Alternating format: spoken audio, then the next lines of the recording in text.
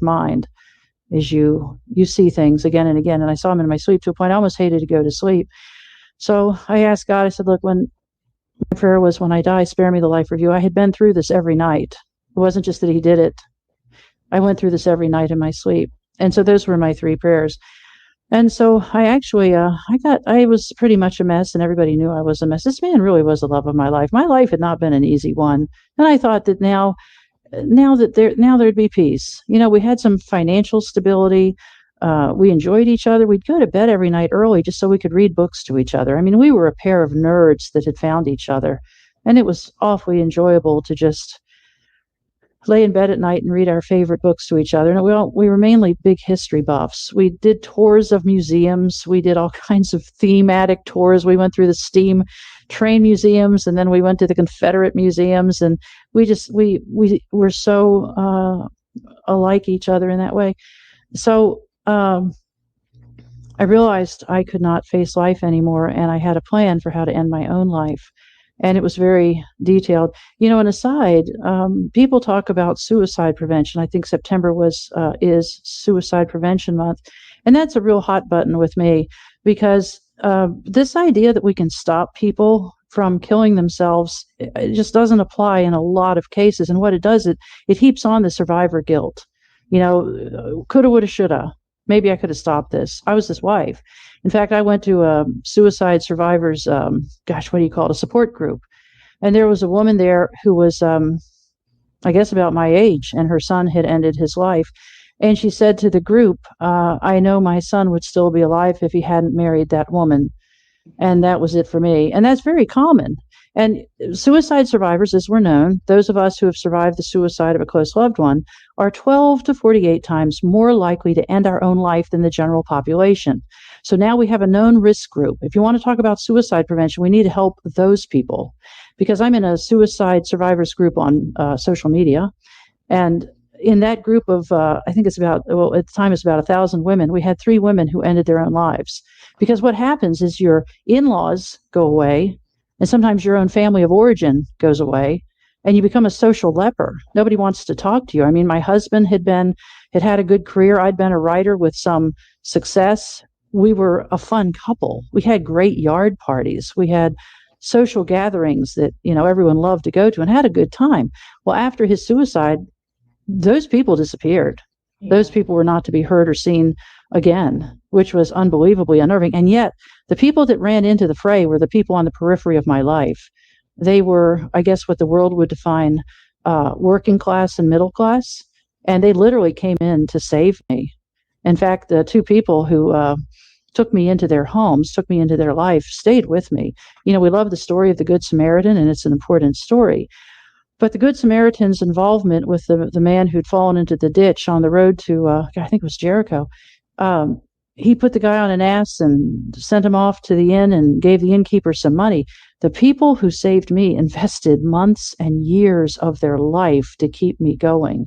And that's one of the things, I do get emails from people who talk about suicide in different ways. But in my case, when my husband did this, all it did, well, not all, that's an unfair statement, but one of the things that it did was create a tremendous burden for everybody else to keep me alive, to support me. I lost the ability to eat food. I was living on protein shakes for some time. I lost 40 pounds. So yeah, it'll mess you up really bad. And the people who try to be helpful, I guess, they come and say, oh, you're so strong, you're so strong, yeah. You're so strong. Wanted to hit them in the face, seriously. Yeah. So to say it's messy is an understatement. But so I had come up with my own plan on how to end my life. And it was very detailed. I had the means, I had the plan, I had the place, I had it all figured out. When life got too hard, I would just sit and literally contemplate how this would unfold. And I was trying to stay alive through nothing more than willpower. And that's not very effective when all your friends are gone, your life is gone. I couldn't spend the night in that house again for obvious reasons. I lost everything. And to lose your friends, too, is so hard. And that's the thing. When we talk about suicide prevention, you want to help people find somebody who's lost a child or a spouse or a best friend to suicide, and make sure they're not isolated. Make sure they're not alone. Make sure they have enough protein shakes to keep them alive. Make sure they're still being cared for and watched over and protected from themselves. That's what you got to do. So anyway, 29 months passed this way, and I wasn't doing well. And in fact, I kept a gratitude journal. I had always kept a gratitude journal, and not a week before this cancer diagnosis happened, I was diagnosed with cervical cancer stage 2. Not a week before that, I had written in my gratitude journal, I did not kill myself today. It was a win. So I was really battling this. So then, I had some physical symptoms, some very disturbing physical symptoms, went to a doctor, got referred to an oncologist. Oncologist said, you've got cancer, it's at least stage 2. They did a surgical biopsy to determine how far the disease had spread. And it was after that procedure that I woke up in a hospital recovery room. As you know, I was given general, and they wheel you off to the recovery room, make sure you're going to come back. And I woke up from that, and they say, off you go to the potty, get yourself ready, time to go home. And, interesting, the biopsy itself only took 30 minutes. It took them 3 hours to arouse me, to wake me up, to get me going again after that. But I came back from my little trip to the bathroom, and I said, something's gone terribly wrong. I'm bleeding profusely. And the RN in attendance said, oh, once you get home and lie down, you'll be just fine. I told her 2 more times. I had a witness. I told her 2 more times, something's gone very wrong. I'm bleeding profusely. At this point, I was 57. I knew something was going wrong. No, they said, once you get home, go lie down, you'll feel fine. In retrospect, I should have said, you know what, go get that doctor. Well, let's get another opinion on this thing. But yeah, I was discharged and sent home, and at home it was just getting worse. I had some really pretty carpet in my house, kind of a almost white carpet. And when you're bleeding to death, the most important thing is making sure you don't leave a mess for your heirs to clean up. So I was very worried about that carpet. I really was. So I went and stood in my bathroom. I had this lovely walk-in shower. So I stood in my walk-in shower. So if I made a mess, it'd be easy to clean. So I stood in that shower, and I realized I was bleeding to death.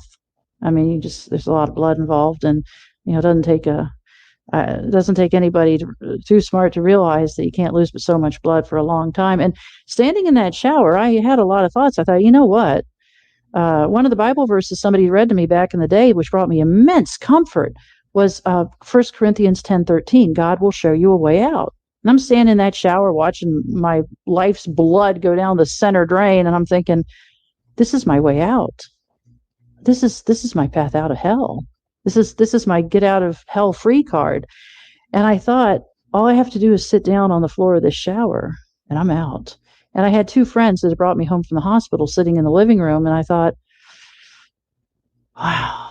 I really thought about this. And I thought, is it fair for them to come in here in a few minutes and find me splayed on the floor, looking rough, dead probably? And I thought, these 2 people that have worked so hard to keep me alive, is that really fair to them? And oh man, that was a very difficult decision, truthfully, because I was done. It had already been determined that I had at least stage 2, and I was supposed to start chemotherapy and once a week chemotherapy and daily radiation as soon as possible. And I thought, don't want to do that. I've been through enough. But I thought about my 2 friends out there and the people who've been so loving and so supportive and so good. And I thought, man, I guess I better give this one more try. So I stepped out of the shower, told my friend to call an ambulance. He did. I was taken to a small ER that was not connected to a hospital. It was a standalone ER. And at that ER, it was a young doctor and the RN to my left, because they put you right on a gurney, and an RN to my left was about my age. And at this point, I was pretty frightened. I'd never been in an ambulance. I'd never been in a hospital. I'd never had a surgery. This was a day of many firsts. Wow. And I grabbed that RN's hand, and I said, promise me you're not going to let me die. And she was so compassionate, it showed me really just something akin to motherly love. And she said, oh, honey, we're not going to let you die. We have many solutions for this. And I was very comforted by that. And she and the doctor, I guess whomever, the doctor gave me some Dilaudid, which the nurse administered, which it's actually a morphine derivative. And it's actually not a good idea for somebody who's bleeding to death. So it was a boo-boo. Anyway, soon after that was pardon? the doctors. I mean, I can't believe what I'm hearing. It's crazy. Yeah, it took, I went in that hospital relatively healthy. It took a lot of boo-boos to take me out. But after that Dilaudid was administered, it was very close to my last words on this earth being, that's some really good stuff. And soon thereafter, I lost consciousness. I hypothesize, I really don't know, but I suspect that Dilaudid had an extra kick because my blood volume was already pretty low at this point. So, what the last thing I remember was saying that's some pretty good stuff.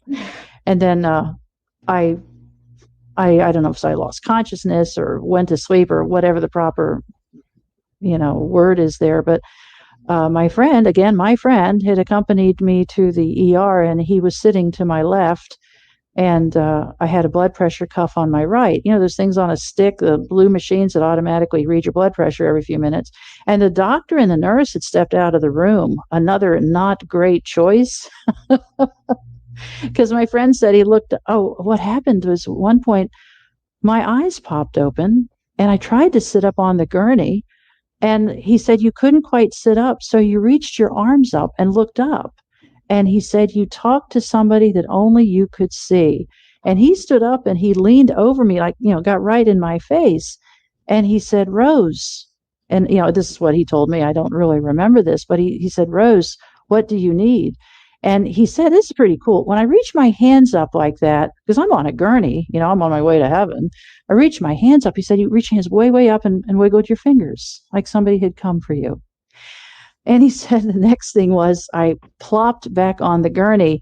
And at this point, when I first tried to sit up, my blood pressure had been 32/25. So I was on my way out.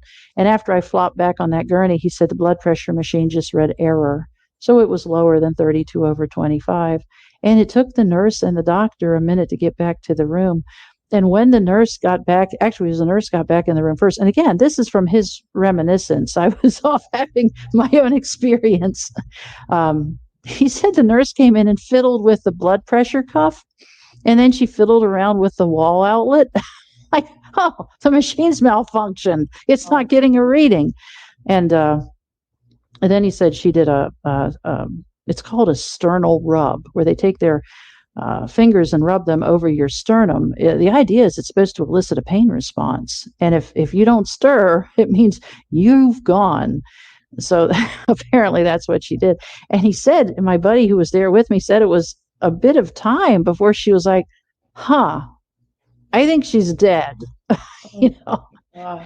And it was then that she summoned the doctor. And once the doctor came in, he was shooed out the door.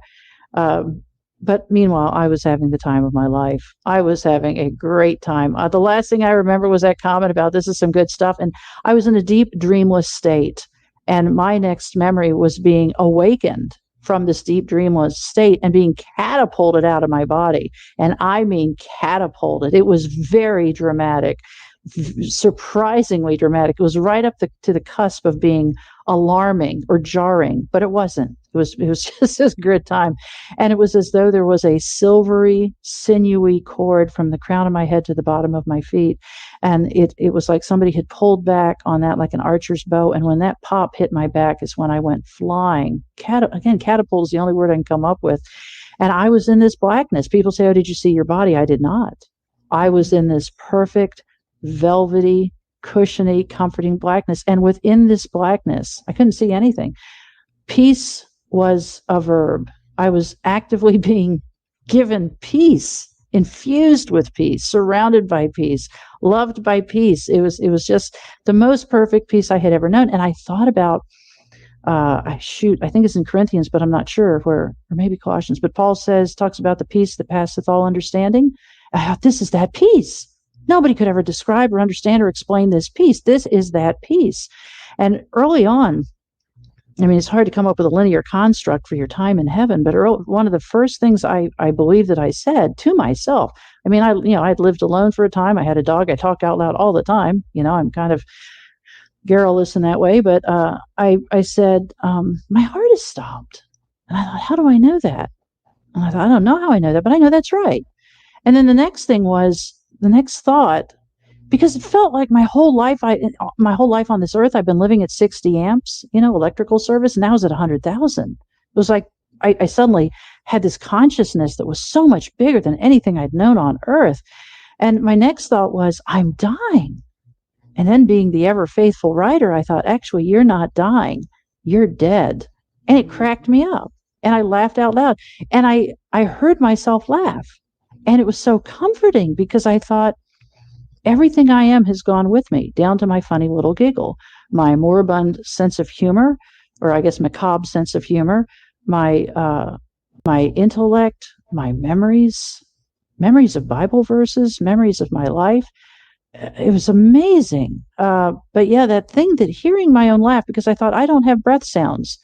I'm pretty sure I don't have ears or vocal cords, and yet I'm producing sound, and I sound just like I've always sounded. I had a career for, at this point, I guess about 18 years as an architectural historian, and I had given a lot of talks to a lot of places. I'd done a lot of interviews. I'd been on television many times. I knew what I sounded like, and I sounded the same. And I thought, even my voice is the same. Because, we believe vocal or sound is produced by vocal cords, and the tone and pitch and all of that comes from the size and shape of our vocal cords. But I sounded just the same. I thought, wow, this is really great. And I was immensely comforted by the realization that I had left nothing of import on that gurney behind. My intellect had gone with me. My memories had gone with me. My memories of Bible verses had gone with me. My thoughts about chemo and radiation. I mean, I had such an awareness. And, another interesting facet throughout this experience, which, by the way, I was dead with no heartbeat and no blood pressure for more than 10 minutes. And the reason that matters, when somebody dies from bleeding to death, you cannot do CPR, because if you do, you just push out more blood. So my brain was without any oxygenation for more than 10 minutes, which is pretty interesting. And yet I came back with an upgrade. So, mind-boggling. Yeah, it's a pretty big deal. So, but I remembered thinking, that chemo and radiation, I don't have to worry about that anymore.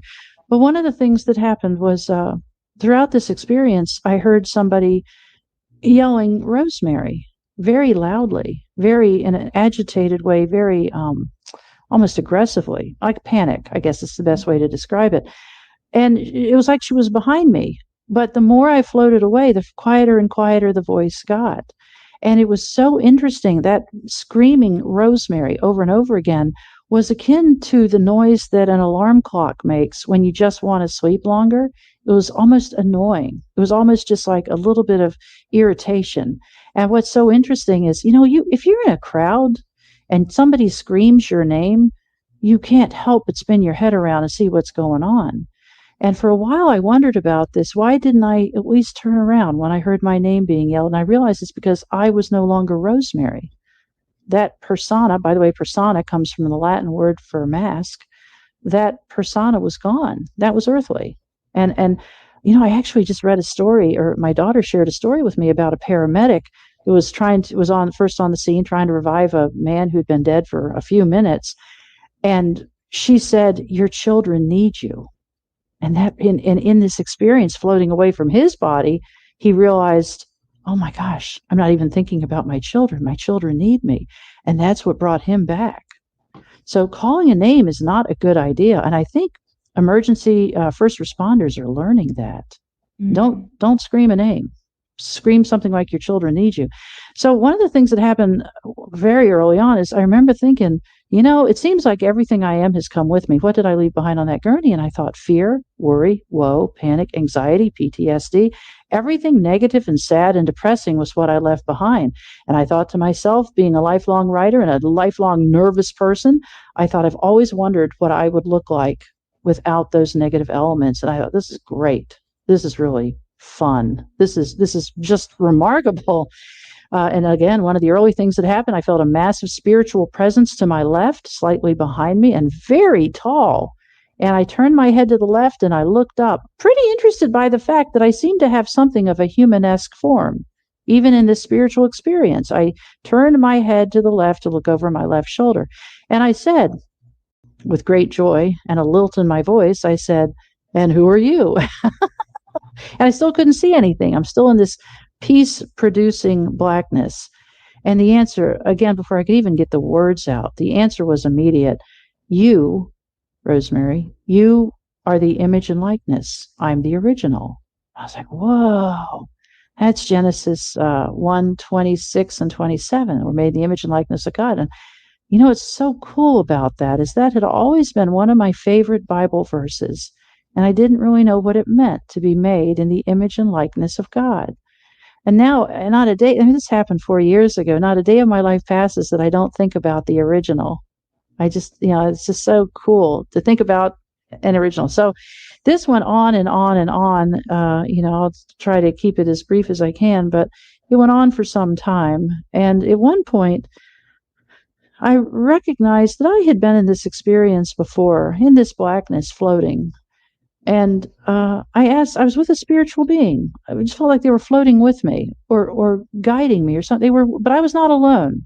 I have had so much loneliness in my life. And, my daughter just asked me recently, she said, if you wanted to define this in 3 words, how would you define this experience? And I said, that's actually pretty easy. It would be, welcome home, dearie. It just felt like I was with my people, All my life I've been the nerd, the weird kid, the oddball. And I felt just surrounded by the people that I love. Wow. So in this experience, I asked the person, the being with me, I said, this feels very familiar. Why does this experience feel so familiar to me? And she said, your mom had told you when you were an infant, there had been a problem at birth and you'd been given up, the doctors had given up on you as dead. And my mother had prayed for me, and the angel said, you got sent back then too. Wow. That's That's amazing. I have a question, and I'm sure Sure. all the listeners really want to know. Were you able to see your deceased husband while you were in Yeah, a lot of people ask me that. This experience went on. It was very rich. It was very detailed, and I did not see anybody. If I was going to see somebody, I would have expected it would have been my mother. Okay. My mother, I think, was my bestest friend, my soulmate. But no, I didn't see any. I saw these not angelic beings, but I saw these spiritual beings, and I felt the presence of the original.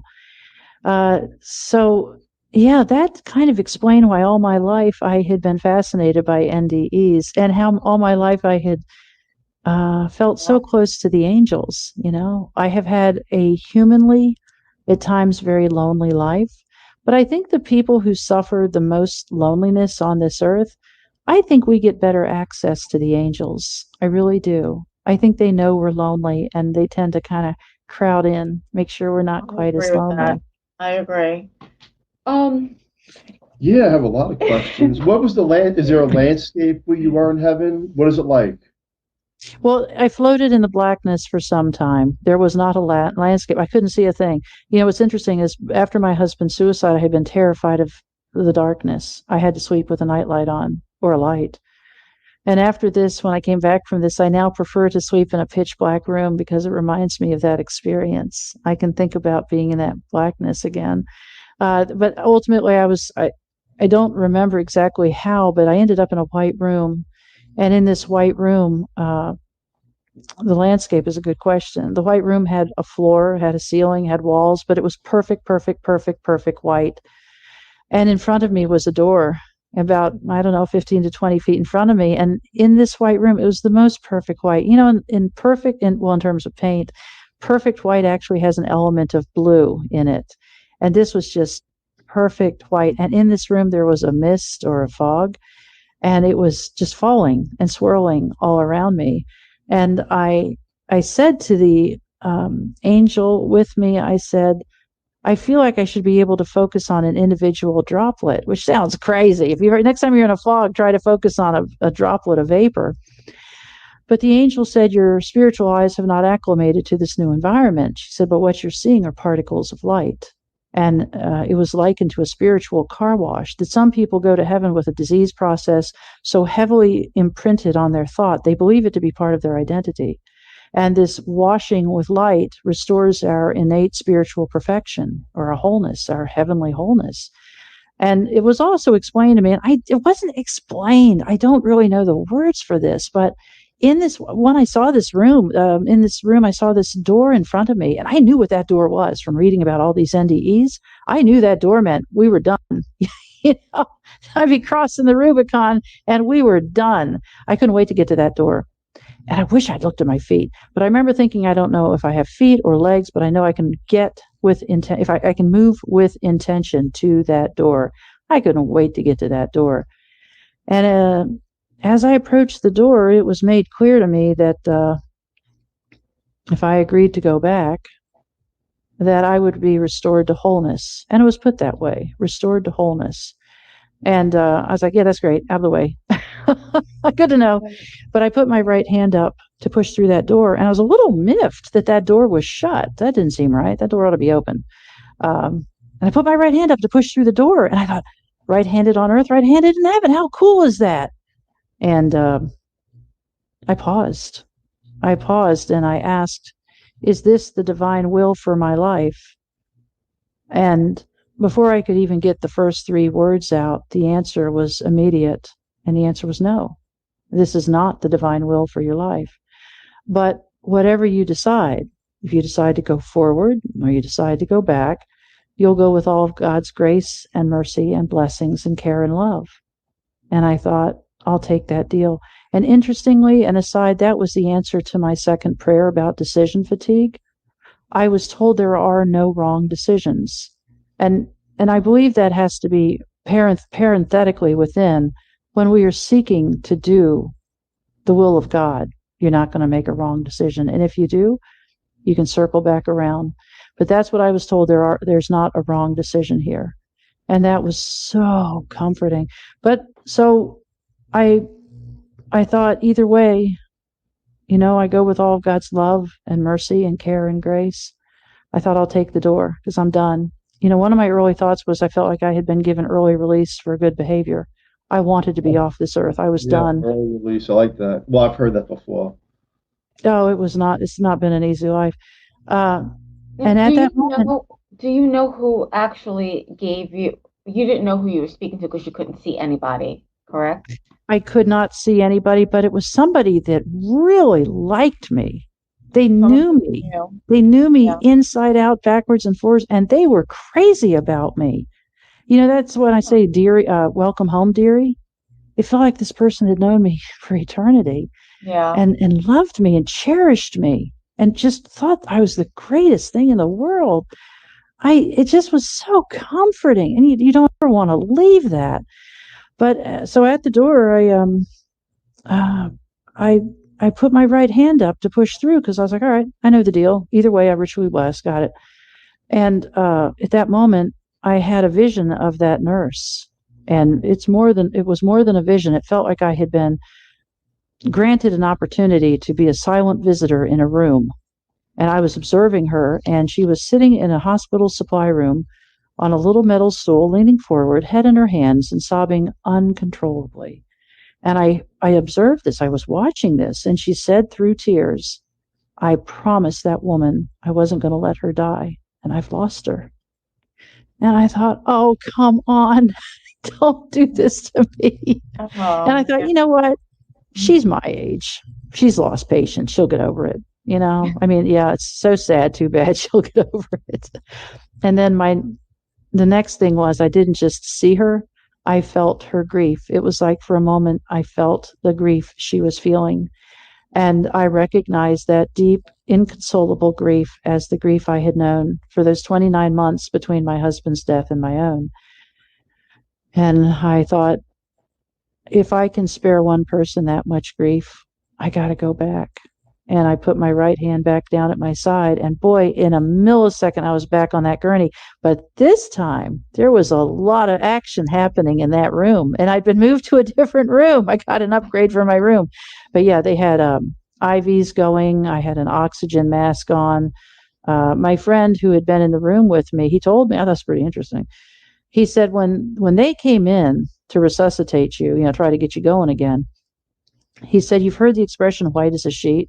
He said, he had been a Vietnam era medic, and he said, I have seen corpses that looked better than you. He said, you were white as a sheet and you had blue under your eyes and your lips had turned blue.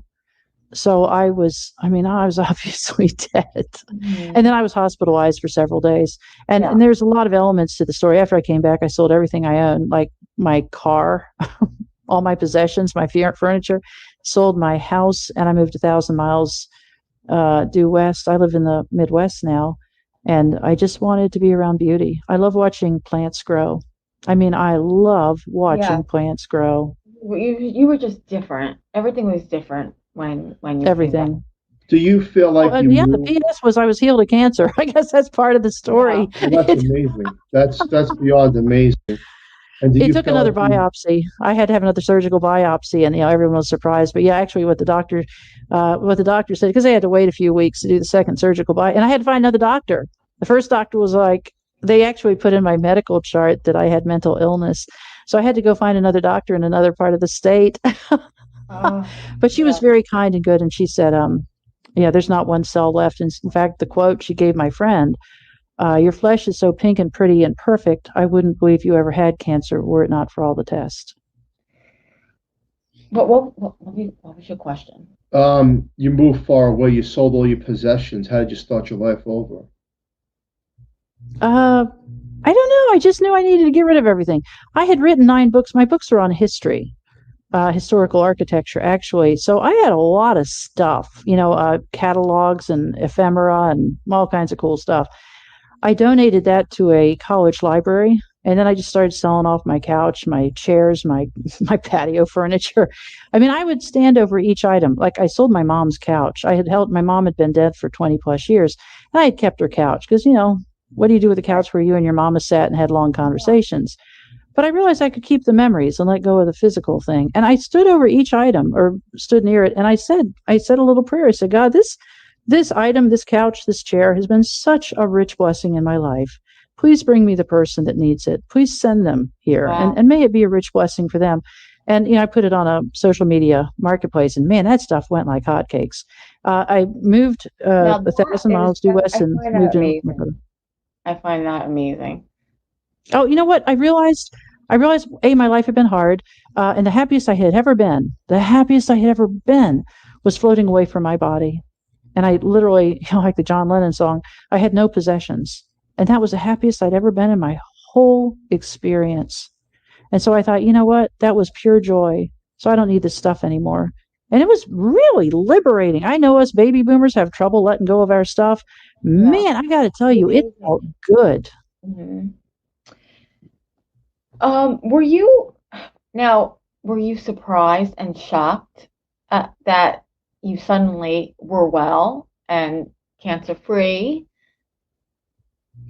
The biggest change when I came back, because I was in a hospital bed, I was on total bed rest for 4 days. So you have a lot of time to think when you're lying in a hospital bed staring at the ceiling, because they were very concerned about me bleeding to death again. The angels were very clear that I had been healed in heaven. And the other thing was my mental state had changed. I don't think not an hour of my life had gone by in the previous 29 months that I didn't ask myself, why did he do this? I thought he loved me. How could he do this? And when I came back from this, I realized those were the wrong questions. One of the things I felt very guilty about is he had been an agnostic, and I felt it had been my duty to teach him about God and Jesus and help him see that the Bible is a real thing. And when you feel that you have failed God, there is nowhere to turn for solace. There is no hope. And that's what I felt. And one of the things the angels said was, 1, you are a sheep, not a shepherd. That was not your job. And secondly, that we are to work out our own salvation. His salvation was not my problem. That my job was to be a shining light, to be an example of light and love and peace. And I had done that, and that I had fulfilled my duty, and that gave me so much peace. I felt so shackled by guilt. I can't begin to describe the amount of guilt I felt over his suicide. He had called me before he did this, and there was an ugly argument that he started, and then he hung up, and then he did this. Yeah. And the guilt is unbelievable. And that guilt just went away. And it, the doctor who did the second biopsy, she was such a good soul. she was pretty nervous about this whole thing because there were a lot of tests that showed, I had this thing.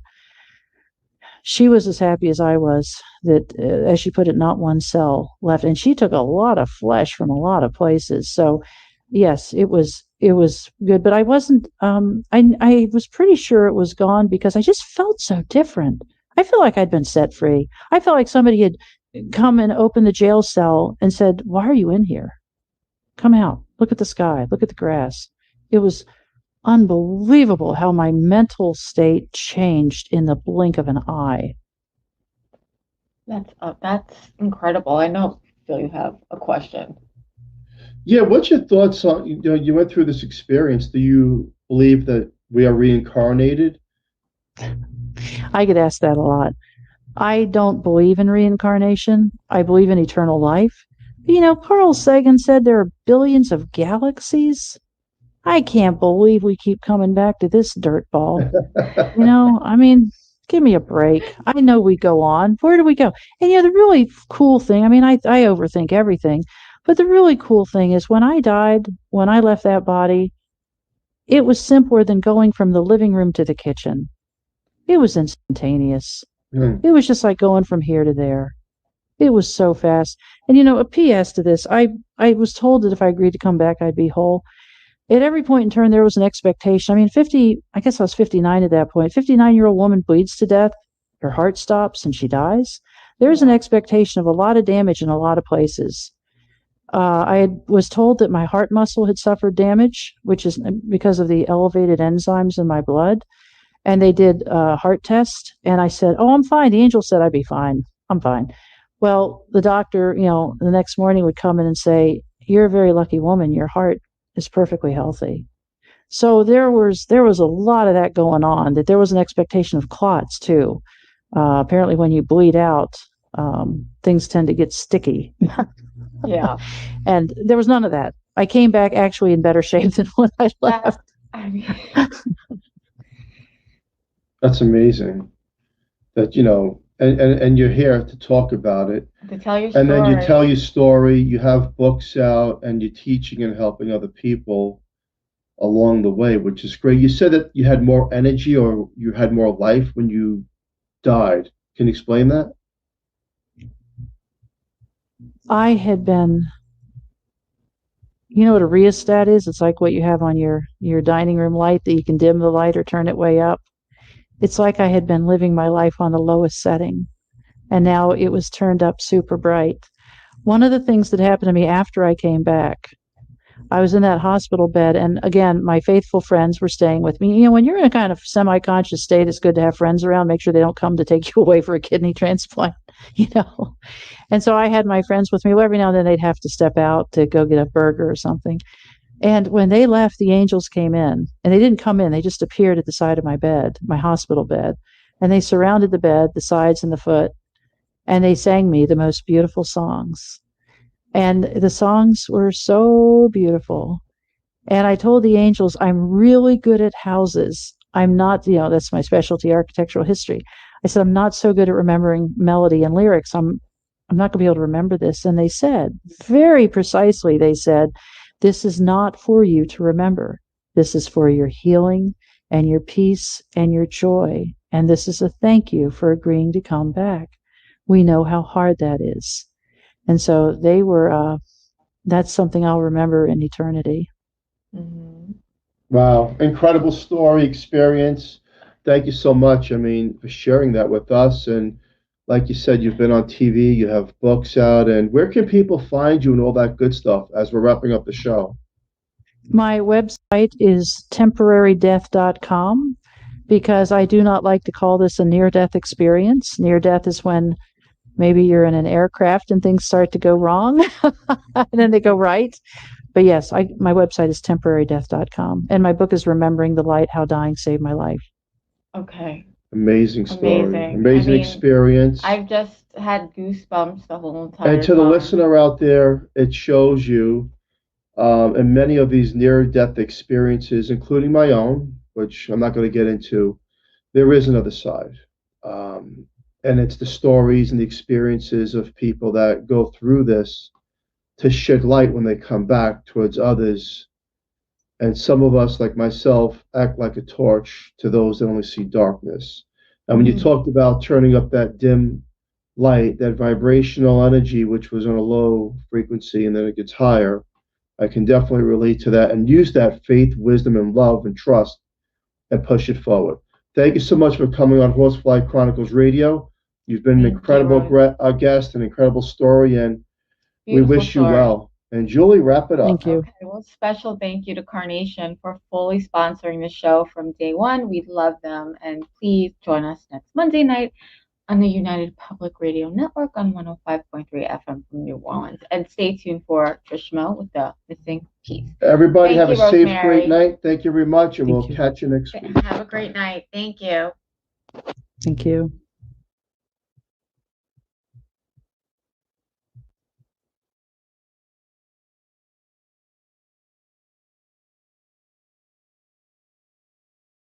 Come for a visit now.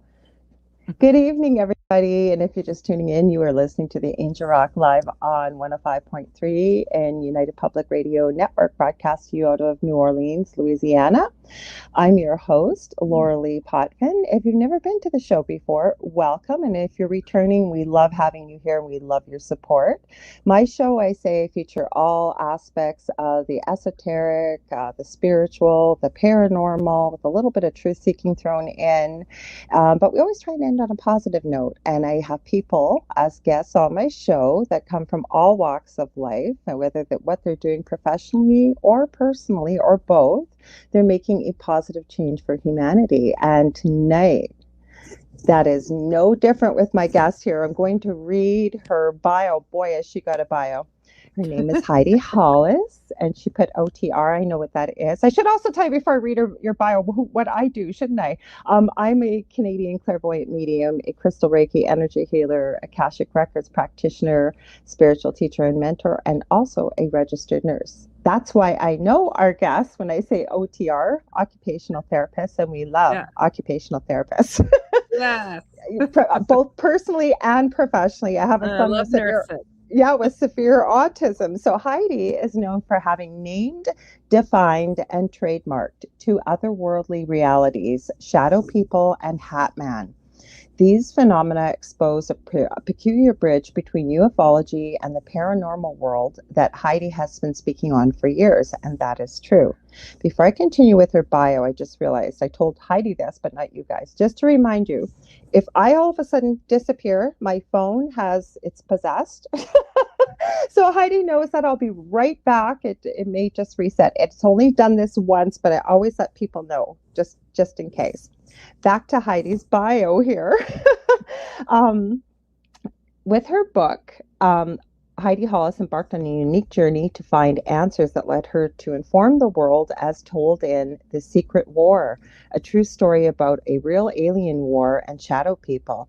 Heidi has written several other chart-topping books on a variety of phenomena touching on cryptozoology to holy encounters like the Hat Man, Jesus is No Joke, Picture Prayers, and others. And I love that she gears some of her books towards kids. I really do, because kids need somewhere to go with some of this stuff. Yes. Heidi is also the host of Dark Becomes Light on the #1 iHeartRadio and Coast to Coast AM Paranormal Podcast Network. Anyone who has experienced something out of the ordinary now has a place where they can share their experiences and get some direct insight. From shadow people to Hat Man and aliens to angels, Heidi Hollis is here to help. She's also been featured, I have to add this, Heidi, globally on various television and radio programs like Strange Evidence, Beyond Belief with George Norrie, The Unexplained Files. Where are we going with this? The Mystery Hunters. Come on, don't do this to me. My computer decided to act up. Where was I here? Sorry. And a host for the CW for Mysteries Decoded in 2022. Her popular paranormal webcomic, The Outlanders, and it's hilarious. It really is. Can be enjoyed. And she's listed the Instagram profile. I always get people, as most people know, and Heidi has been on my show before, but at the end of the show.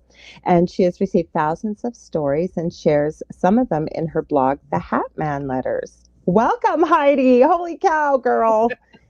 Thank you. Yes, it's a pleasure to be chatting with you again. We used to chat all the time. I We're on this know. for a while.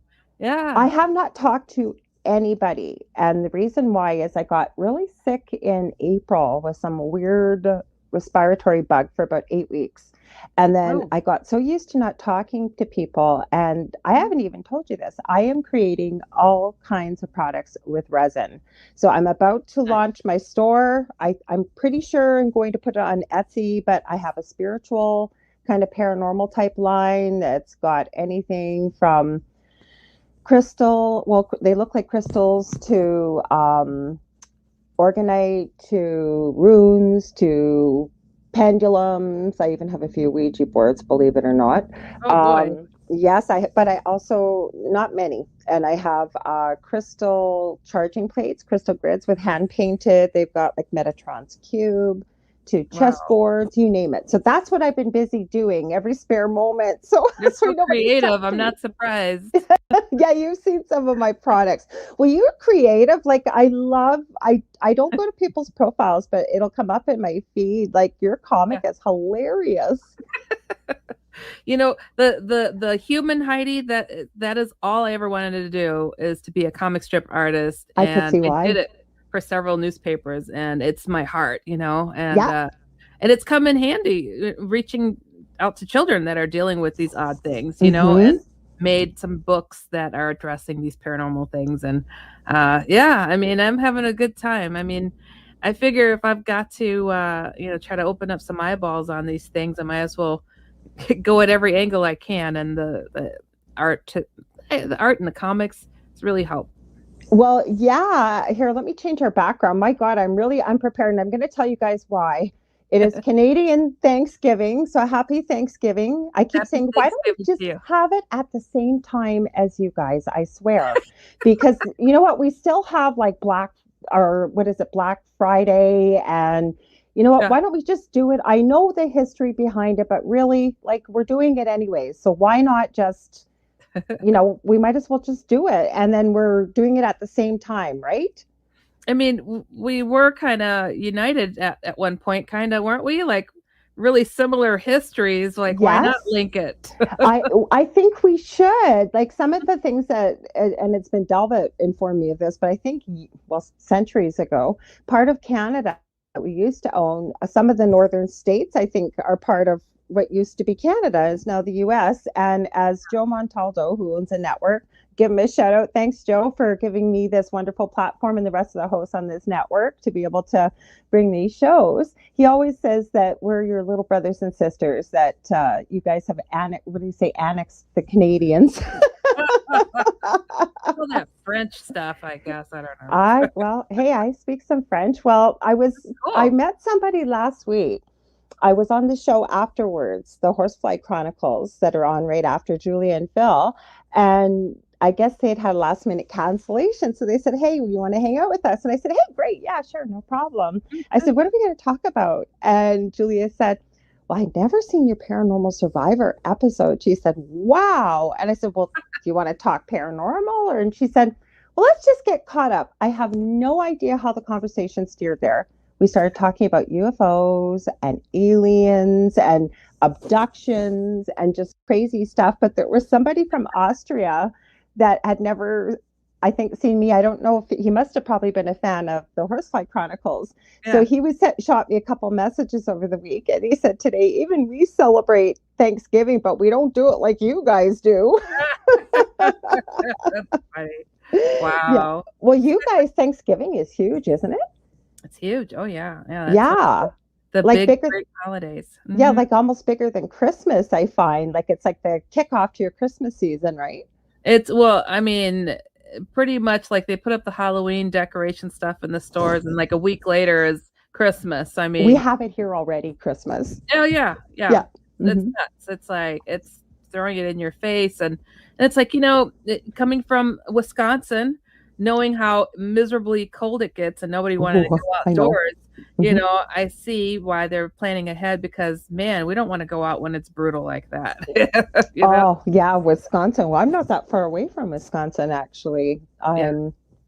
Well, I'm in Minnesota, but when I get to Duluth, which is about 3.5 hours away, not Duluth, Oh, Georgia, Duluth, Minnesota, you go okay. over the bridge and you're in Superior, Wisconsin. Like Oh, literally 2 minutes and you're in another state. well, we're gonna go and meet and high five each other at least, okay? Finally, because how many years have we been friends? Like how many networks ago? Like we've been friends for a long time and we've never met in Yeah. person yet. Yes. Uh, so let me know, what have you been up to? Like every time I talk to Heidi, like off air, holy cow, I'm getting goosebumps. It's not cold. Already thinking of some of the things I'm sure she's going to. I know Man, you'll share what you want to share, so I'm just going to leave it up to you. yeah. Yeah, the spooky stuff. I mean, my life is all spooky, and it's like I Mm-hmm. have 8 books out there. And you can see the most popular one right there, the Hat Man. And it's like I write books on so many different topics, and Mm-hmm. I have 3 that are on the Hat Man and shadow people, and that's all people really care to talk about. They're just like, let's dig Yes. on it, let's get in there. And it's like, I love talking about all of it, but it's all connected. It's so Yeah, you funny. can't separate it. I just You said that can't. to somebody. You can't separate these things. Like No, it just all no. goes together, right? You can't. As somebody more recently told me, like, Heidi, did you know there's a researcher out there who discovered shadow people are related to aliens? I'm like, yeah, Hello. the name is called Heidi Hollis because my Yeah. first book comes at the whole phenomena from aliens, the perspective, for crying out loud. It's like, what are you talking about? That is not new, but it's funny. I can't help but to wonder, why was it so difficult to give a lady of my stature or whatever a credit for having done this? It's so hard for them. No, it's got Mm-hmm. to be a guy. It's got Mm-hmm. to be of a different stature. It doesn't make sense. I'm like, what's so hard about that? I don't get it. It's like I've been doing this since 97. Ever. Yes. No, it's 1997. been a long time. Oh, a guy grabbed it and put his name on it. Now it's his, and he's discovered. No, dude, no, that's the late show. That's way late. I had a group called UFO, the number 2 and letter U.com. So UFO2U.com. I had a UFO group for over 15 years, and I Oh, spoke yeah. these things from the alien perspective. I had one of the more popular UFO websites out there back in the day when they used to vote who's the top. I was always in the top 10. It's like I had hundreds of stuff coming in, of messages and whatnot. I put shadow people up, I put Hat Man up, and it's so funny when I did that. Like I put the shadow people images up, and my emails slowly turned from all aliens to shadow people. And then I put up the image of Hat Man, and it's almost all of the emails has or involves Hat Man in some capacity. And Okay, I'm I'm like, going to stop you for 1 sec there because I know the difference, but for our listeners, and I want to remind you, if you're listening, come on over to UFO Paranormal Radio. We go by United Public Radio Network or UFO Paranormal Radio Network, but our YouTube channel and our Facebook page are there because I like to involve the audience in part of the conversation, and I'd love to see your comments, but I can't see them anywhere else. So if you go there, you can watch us and you can join in the conversation. Sorry, Heidi, because I want to ask for hey, people listening. I know the difference, but there are people that don't. What's the difference between shadow people or shadow man and hat man yeah, for people? yeah. Well, I want to make sure too. Can you hear me clearly? Is it loud enough? The mic? I can. Am I loud enough for you? Because I can Oh, hear yeah, you perfectly. very much so. Okay, cool. Well, shadow people are these dark entities that can shapeshift and become all sorts of shapes and sizes. It could look like a black giant moth went by your face or something in your room, or it could be a big hulking mass that has a loose shape, kind of looking like a person, but no distinction, no like hair, no fingers, nothing of you won't see the clothing, nothing like that. And if you Mm-hmm. get sometimes they'll reveal they have glowing red eyes, slanted usually, and they growl, they might whisper, but they Mm-hmm. don't go, "Hey, how's it going?" They don't do that. They don't look kind of like, that's a guy right there standing. No, shadow beings shapeshift. It could look like a cat, a Mm-hmm. cloud, a streak, A mist. a mist, a head and Mm-hmm. shoulder shadow, Mhm. It kind of looks like a guy with his head directly connected to its shoulders, but the rest is kind of a hulking mass. It could look misty for the where you would think you'd see legs, or the arms look like they're connected to the body or something. Mhm. I get people say the little girl shadow people. No, no, no, no. That's not Mm-mm. shadow. That's not shadow people. People are out there distorting years of work, and I'm like, oh my gosh. So one of the reasons why I trademarked it is because people were distorting and grabbing and saying, I came up with this. What are you talking about? A lady? Yeah.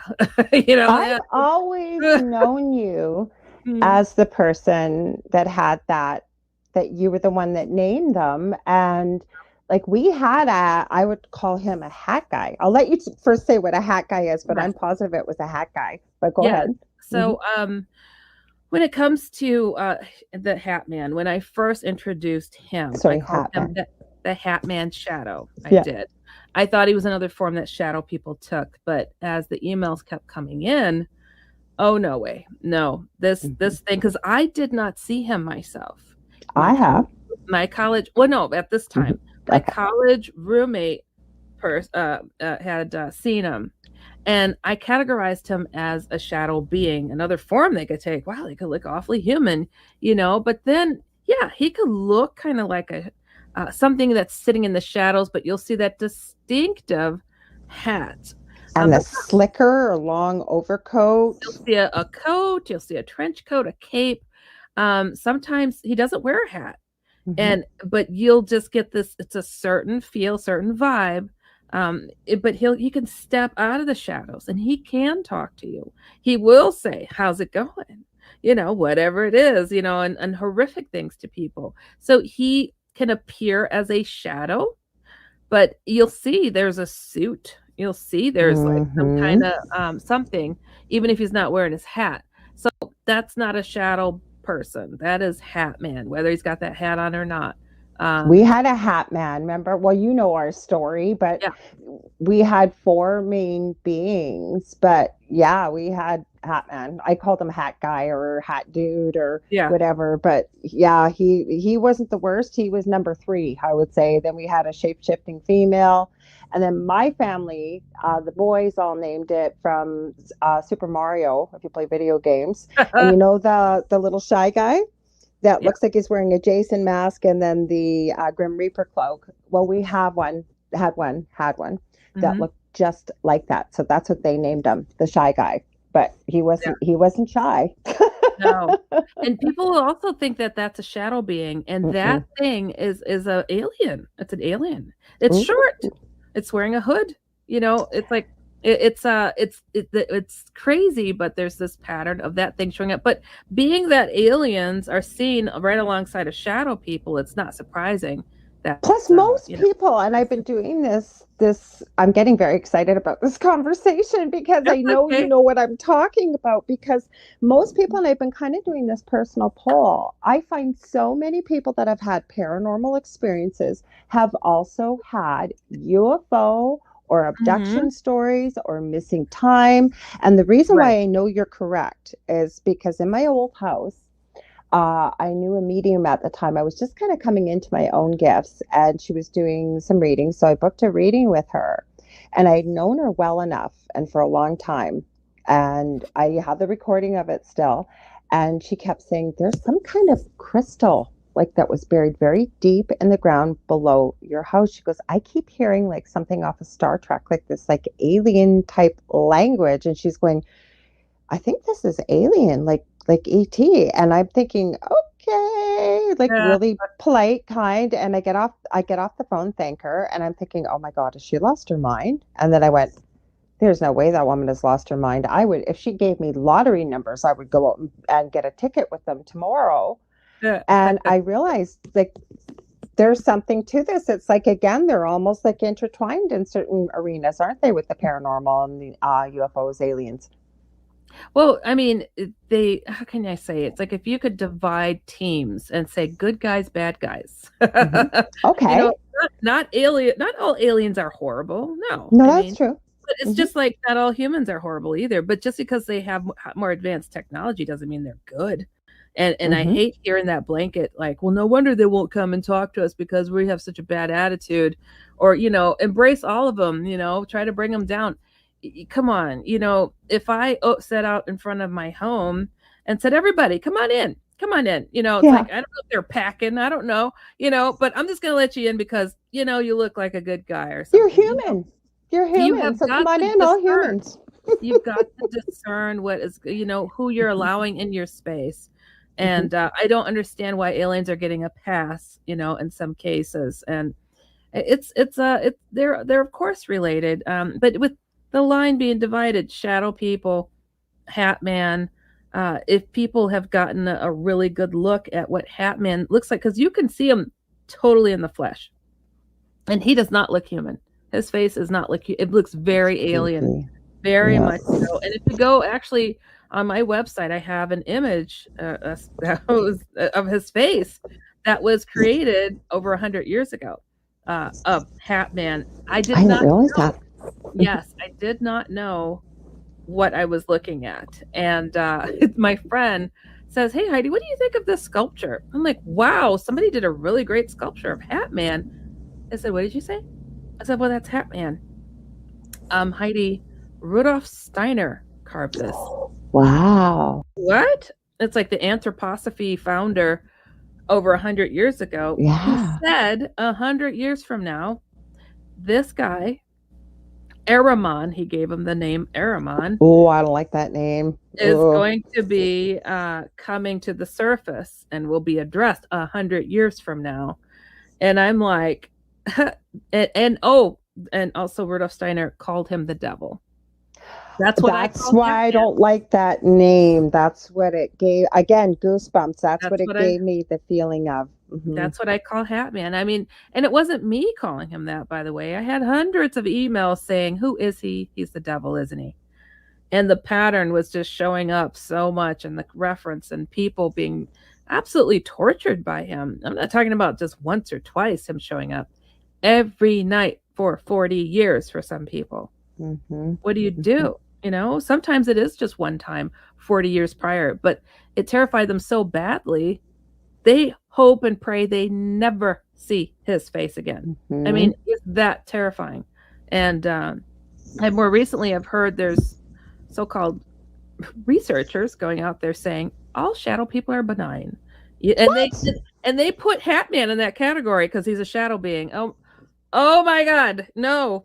Yeah, I'm not kidding you. And I'm like, and it's causing harm. I get emails from people saying, did you know somebody's speaking? Did you know your show? I'm like, I don't have a show, TV show, film. They're saying, well, oh my gosh, and it's like, I'm sitting here fielding all the questions and trying to answer for over 20 plus years. And again, somebody just grabs and tries to make it there, try to make a living or whatever, and make money off from things. And I don't charge people. They come. I know you don't. And you know what? And I've given thousands of my books away too, I know. And then what you've been through, like you have had some really crazy things happen ever since you were a child. I know you've talked about them before on previous shows. And believe me, like I've heard, well, we've been on some of the same networks, and I've heard like the letters that people write you. And even, for example, I have a group on Facebook, and I had shared, it is an incredible picture of Hat Man, and like you can't see his face or anything, but perfect outline. And a friend of mine that I work very closely with, there's two ladies I work very closely with Spirit. And the one lady has had experiences with Hat Man since she was a child, and she had written something, and you were so kind because the way she had said it, it almost seemed like the picture was hers, but she was commenting, sharing her experience, and you were so sweet. You didn't even know her, and you offered, like, you just because you're part of the group, but I just love that you did that. Of course. And I know how many people you help because you have no shortage of stories, which is the sad part, isn't it? It is. And it's like, of course, if I'm available, I tell people, reach out. I'm on most platforms. You're the most laid back person I've ever met. Oh, come on. You are. Find me at one Heidi Hollis and all my social media. I'll respond. And they're always surprised, like, what? They're like, of course, what is this life about if we're not here to lift each other up, Mhm. and try to help each other out? Because I wish I had that help for myself. Don't you? Like, that's, you know what? You know who I've been watching lately? Because I learned this way too, because as I would be called, I guess, the buzz term, a light worker, but I get a lot of dark stuff too. And I do. We've talked Yeah, about some of this yeah. stuff. And so I watch people that are doing good things with negative things out there, because I want to see, what are you doing? How are you helping them? How are you clearing them? And what have you? And the Foreman brothers, have you watched Paranormal Nightmare at all? No. I wish to God those guys were around, because these guys, now they have, I believe it's a TV show, but they didn't for years, and they go out of their own pocket. Same thing, they don't charge. They go around, it looks like all of the US, but they go there to help residential hauntings, and they go in and they document what is going on, and there's some pretty crazy stuff. Oh, wow. But they remove it. And most of the time, they have a pretty good success rate. And these things, because once these things know your name, as you well know, they don't forget. It doesn't matter where you go. Oh, gosh, no. But the thing I love about them is they document. They've gotten some crazy stuff on camera, EVP, stuff like that. But they've been through it themselves. And I think that makes such a difference. Like, I've not looked them up, but they've talked in various episodes about, as children, they had to face something very demonic, the three brothers together. And so now they pay it forward as adults. And I don't get that they're seeking fame or fortune. Like, that's what they really care about is, like, Right. I think one case I saw, they had to go to Bobby Mackey's to do some research. That's a famous paranormal place for people listening may not be aware of it in the United States. And I guess the youngest brother, who does the house blessings and staunchly belief in Jesus Christ and the whole bit, like, it's a very fascinating thing to watch what they do. But he didn't want to go back there, because the first time he had gone, and I believe it may have been with one of the guys from Ghost Adventures. I don't know, maybe he was involved way back when, but I think something grabbed his shoulder, and he was in agony for weeks after. Like, he really did not want to go back to this place, but they had to do it for research for a residential case. But my whole point is, when you've experienced something like this, and I know you've talked about it before on our shows, like, ever since a child, and you know what it's like to feel helpless like that, to be in that situation. And again, you've just pointed out all the misinformation out there that people, where do you know where to find the truth? Where do you need to go for help? Right. So I'm so glad that you do these things, Heidi. Been doing it for so long, and I had a column out there for a while too. It was called Alien Advice, because again, I covered mostly from the alien perspective, and the shadow people topic, after I introduced it and it just started growing, I had no idea it would go to the extent that it has. I was warned that it would. You just can't fathom it. That it was so bad out there. Like you said, it's like a limitless amount of stories. I have thousands of stories. The first night I spoke of them on the air, Coast to Coast AM, thousands of emails came in all at once. And at the time it was AOL. And AOL, you have to save your emails or they get deleted. It would just fill and delete. And I'm like, I can't go fast enough. I can't go. So it's a nonstop and endless supply of horror out there. And there's a way to overcome it. It's not, this is not a field you go into to go and make a dime, it's like, you do this because it's a passion. And us ladies are not as business minded, and the guys go out there. I've been sitting there signing books, right? And have a guy come up, thanks, I'm going to go make a film now. I'm like, you can't, that's my story, but they go and wiggle around things. And it's so odd. I'm like, I would never think that, but I guess that's kind of naive.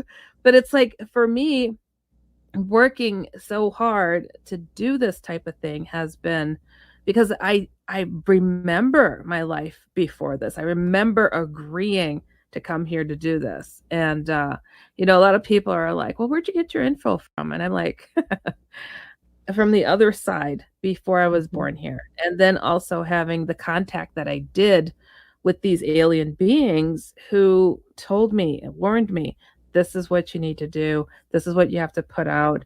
And by the way, this is going to blow up to be exponentially huge. And then, if my life couldn't get any more peculiar, in my first book, The Secret War, that speaks of shadow people, Hat Man, and the alien conflict, I was in college when I wrote that.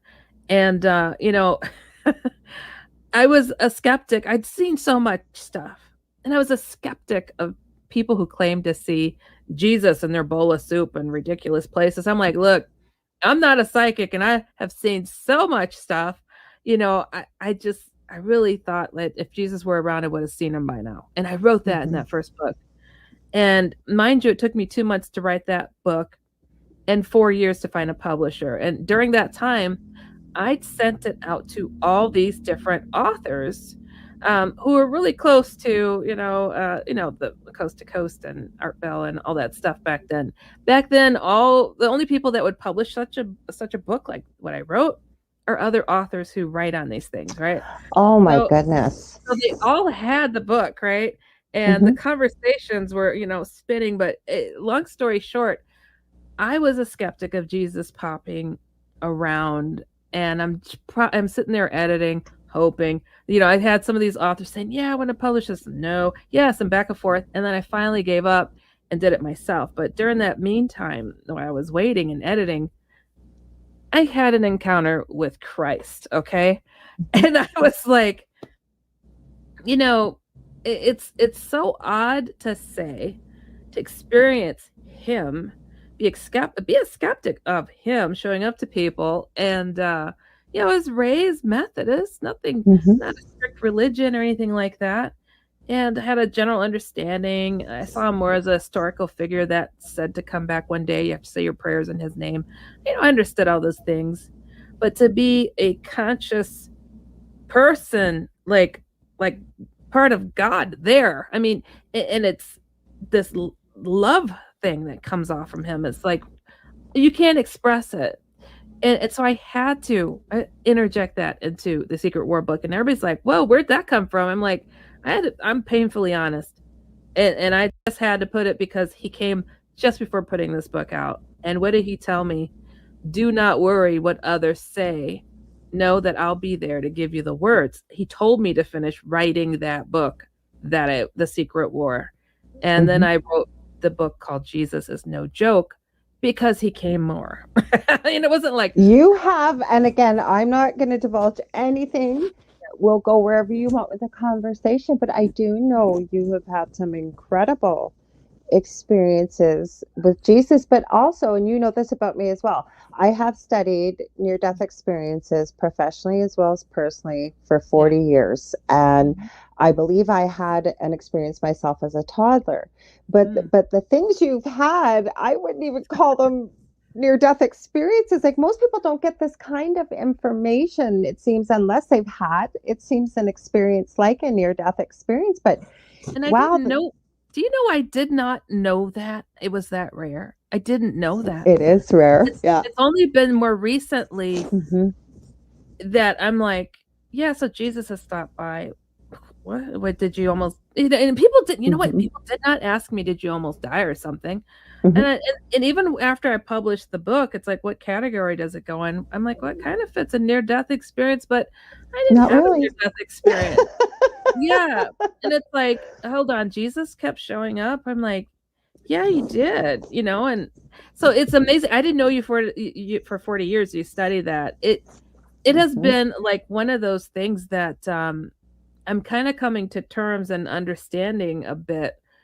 I just really didn't understand that was like that. And I did get people say, well, why you? I'm like, why me? Why not you? He'll come to everybody. I had no understanding. But yeah, there's some things I'm not addressing that I won't address right now. Yes, and I respect that. I appreciate it. Yes, it's been a really different world for me as of this past couple of years. But maybe in the near future I'll talk more on it. But yeah, it's I could not. When he came forward, I was just like, telling everybody, wow, Jesus is no joke, everybody. This, like, he's real. He's here. I love it. He's no He's- joke. Yeah. So that's why I called it that. I called the book that because I was blown away at his presence, his understanding. And I mean, as somebody who's a skeptic of such things, and to have him come as he did and heal me. He healed me several times of incurable I things. remember Like, that. Yeah. yeah, I just, so if anything, I love to talk about those things more than the demonic stuff. But I know you do. people, I get it. People like they're experiencing globally this dark I want to presence. have you back on here, and we will. We can talk as much as you want about Yeah. whatever you want, but I want to talk to you about angels Yeah. and Jesus and all these things. I want Right. to do just a show on it because I've been meaning to have you on forever. I keep It's okay. getting goosebumps while I'm talking to you. It is not cold in here. That's usually my sign for truth. Oh, I love But it. you know what I want to say to you? Yeah. That when people are claiming your work and doing whatever they are, Mhm. I always think, you hear the saying karma is a bitch. And I think people misunderstand karma. But what it is to me is what you put out there, meaning the global you, is what you will get back. So people that are claiming things that aren't theirs or what have you, they will get it back because I really do believe that, and not in a retribution type of way. I think it's No. just part of experience that if you're going to take, you're going to get back what you took, right? Yeah. If you're a good person and I shouldn't say good person, we have the potential to be all, but you put out good things, you try to be kind, you try to help, some of the things we've been talking about with your work, you're going to get that back. And eventually, another thing I truly believe, it takes a long time sometimes, but I believe the truth always rises to the surface. Always. Let's hope, the future holds more truths than I tell people all the time, like if a shadow person comes up, the first person, I have sent your website to so many people. I know you're great. I appreciate you so much, and you're so supportive. Absolutely. America has a persona of what it means to look like an authoritative figure, and it's not my face. And that's why these other faces and you know what forward. I think it is? Okay, now the first time I met you, we were on another network, and our previous producers made me think that. Remember, you had called in my second night. I used to do a show every week, and this is not a secret thing. I'm not going to give private details or anything. Okay. And then I'd never spoken to you, but I think I'd heard your voice, and they didn't tell me it was you. And I was mentoring another person with me, a young guy. And he'd given you a reading, and then I did. And I was told you have to take a station break. And I'd never done podcasting. It's like my second show. And so I thanked you. The reading was done and whatever. Yeah. And we got off air, and our producer was screaming at me, do you know who that was? And blah, blah, blah. Well, it horrified me. I thought, oh my God, did I offend her? Oh, and I remember messaging you. And when so you, I mean, I didn't bombard you, but you messaged me back, like, I think within a couple hours, you were laughing. You're going, oh my God, no, I wasn't offended. And you were just so down to earth. And it was like, that's what it is. I think you just don't have an air about you. You don't, there's no arrogance about you. Let's think about it. People that walk around, especially in this field, with authority, and I always say it's not my job to judge, but they just act, I guess, mightier than thou. A lot of them, not everybody, but a lot. Hey, Zach, welcome. And they have an air about them. You're very approachable, and you know what, honey, that's going to serve you well throughout your lifetime. It will, because just think of the people you help. In your muggle job, as I call it, as an OT, and your other job that you do as well, because people need the help, obviously, or you wouldn't be getting all these emails and, what have you. I appreciate your support. And, it's like, it's so funny. Like you said, it's like some of the folks that are in these fields, I don't know where they get their ego from. It's so odd. But, because again, you go into this bare knuckles and swinging, trying to help, that's that's the driving force. And and some of us, like myself, I remember agreeing to this. My life here is not my own. I've always known that, and I've been really comfortable with that too, and understanding it. and it's humbling, it's an honor, it's a pleasure, I've been blessed with a good career as a therapist, and it helped me to be able to create the space for me to do this work, and for people to trust me. They know I'm not going to be the one to judge them. Hello, this woman's talking about she saw Jesus and the devil. Come on now, aliens are talking. It's sitting with me. I didn't mean to stop you there for a second, but it's sitting with me when you said earlier that people asked, why you? Why not you? Like, think about it. Like, if Jesus appeared to anybody else, and he can ask, and it shall be given.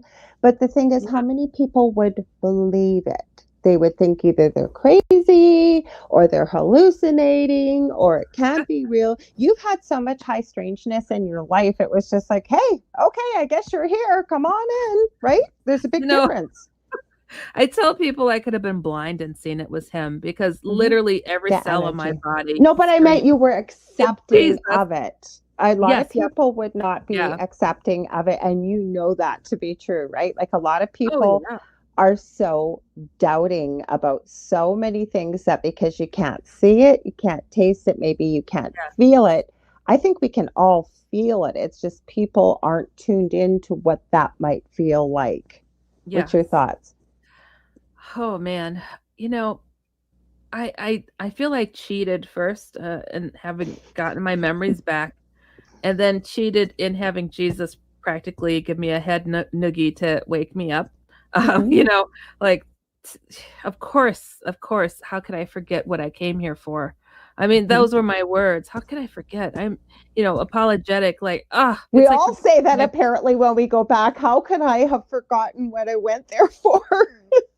Yes, yeah, but it's like the equivalent of forgetting my first name is Heidi. I'm like, oh my gosh, like, it's shameful. I'll get right on top of everything. What am I going to college for? Oh my gosh, it's so silly. I have to get on top of these things. So when I started, like, boom, my memory came back. I almost ran outside in the cold. Like, what am I doing? I'm in school. What am I here for? Oh my gosh. I'll tell you, just to back it up a little bit. Because I don't know how many people have heard me say this story. I'm glad. I was going to ask you, but I thought we'll go wherever it's going to go. I'm glad you're going to back it up. Great. I was talking to my friend. I was in college, becoming a therapist. I'm sitting there on the couch talking to my friend. I get up to walk across the living room, and I am no longer there. Yeah. I am looking at a scene in space. Okay. I don't do drugs or anything like that. No mental health issues.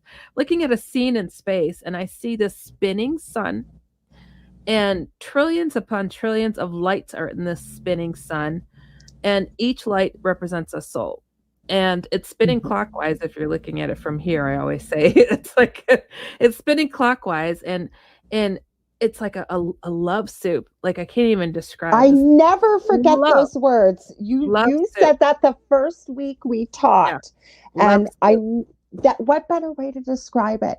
It's beautiful, and every light contributes to thoughts, ideas, whatever, missions, goals, and it would flow clockwise, and we'd all contribute to the thought, and it would go to the center. It would become one. And this thought came by, and it's like, of something that needed to be done here on this planet in this lifetime. And I remember casually, I always say casually, thinking, I'll do that. That's something I could do. And it was like everybody took a step back and like, she said she'd do it. What? Through space. And with everything I had, I'm screaming, I take it back, because it was like having my heart ripped out. And again, I'm looking at this scene in space as a memory. To the side of it is the red spinning light. And I knew this place to be like a library of knowledge. Anything and everything that's happens. It's recorded there. And I knew the place I was in. People say source. I know it as the source. I don't know what source is. The source, I know that. And this was not God. It was a part of, we contribute to, but God was in control and took the input from there, but we were not God in there contributing to this, but it was a beautiful love soup of oneness we are connected. We know each other. And when I was leaving this place, and I always get goosebumps because I went to go get trained on other planets, other places, and especially this place I go to a lot that I just call the Crystal City. It looks like I love ancient it. Greek buildings, but it's made of crystal and white robed people, instructors, everything. And I go back and forth still there. And I can't meditate to save my life. Let me tell you, I don't aim for it. And so imagine, boom, I'm back in my body, standing in the middle of the living room, going, oh, how could I forget? How could I forget? How could I forget? And I go to sit back down next to my friend. She goes, forget what? To use the bathroom? And it's like, how can I forget who I am and what I came here for? And she's like, I'm confused. And I said, what am I doing? I'm in college. I was just getting up. What am I? I was like, right then I wanted to run out and go do what I came here to do. And I've been running ever since. But that place was home. It's everything. That's what was I home. call it, home, going back Yeah, home. I always say it is that, going home. back home. It Mhm. is home. And so I always say here, I don't know where home is because I remember, and it's been really difficult to want to stay here in these moments, knowing the enormity of where I came from and the love of where I came from. And the only closest thing I've heard to that is near death experiencers. Like I was like, but oh man, it's like I remember the decision. It's not like picking parents and all that. No, I remember my whole understanding and agreement, and it was to come to warn and set the record straight on the threat that's here of these things against people's souls, shadow people, hat man, the beings, how they're intertwined. And I have to own up to it. And then Jesus shows up and says, finish the book. What? Of course, so I'm running. I'm being directed, told. And if I'm not picking, I don't consider myself psychic. People will call it all sorts of stuff. But if I didn't pick up something in a dream, a vision, or whatever bilocation thing, somebody will come along and say something so direct and specific. I'm like, Uh-huh. got the message. Okay, I'm going. All right. Mhm. It's so I'm guided through this life. And I every time I finish a book, a project, or reach another plateau, I'm like, am I done yet? Can I go back home? It's like I was like, oh, I'm still here, and it's Mhm. not like I have a death wish, but this isn't home. Well, that's just it, right? Like, so what I don't know why I was drawn. I just turned 57, so I was 17.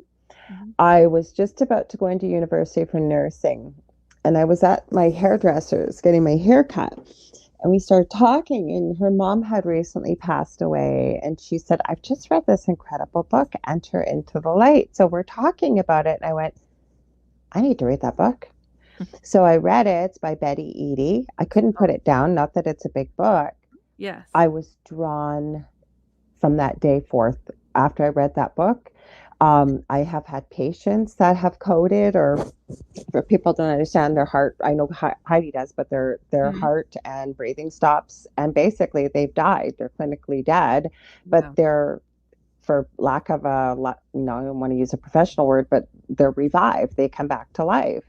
Mm. And I consider it such an honor and a privilege that these patients have talked to me about it, because working nights, sometimes on the floor you'd have 60 patients, but when people are sleeping, and when I worked on the floor, you had to mix like all your IVs, you had to mix everything, like not like nowadays when it's like write your own tickets, like transcribe the doctor's orders, you name Ah, it. a But lot of there were work. times I had time to sit out with patients if they were awake at night.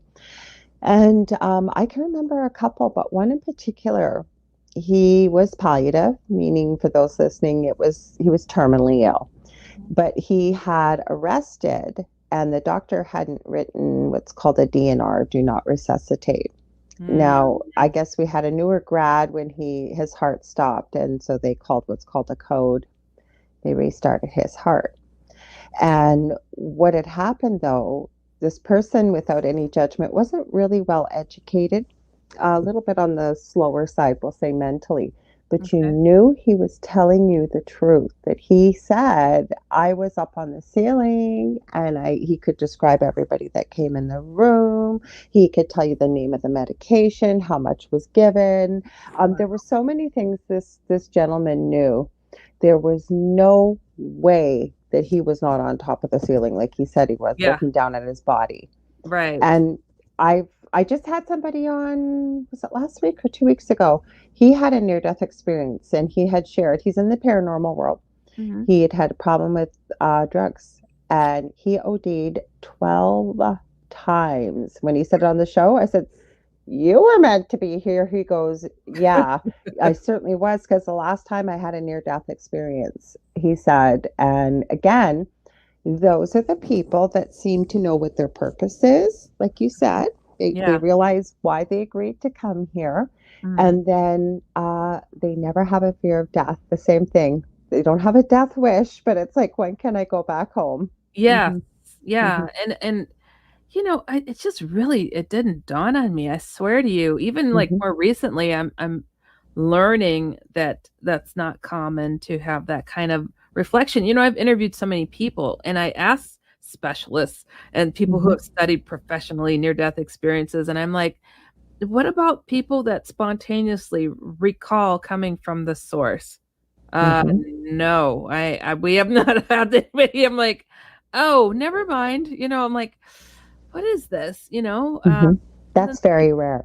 yeah, what Mhm. I haven't found that. And it's like it was so strange because when I was explaining to my friend right after it happened, I said it was as if my memories were right here in front of my forehead, and they allowed me to take a peek in, lean into it, and get it just enough to put me on the path. And she's like, "Who?" And I was like, "Well, that's a good question. Who? You know, who allowed that? Somebody did." And it's so it again, it's such a humbling position to be in, to have the cheats, because I do, Do you you think know? maybe you contracted that before you came here, with the fact that if certain things occurred in your life, because I always say we come in here with amnesia, spiritual amnesia, right? We don't remember our previous lives or why we're here or Right. our purpose. But it seems, like I said, people with near death experiences, they get the cheat notes. Or do you think maybe with the way life is going, like maybe you were given the big picture, and for whatever reason, because it's an important, you have an Mhm. important mission here with what you're doing already, never mind. And again, I would never ask, and I don't need, Mhm. I'm not asking you what Yeah. you're supposed to do. That's your own personal thing. But Mhm. do you think maybe that's why one of the reasons? Because certain things are going in a certain path, you think? So like it was, if, okay, I've got many different paths before me, Oh, this is I an see. important mission, so if I get off Yeah. my path, is there a way maybe that I could get the cheat notes? Or do you know what I'm saying? It could be because, Mhm. you know, I was a comic strip artist then, and I had my Mhm. stuff syndicated in 12 newspapers. Mhm. I had the opportunity to get in to go bigger and wider, Mhm. and, but I was Mhm. busy in college, really busy, and, trying to reestablish that. I worked 3 jobs, you know, I was I was doing so much. So, I mean, I probably given that nudge, like, "You're not here for your self-gain. You're not here to settle Mhm. down, get married, have kids. You're not here for that. Mhm. Remember." And once I did, nothing else mattered. And, you know, if you think that's amazing, Jesus was even more tremendous. Just because his presence is something you can't even imagine, and it's like, I'm looking Heidi wants to be a comic strip artist, a human Heidi, you know, that's it. I didn't want, you know, and Jesus I is a always call it the historical muggle figure. job. The Yeah, muggle job. yeah, and Jesus was a historical figure. I know I'm supposed to say his name after prayers, blah, blah, blah. Well, okay, that's all memory stuff. And then to get recall, you're supposed to be doing your mission thing, and Jesus popping up first, one of his first things is, you need to finish writing your book. Don't worry what other people say. No, I'm there to give the words. And you know, like, nothing else matters. Hey Heidi, you want to go out? No, I have things I have to do. Hey, what are you doing over here? You don't understand, and I get that, you know. and learning to address these things, having the sense of humor, being the type of person I am too, and laid back. And, I understood people didn't get it. I sometimes envied them for not knowing things and could just, oh, kickball that's the best thing for adults today. Like, oh, that'd be fun. No, I'm sorry, I gotta go try to save some people from demons, and the devil, and warn the world because Jesus asked me to. What a thing to say. And again, you don't want to seem egotistical because even who could you tell? Like, you got to be able to send this out, that, like, be able to say that in a certain arena, right? People don't understand you're not in this for that. If you are really here with the good intentions and knowing you can't, you got the training for not doing that, but anybody, like family, friends, they're just like, they're probably thinking, well, if it were me, that's what I'd be going for, because they don't remember. I get it. They don't understand the drive. It's like, well, geez, that's not making a living off that. You're still practicing as a therapist? Yes, I am. But, you don't understand this is a short life. What comes after this is tremendous. And there are things trying to stop the progression of mankind. Your spirit may be trapped if I don't continue. Okay. I know it seems tremendously like, what a ego, Heidi. No, all I could do is tell you, I have to do this part. And, I'm nobody special. I just remember certain things. I know certain parts I'm supposed to do and play in the bigger role of things. And, it's important, and I've had some people are like, wow, you're lucky that because I'm sitting here going, what do I do with my life? I'm like, I think it's lonely to be able to, and I mean it not in a sad perspective, but I mean, like, you remember, and like you said, everybody around you doesn't. Like, ignorance is bliss, right? That's what I mean about the loneliness, because not that you're a lonely person, it's that having that lonely, it's isolating. That's not the right word, lonely, but so isolating, because to try and explain it, just you even sharing it right here now with the magnitude of it all is what I'm saying. Lonely was the wrong word. No, I get isolating. I get what you're saying, because it is, and it's really like, oh man, you wish, and this has been my whole thing, you wish you could rip your soul open so people would take a peek to even get a hint of what you've experienced and what you've seen, some evidential something for people to understand. And that's been really hard, because it makes me feel bad for people not knowing, though, too, because there's threats walking around them, waiting for them to just mess up. And it sounds so cliche. Oh, that's the devil on the left shoulder and the angel on the right. I'm like, yeah, where'd that come from? Even a rumor dies after a certain amount of time, but that one's still living, probably because it's real. And, I have friends that are, anti-religious talk. I'm not religious. I'm faith-based. I am Christian because it reflects more closely to what it is I understand. Jesus knocked on your back door or on your front of your forehead. You're Christian. So you believe, but it's so, how can I say? It is so enamoring to know the truth of these things. And all I could do is use myself as an example in this world to try to get people to understand. I'm willing to put my name out there. This is my real name. People use all sorts of names to represent their work. Not a ghost name. Or ghostwriter name. Yes. I've known people for years in this business, and I'm referring to them. They're like, Heidi, you know what? That's not my real name. What? I've known you for 10 years. You've been using your middle name or your mother's maiden name. What? I met somebody about 6 months ago, and I knew them by their real legal name. All of a sudden they start going by this other name, and I was asked to be on a podcast with them. Oh my God, I had to pause not to call them by their legal name. And it was a name it was a name of a month, I'll put it like that. And it was a name that they had always liked. And so they chose this, but why? I don't understand why. It's the same thing. If you're going to put yourself out there and you're going to put your name out there, I've never hidden my name either. Dell, my partner on the other half, what does he do with our episode? His great-grandfather, when he came to this country, had a very odd spelling of his last name that was from the Ukraine. So Dell decides it, and then when he came here, he changed it to the present spelling. So Dell decides he's going to go back to the original spelling of his name on the episode. So nobody can find him. You can't even pronounce it, let alone see it. And so I get all the interesting people. We'll put it because you know what I find the fascination is, and actually I'm so glad we're having this conversation. Yeah. I get so many people writing me begging, like not just writing, like begging and like really getting insistent. They want to know the name of the demonic entity that I had this dream that started all my activity with. And it's like, no.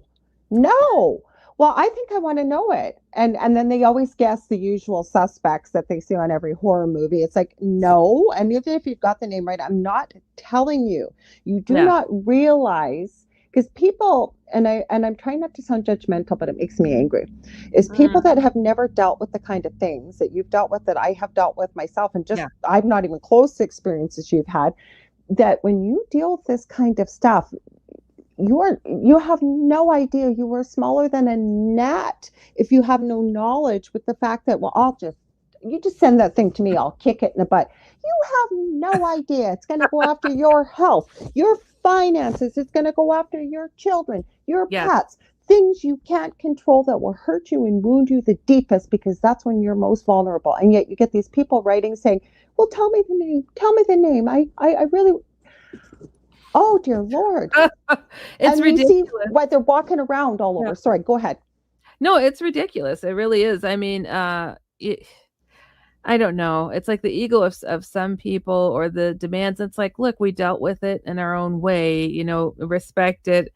It's like, I never say that I have all the answers. We all have our pieces to the puzzle, and we get some corners of the puzzle that we get to solve, and we just kind of move forward. But I don't know. I don't know why people are so darn curious about some of the most dark, evil, horrible things, and that's why I'm always humbled to be able to work in this space. I just it is so dark, and it is so heavy. I mean, I don't know many psychics that like to work in this area even. And they're like, how are you handling? I'm like, how do you sleep well? I'm like, usually on my left side. I mean, I sleep pretty good because my faith is pretty strong. I'm able to keep things at bay. And again, the religious angle, people think you're a Bible thumper or whatnot. I'm like, I'm practical. You just wrote me. And this happens so much. People will write me and say, I don't believe in the church and religion or anything, but I just saw the devil. I'm like, you said devil, but you're afraid to say God or Jesus? What's wrong here? Just because there's a horrible situations happen with various types of religious institutions, the Catholic being one of the worst. You threw away God with it? You like, really? You threw away God, and you are dealing with what you know is the devil, and you're contacting me on the other side of the planet to give you answers. I'm like, so you have no faith, then throw a shoe at it. I always say, throw a shoe at it. Yeah. You are the polar opposite. You better pray that thing exists, that God, that Jesus, or, exists, angels, because you're on your own. Otherwise, I can't help you, And it's like Jesus always said, if you have the faith of a mustard seed. And I love to, I have great Jewish and Muslim friends and other belief systems, and they're like, why are you into that Jesus guy and blah, blah, blah, blah, blah. I'm like, what's the date today? And they're like, such and such 2022. I'm like, oh, seems like you acknowledge Jesus too, because that's after his death, 2022. Now they're trying to, mix it up and say BCE, after death, or BCE, and they don't want to acknowledge Jesus. I'm like, he did something truly tremendous in order for us to change our clocks to mark it by our calendars when he died and before his life. And people think it's such a long time ago, 2,000 years. I'm like, how old are humankind? He hasn't been gone that long. He has not been gone that long in the capacity that people believe. He is very present and helping. You call on that name, and I mean, I've spoke to people from all sorts of walks of life, from the scientific minded to those that investigate UFOs, and people say in Jesus' name, leave me alone, to aliens, demons, dark beings. And That's why I brought up the Foreman brothers. I forgot to mention that, but I think I said it briefly. That's who they work with Jesus. And there's a lot of... That's the name that works in the face of so-called aliens. Why would that work? Why would that offend them, hurt them, where they run out the door?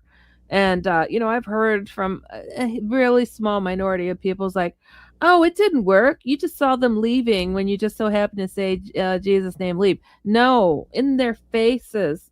Hat Man leaves. Shadow people leave. Aliens leave. In their faces, not after. Not that people like to distort. And it's like, again, it doesn't bother me what other people believe to be true for themselves. I have my faith. I don't question it. Jesus is real. No, he is. And he's very present and very aware. And it's like, all you can do is respect each other for what they believe to be true. You don't have to bash or put down. It's okay to have your faith. It's okay to be outside of the church and have your faith, not your religion, your faith. And these dark things are placing bets on us to not address and You're reading my mind. You're reading my mind, because I wanted us to not figure it out. That's what I was going to ask you. With what we've gone through collectively around the world, and we're going on 3 years, is that one of the reasons why, when you said you were reminded about why you came here and agreed to come here, or it was Steiner you were mentioning it over 100 years ago, had said that shadow people and what have you, Hat Man would be prevalent, and why? So is it because of what went on collectively? Because we know when people, even like there was a lot of depression, there was a lot of anger, there was a lot of division, there was a lot of things that wasn't, if you will, promoting love and oneness. Okay, there was a lot of division. Was that like almost like a crack within the, I don't know what you want to call it, it's not the matrix, but it was a way in? Like, are you seeing a lot more of this? Because I know I am a lot more evil. Very, really much so. And the reason why is they're getting desperate. They know time is short. Things are shifting. People are waking up to other understandings. They have backed away from some of the practices of Jesus because some man in a robe violated children, which is horrible. But that is not God. God is separate from the person speaking. It's just, we have to stop blaming and we are held responsible. With knowledge comes responsibility. So that guy messed up. You better open up the book yourself and learn these things. We've got to stop dilly-dallying, because the threat is increasing. It is so disgusting. You can't imagine. And people are like, well, what's so bad about Hat Man? I heard there's a handful of people that are trying to grow this. Hat Man feels like a guardian angel. I'm like, oh my God, it just about fell off my chair. Thank you. I'm like, does a guardian angel rape you? Men and women, children? Really? I never heard of one like that. And if people don't believe that, there are people out there, they may hide their faces, the ones I have seen. That isn't just in horror movies. And I'm getting goosebumps telling you. It happens. It happens. And it's one of those things when people reach out to me, and it's at the level of these experiences with Hat Man, that I know they're not telling me that next extra tidbit, he raped me. But it's out there quite a bit. They do share. If and you get who do you tell? Who do you tell? That's what I'm here to try to help with and get comfortable with it. They don't have to share that happened. I understand. It's a matter of not always knowing why he's there. Does it matter? People want those answers. Sometimes you can put your finger on it, sometimes not. But 9 times out of 10, guess what? It's not because you did something rotten. It's because you were so unique, so special, creative, observant, where you saw these things, you could see other things going on. And he wants to stomp that light out on you because you could warn others there's something behind you. I was told that. Be aware. It is all about evolution of mankind he's trying to stop. Years ago, when I was trying to find out why this was happening, and I kept being told this, and I kept thinking, it sounds really egotistical, though, for someone to say to me that you're going to be doing something that's not good for their side. They don't want you doing it. So that's why they're showing up. And that was something that kept coming up time and again. And now, again, I'm not coming from a place of ego, and most people don't work with the type of stuff that we work with. Like I said, I would be called, I guess, a light worker. I remember even working with one of my mentors when I saw somebody possessed on camera, and I don't ever want to see that look of evil in anybody ever again. They were levitating on camera, and I was like, oh my God. And then I remember it was after, and somebody did witness this. It was like 3 o'clock in the morning, my time, Eastern time, and somebody on the West Coast was awake. And so they witnessed it. They weren't much help, although I thought they might have been, but they weren't. I think they were shocked. But the scary part, okay, guys, if you don't think these things know what's going on, that you don't have to speak or whatever, this person this was going on with lives on the southern tip on the West Coast in USA. I was sitting there after it hung up the phone about 2 hours later, and I'm saying in my head the Our Father for this person. I'm praying for them. I get a message, I kid you not, on Messenger that says, cut that effing SHIT out. Oh, wow. I know what you're doing. That's horrifying. Then I got a little PO'd because a half hour later, I got another message that said, it's time. And I went, okay, time for what? Because I was ready. I was ready because I work with the archangelic realm. Anybody that follows my show knows part of why I call it the angel rock. I love angels, higher vibrational beings, crystals, and rock music. It's who I am, right? And so I thought, okay, let's go there. Yeah. Didn't hear anything else, kind of backed away. But I'll tell you, how did it know I was praying? Right. And just because I don't run around talking about what my beliefs are, you wouldn't believe, I don't read comments very often, but you'll see a few comments. Well, the problem why this happened to you, you're living in sin, or you don't have a belief in God. That's what your problem is in Jesus. Then how do you know what my beliefs are? Just because I don't talk about them, we would never have gotten through what we went through. Right. So there you go. Oh, these dark things really. It's tricky stuff. I mean, Hat Man came after a patient of mine, after a couple other therapists asked me, what is this you do in the paranormal? And sitting there, I talked to him for about 15 minutes. One went to get a patient, comes back with them within the parallel bars where there's mirrors all the way around, trying to help a patient stand. And I hear shrieking. And I'm called to come out there, and I go out there, and here's the patient leaning up towards the mirror going, what?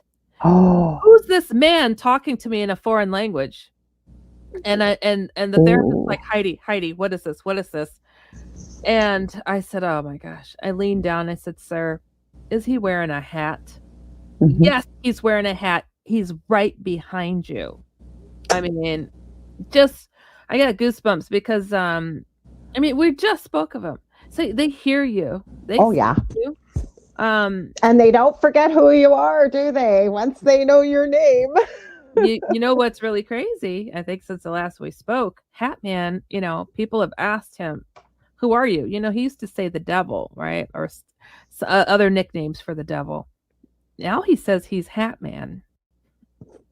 Yeah. He took the name I gave him. It's not, I don't think I'm making my parents proud by naming the devil, but here we stand, but I keep relying upon the fact that Jesus literally asked me, to work on these things, and I agreed to it, but he told me, he didn't ask me, he said, you need to finish writing your book. But think about it though, Heidi, too, right? Like, you've given him this name. Yes. A lot of people may hear the devil and it evokes an emotion, a fear, what have you. Yeah. So, and when you've got people leading other people astray out there, telling people that it's your spirit guide and it's not, you know what? There's a very distinctive name out there. He's now using it. Yes. And again, I said this earlier in the broadcast, right? I believe the truth always reveals itself. So if the name has changed, he hasn't. What he's all about doesn't matter, right? Yeah, so true. Well, it's like saying these things are benign. They're not all bad. Oh, No. it's a guardian. Yes, that's what I'm like, you know what? That's causing a lot of harm. I mean, there's kids watching. Kids are writing me, and that's why I wrote the kids book that I did. Hold on, actually. It's amazing. I was going to bring that up, and I'm so glad that you did do that, Heidi, because a lot Yes, of kids can't talk to anybody or they're not believed. right. So here, I'll pull it back. Aw. So, and it's for adults too. So Mhm. to learn, because people are like, well, what do I do? So I know I've got him, or the shadow beings, or the different types of creatures. And this is, that's the alien one. That's the little short little guy with the hood. The one's mine called the shy guy, but he Yeah, had a the shy- Jason hockey mask. yeah, yeah. That's. I think I have a picture of him Oh, off really? of our security camera. Yeah. Oh, and so I show how to go about, dealing with these things and how to bless and protect your property, because it's just your space, your personal space, whether you're at home or whatever it is, because they'll follow you to work as well. Mhm. So it's like it's just always a battle.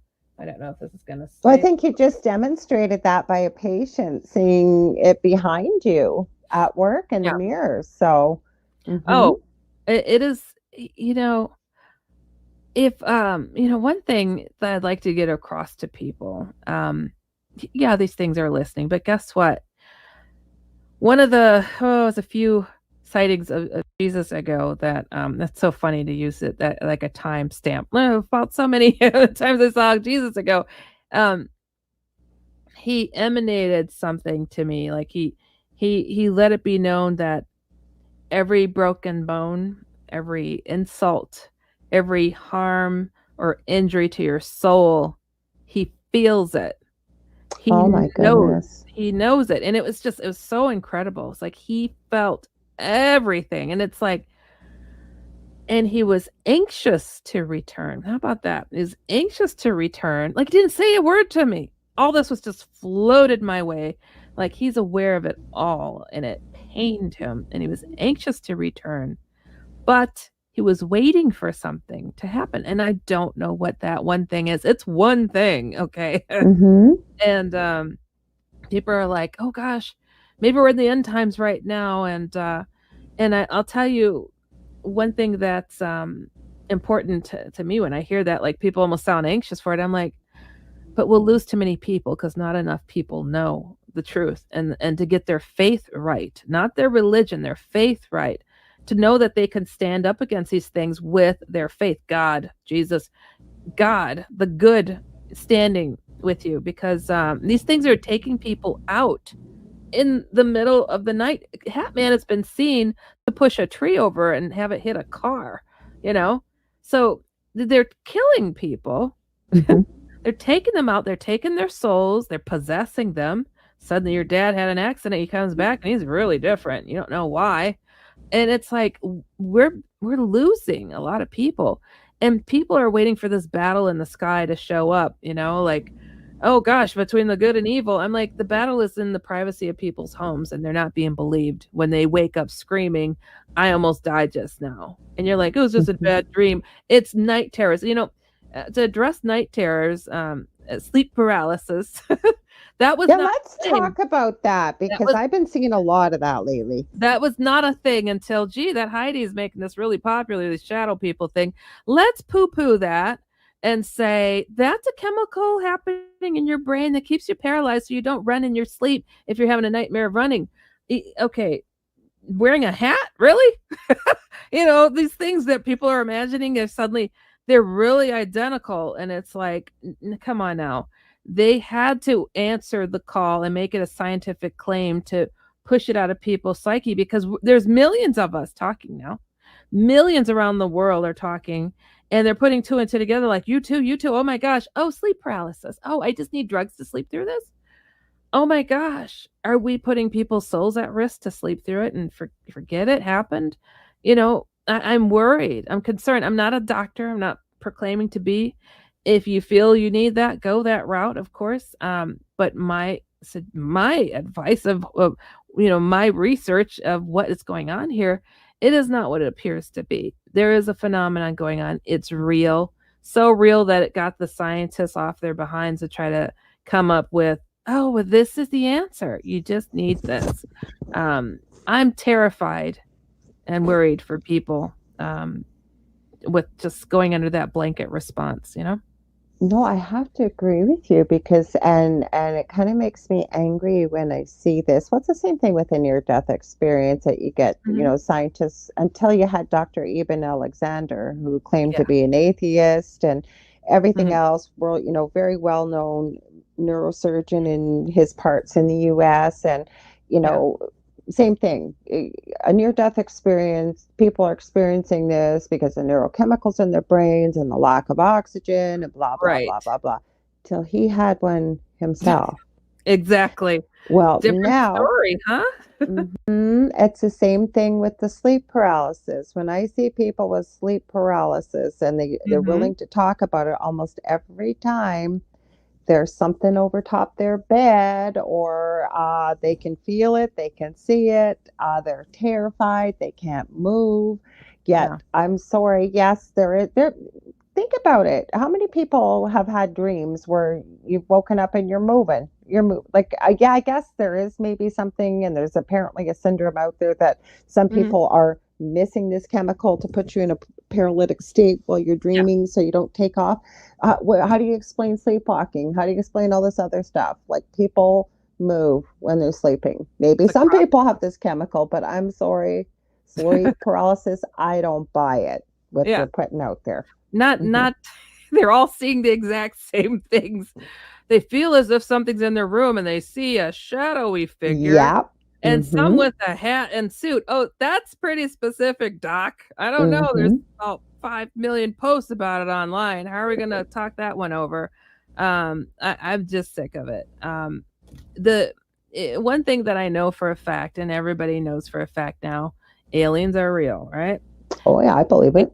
They've actually talked about aliens impregnating people. The government have been talking about this. I've had a reading since I talked to you. I got to tell you this very, very quickly. Okay, because this is going to support what you're saying. This girl had a near-death experience. And I also believe after people have had this, that they have access to a lot of different gifts that they didn't have before. I think we all possess them, but for whatever reason, we haven't unlocked them all, okay?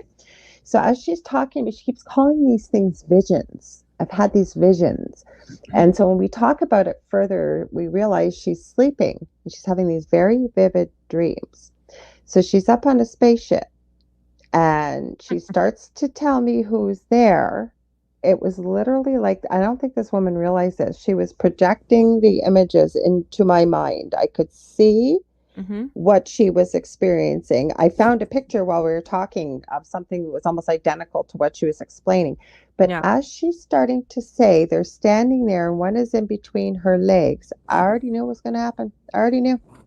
Told me pregnant, had a baby girl, baby was gone, blah, blah. I'm not going to get into all the specifics because I would never give away somebody's reading. But my whole point was I already knew before she even got into anything that would have identified that there had been a sexual encounter and a pregnancy and a baby and the baby no longer there. But the human is still missing this baby, still grieving for this baby, still feeling this baby. How do we explain that? Well, exactly. But, if our government's admitting and recognizing these are phenomena that are true, that are really happening, and the UFO phenomenon, and these dark entities are seen right alongside of them, and the deeper understandings that our government has, they have the full picture. I don't know if anybody saw it. It's literally, this is the title of an article I saw about a week ago. And just like that, we're making oxygen on Mars. There's enough oxygen they've made that could support a dog to walk on Mars. Are you kidding me? You think that's new? No. They've been doing this for a long time. They are very aware. So how do aliens get into people's homes? Well, sometimes they walk right through the wall. Sometimes they beam right in. How are they doing all this stuff?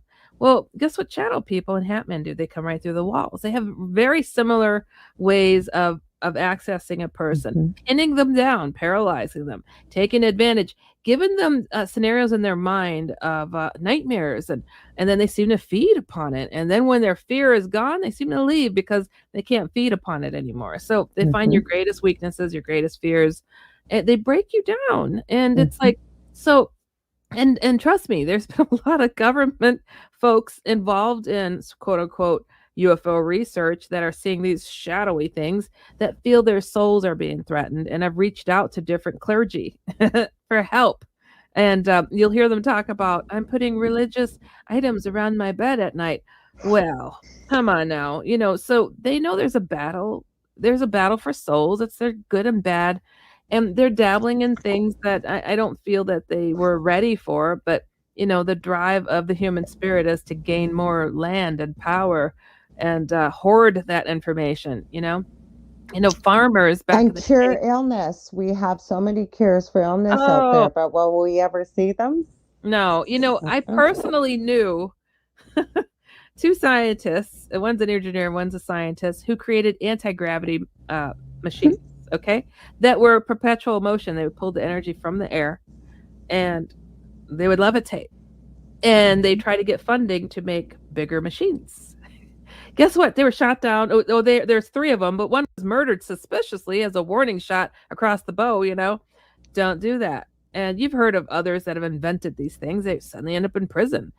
Gosh, I wonder, or dead, or committed suicide somehow.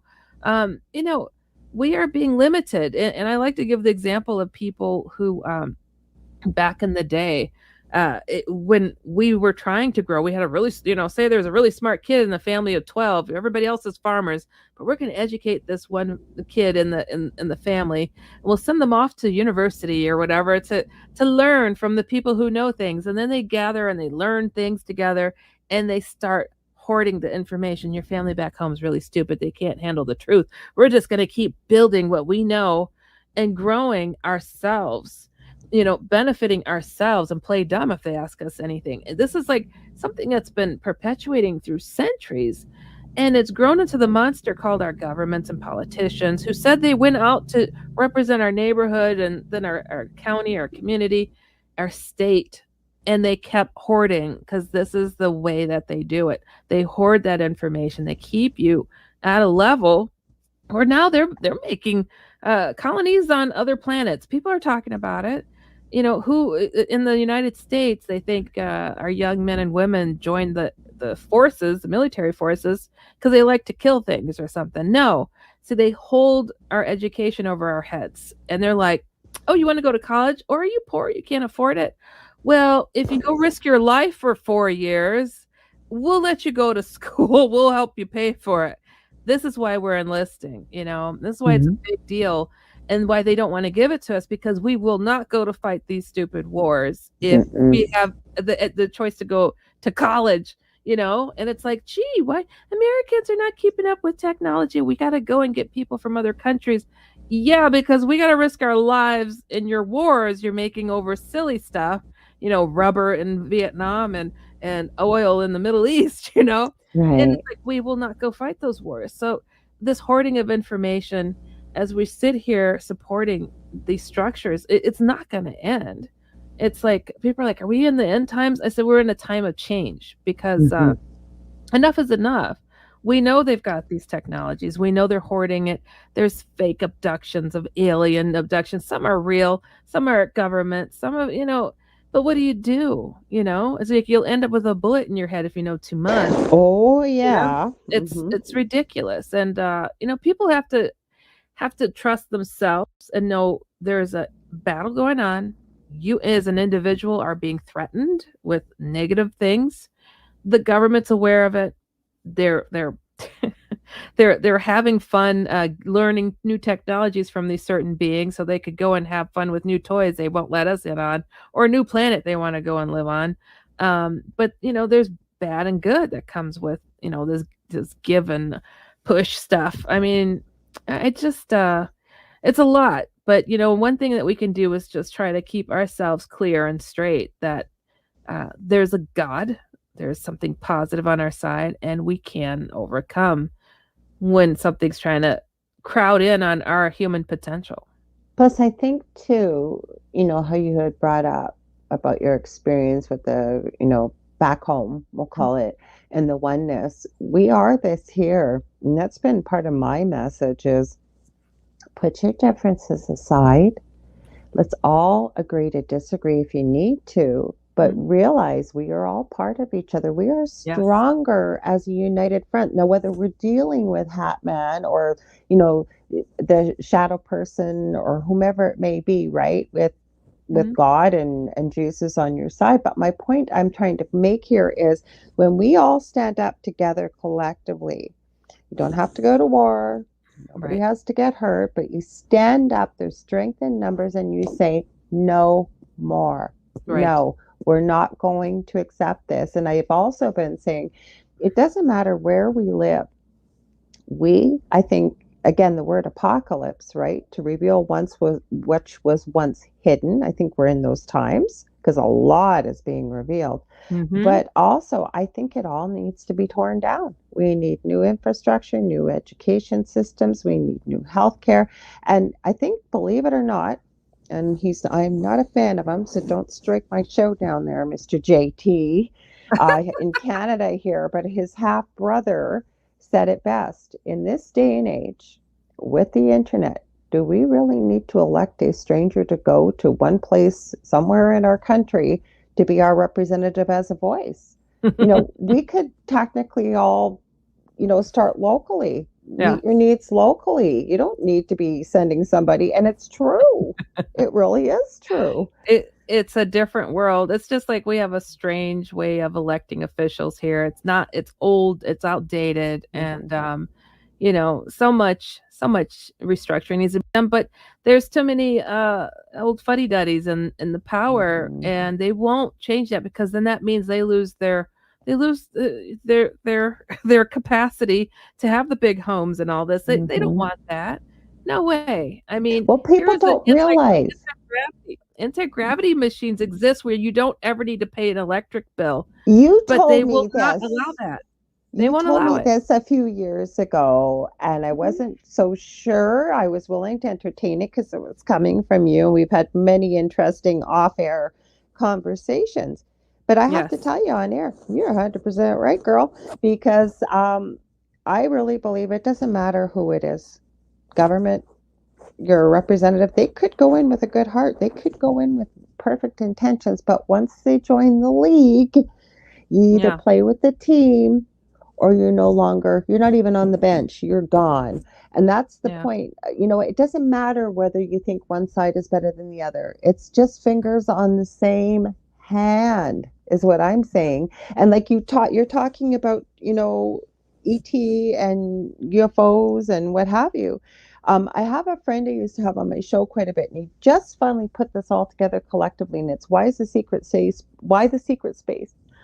program will always remain secret.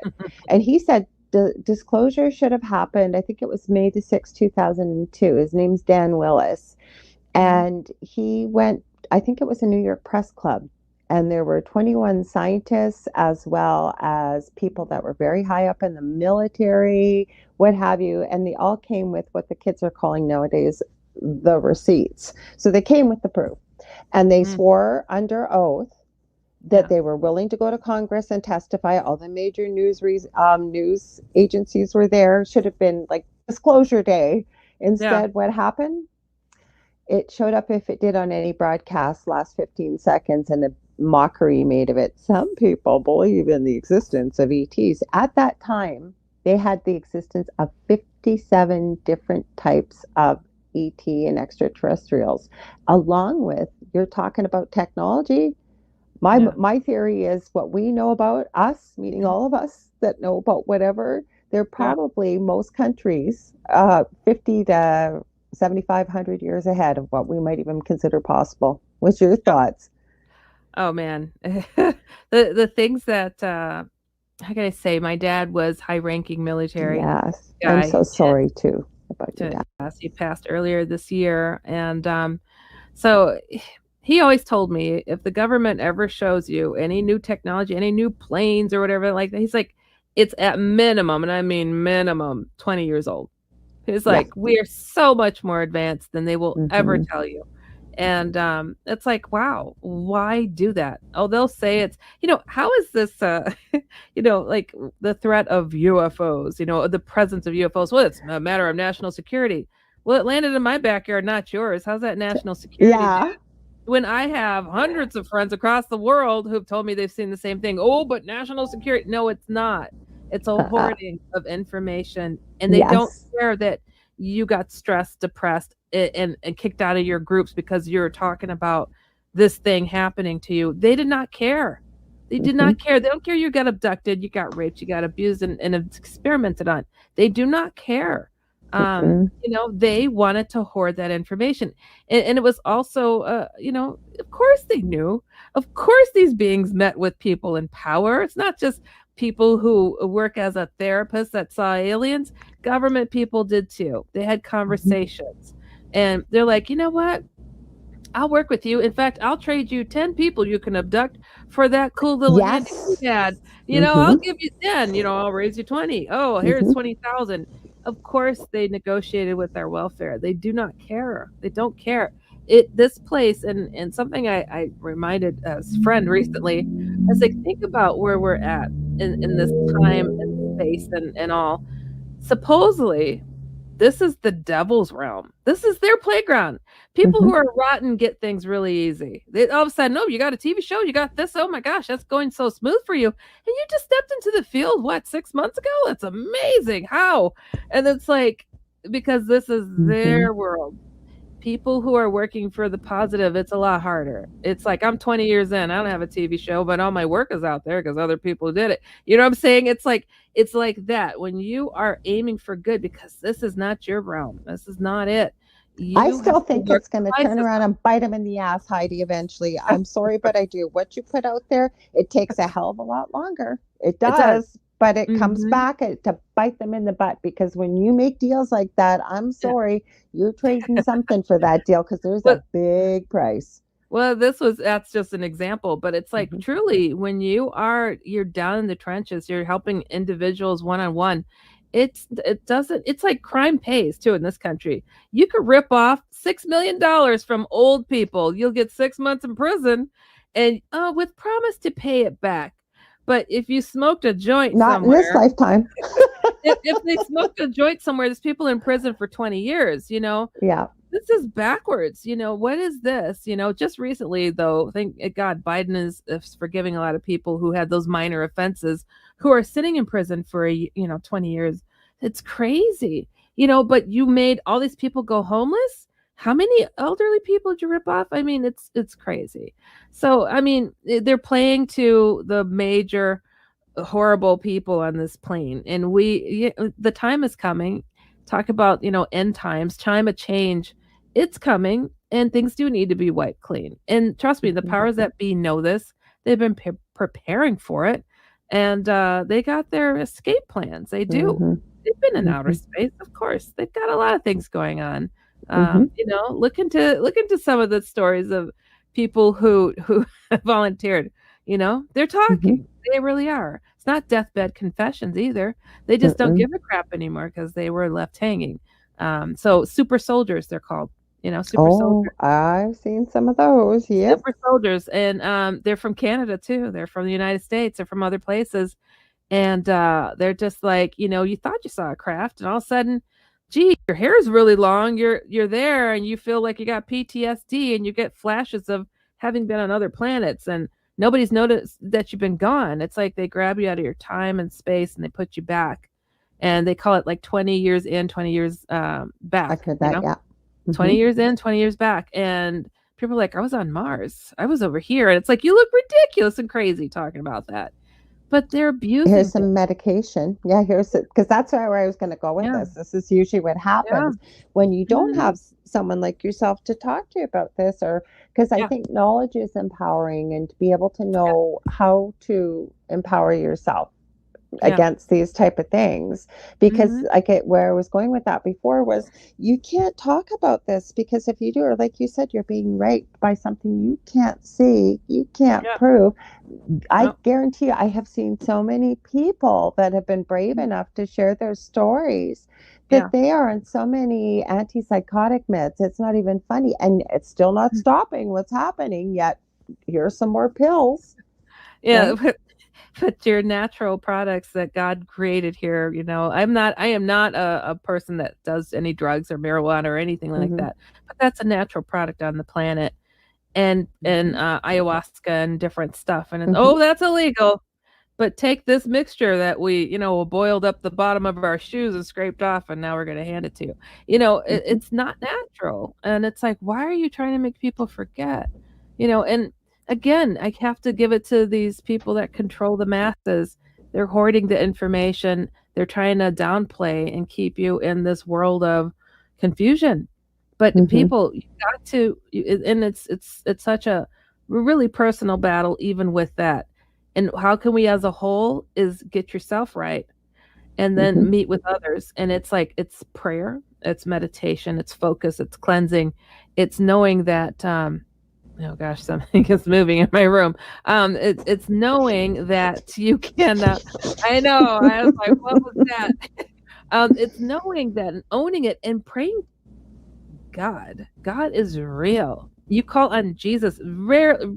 He's so real. I stutter in my mind on how best to express it.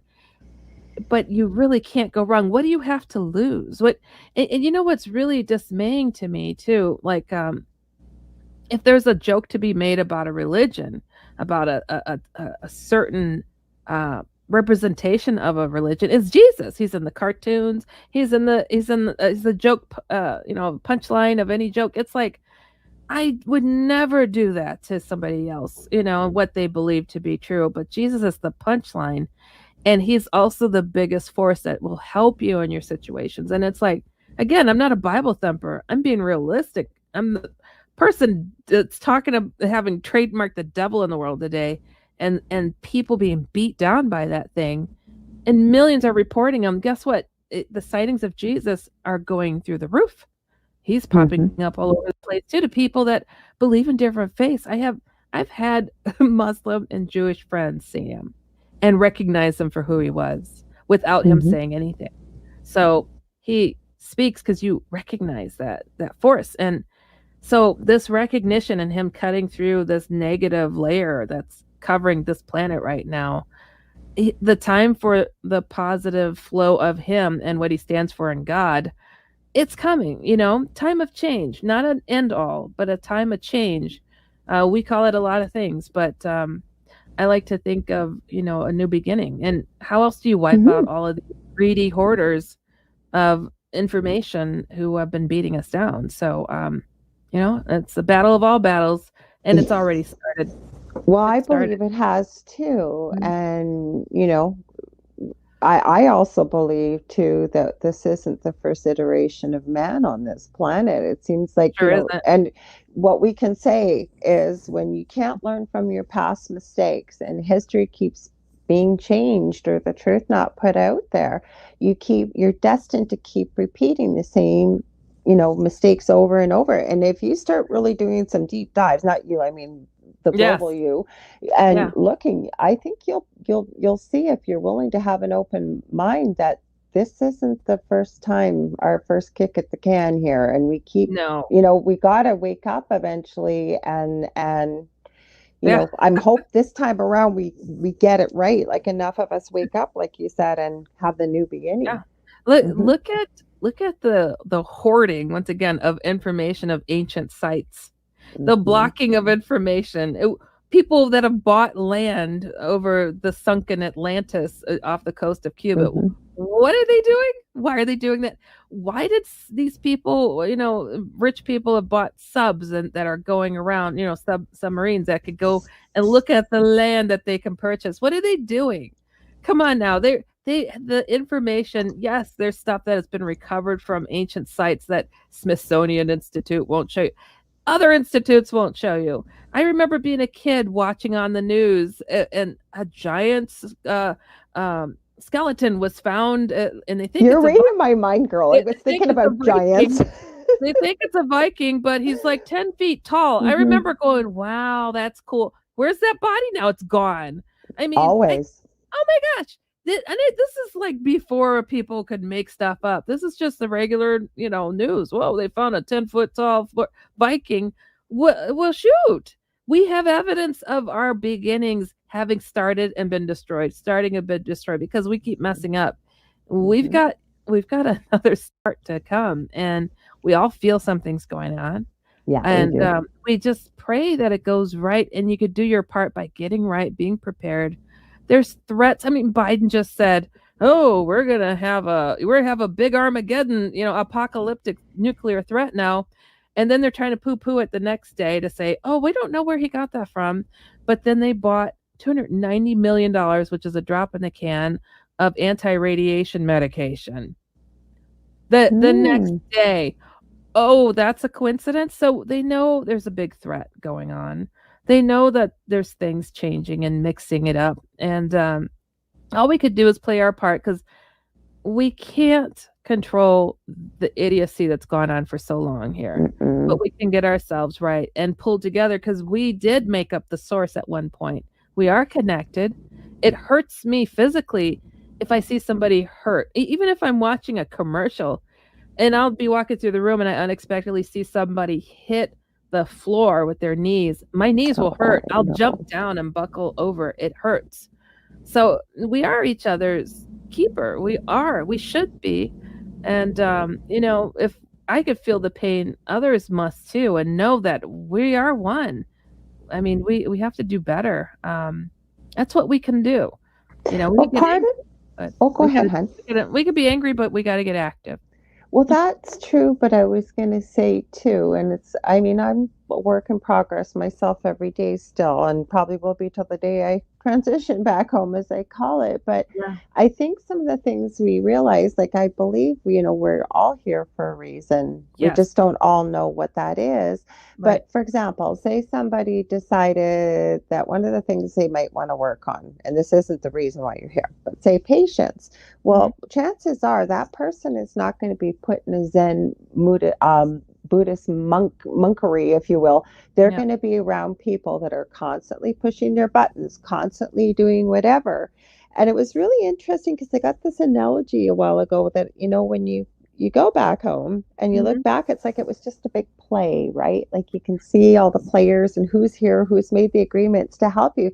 Sometimes the people that we really don't like we really dislike, those are the ones that were here that made the biggest sacrifice to kind of help you, if you will. You know what I'm saying? So when we are all one, and if we can just look at it like that we're here to help each other in certain ways, and Yeah. it doesn't always mean they're going to be all lovey-dovey and what have you. What I'm saying is we are really all part of each other. We got to Yes. embrace it all and love it all.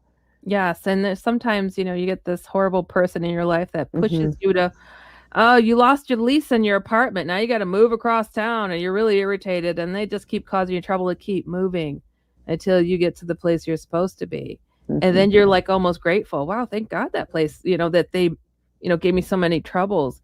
And, Mhm. people play different roles in this world. And I always say, you don't know what you say, the seed you plant, that might help spark a whole, revolution of things. And Mhm. we build each other up in this life and, love each other from a distance or whatever. But, we can contribute, we can build up, we can be okay with this transition. People are so fearful of, oh gosh, I'm so horrible. I don't know what I'm going to do if I cross over right now. It's like, up until the last minute, Jesus help me. You're going to be okay. Even people that are atheists, I've heard go to the other side and they're in this dark, hell-like place. And Mhm. in the midst of it, and they feel like they've been there forever, and they say, Jesus help. Guess what? Mhm. He comes and gets them. You've studied these things for 40 years. It's like, Uh-huh.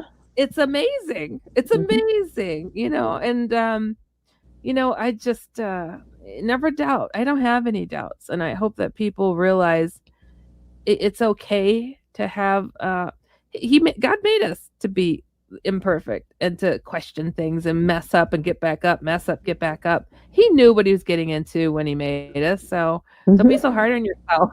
We can be okay as long as we keep aiming for the right stuff. And like things like, random acts of kindness, and say people that we Yeah. really don't love or care about, or they just really seem like really awful people. You know what? Sometimes I know it helps myself I always first of all try to remember it's not my job to judge. And the Mhm. other thing is that's somebody's child, or that's somebody's parent, or somebody's brother Yeah. or sister, or whomever it may be. You know what? That if we can remember that they're loved by someone, we just as much as we love our loved ones, they're loved Yeah. by their loved ones. They may not be acting very lovable in the moment, but because it's so hard, Yeah. I think, for us to realize we really are part of each Yeah. other, right? Because we'll see people saying, well, we don't want to be like them. Well, we Right. are part of them. Right. Yeah. Yeah. I Mhm. even heard, having been in Milwaukee for, a long time growing up, Jeffrey Dahmer's on the news, right? His Yes. parents said he was a great son, Yeah. and oddly, there's a family connection to my family with that whole situation. The guy who ended up killing Dahmer, Hmm. and it's like, it's this weird world, but it's like even the guy who killed Dahmer, his mother says it's a great son, and you think you might have your judgments, but you don't have the whole picture of anybody, That's right. so, you know. We are almost out of time. I could talk to you for Yeah, hours. Like, I really mean this. We're going to get Halloween out of the way, and then same. I want to have you on. We'll do a whole show on Jesus, angels and angels. Jesus, and I would love I to would do that. love How it. about it? I would love it. I mean, that's my favorite topic, and I always I sprinkle some Jesus on all my stuff, but, Hmm. yeah, I mean, It it's never just, hurts. it never hurts, and, if you don't mind, I'd love to let people know too, if they haven't had an experience of anything out of the ordinary, from angels to aliens, shadow people to Hat Man, share your stories. Go to HeidiHollis.com or shadowfolks.com and tell me your stories. I mean, I'm just, the goal is to get people to hear these stories, to Hmm. grow, to see the patterns, and try to build each other up and also solve and assist wherever we can. But I'm no guru. I'm not a psychic. Well, I you don't know know, about that, girl. You know, I've said that to you before. You're pretty darn intuitive in the experiences you've had. so- something is, I've gotten more answers more recently, and that's about why that is. And I've shared some with you, and at some point in the future, I'll talk more on that. But Hmm. yeah, it's been an interesting life. I think we're all magical. I really do. I think that we're all magical. We're all created by the same God, and part of the same source as well. So Hmm. so much ground to cover in this world. And girl, I love the what you've been doing with your show and all your Well, work thank and stuff. you. And you're always so positive, and look, get your stuff all cutesied up, and it's like Girl, it's this was so after nice. cooking, and you know what? Okay, this is very quickly for people that believe they're never going to get something done. You tell Uh-huh. yourself you're never going to get something done, you won't get anything done. Because today I woke up and I said, "Yep, we're going to get that dinner cooked. We're doing a full 5 course Unbelievable. meal here." And my eldest is living back in town with the love of his life. Their partner. They just bought their first house, so he Nice. messages me. How's the turkey coming? It's coming great. I will message you when it's pulled out, and I have a show to do at 6. So, Wow. well, do you want us just to eat and run? I said, you can do whatever you want. So they got here, they knew what my show was, and then I said, let's face it, guys. I'm going to be honest, after you eat a big turkey dinner, I used to hate when I'd have to go to my mom's house and have idle chit chat when all you want to do is lay down and just go. And they go, yeah, you're right. You're right. So they took leftovers home, and Wow. you can set your mind to it. I love what you're doing. But before I tell people where to find me and everything, where can they find your podcast, what night, and where can they find you, your books, everything, Heidi? Yeah. Well, my show is called Dark Becomes Light. It's on the Coast to Coast AM podcast Love it. network. So if they go to iHeartRadio and type in Coast to Coast AM, it'll come up.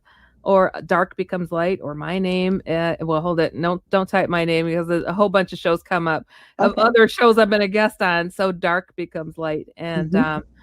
they could go to theoutlanderscomic.com if they want a paranormal comic to check it out. Check it And out. It's awesome. HeidiHollis.com, shadowfolks.com, and at one Heidi, that's Heidi Hollis. That's on all my social media, from Instagram to Facebook, Twitter.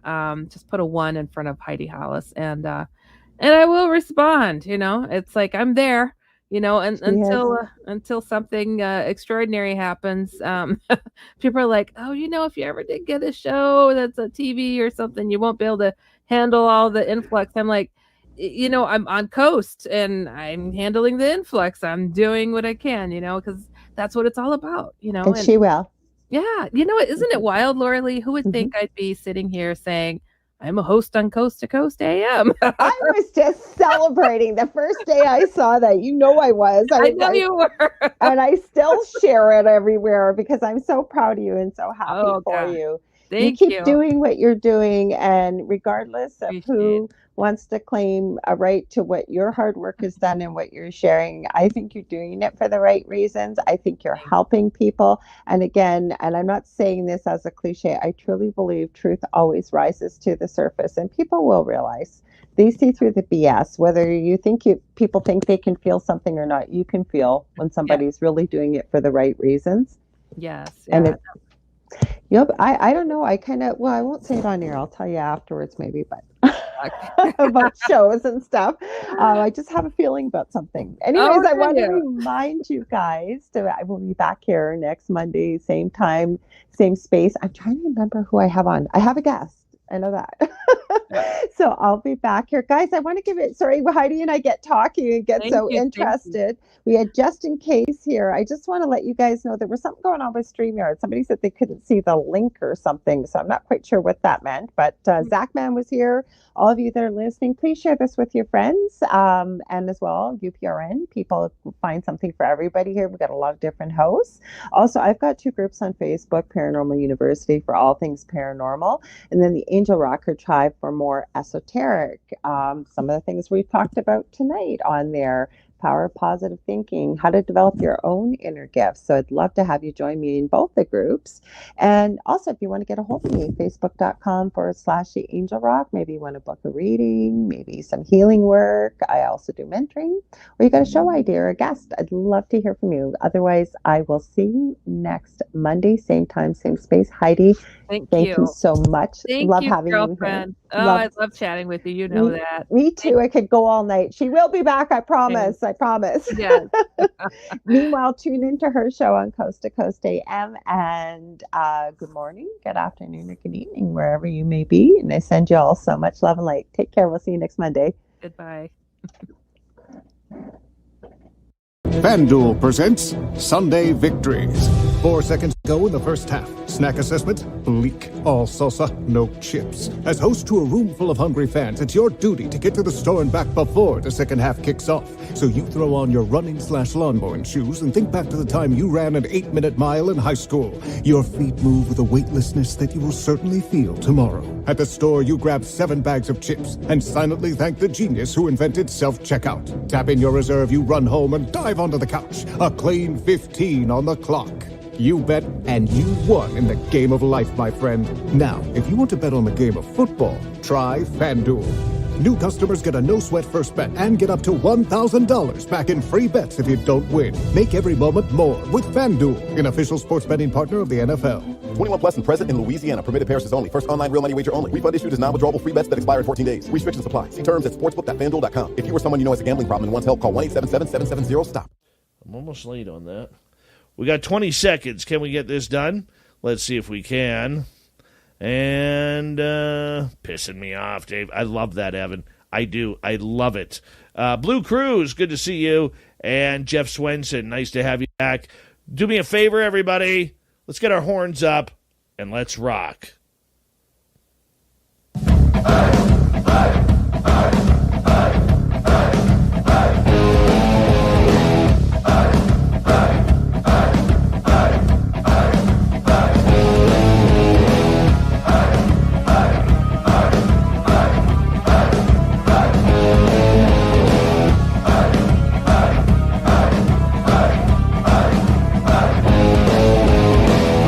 Of Central British Columbia to you listening around the world. This, my friends, is Spaced Out Radio I am your host, Dave Scott, sitting in the captain's chair of SOR headquarters. We welcome you to tonight's show on our terrestrial affiliates around North America, digitally on Odyssey Radio, TalkStream Live, and KPNL. All of our archives are free. Join us at youtube.com/Spaced Out Radio. Do me the favor, hit that subscribe button. You can follow us on Twitter at Spaced Out Radio, Instagram at Spaced Out Radio Show, and on TikTok at Spaced Out Radio. Our website, spacedoutradio.com. We have a plethora of features for you. Rock out to Bumblefoot, read Shirky Poo's Newswire, check out our swag as well. Tonight's show is brought to you by Chive Charities. Help make the world 10% happier by visiting Chive Charities today. You can find them on our website. We got a great show ahead for you tonight as our Keith Andrews brings in the Woo Train right into dock here for the ET Connection, where we get everything extraterrestrial going on with Keith tonight. Dirty Filth is in the chat room and doing a cartoon as well. Then in hour number 3, we're going to head to the swamp. Swamp Dweller has another spooky story for us. Tim Senor brings us the UFO report, and Shirky Poo has the news. Near the beginning of each month, our Keith Andrews from Kelowna, British Columbia, comes on in to talk about everything extraterrestrial in a segment we call the ET Connection. Keith has been doing this for over 7 years now, month to month to month to month. And you know what? His numbers just keep getting bigger and bigger because people love hearing what Keith has to say when it comes to everything weird, strange, and extraterrestrial. Now, you may not believe Keith in all of his experience or his knowledge. He already knows that. But if just one thing is right that Keith says, and one thing is the truth, even though he's always telling the truth, then there is something very, very strange that is going on in our world today. Our Keith Andrews, it's always a pleasure to have you on Spaced Out Radio, my friend. How you been? Oh, it's been busy. It was a hectic day today. Ended up being out in public way too long. And, of course, as you know, with me in the public, my nerves went out the window, and I ended up not even able to hang on to a cup of coffee. Which, by the way, is bad news for me. Well, that's not too good. Now, our YouTube audience will have seen this. Our radio audience will have not. I did something today that I haven't done in a couple of years. I got my hair cut. Yep, I had about 8 inches of hair taken off, maybe longer. And I figured out what I'm going to do with my hair, Keith. You're going to make a puppy. No, something better. For every fan who comes to our Las Vegas party, May 19th to 21st in Las Vegas, Nevada at the Golden Nugget, I'm going to give them a strand of my hair. It may not be much. Oh, nice. It may not be much, but you could have your own piece of Dave DNA by showing up at the SOR fan party in Las Vegas. You know, Dirty Filth, I know, our cartoonist, he's bald as a bowling ball. He will definitely put that one on top of his head. He'll glue it on there. I know he will. He might even ask for a second strand just to cover his ears. But I'm telling you, it's going to be great, and it's going to be a lot of fun. So that's what I'm doing with it. You got to come to Vegas to get one strand of my hair. And trust me, it's beautiful hair, people. It really is. It's beautiful hair. That's next May? Obviously, it would have to be next May because it can't be this one. May 19th through 21st at the Golden Nugget in Las Vegas. We're going to have more details coming up here very, very soon. And by the way, that weekend will be just days before my 50th birthday. So I want to make sure there is as many people there as possible. We're going to have one big Dave party there. We are. Yeah, you know the funny part from my end? Comical part there is it's only, the 19th is only a week after my 60th. Exactly. So you need to be there too. Well, from what rumor has it that the restriction to travel by air is or across the border, never mind by air, has apparently been lifted. Whether or not that is true or not, I haven't looked into. Yeah, well, it's getting there. It's getting closer, and we're going to be able to do this very, very soon, I do believe. So we're going to make it happen, Keith. Keith, we always get listeners each and every week or month that come on in. They may not be familiar with you. They may not be familiar with our show and sometimes the weirdness and you being the captain of the Woo train here. But let's talk about this, Keith. I mean, you are a lifelong ET experiencer. For people who may not understand what's that like, what is it like? Well, the difficult part is what most people consider the abnormal, the real strange side of it, or what people refer to as the woo. That is what I call normal. I have no idea what it's like not to deal with the off-worlders, not to deal with alien phenomenon. The first time that I came across it, when I first had conscious recollection of it, I remembered something that I managed to track a lady down that was on the military base that I was living on at the time to confirm the events that I could recall. Now, of course, everybody that knew me back then is at this point pretty much dead. There's still a few people that are my age that are floating around, but the adults that were there are all gone. But it really boils down to what you consider strange to me is just day-to-day life.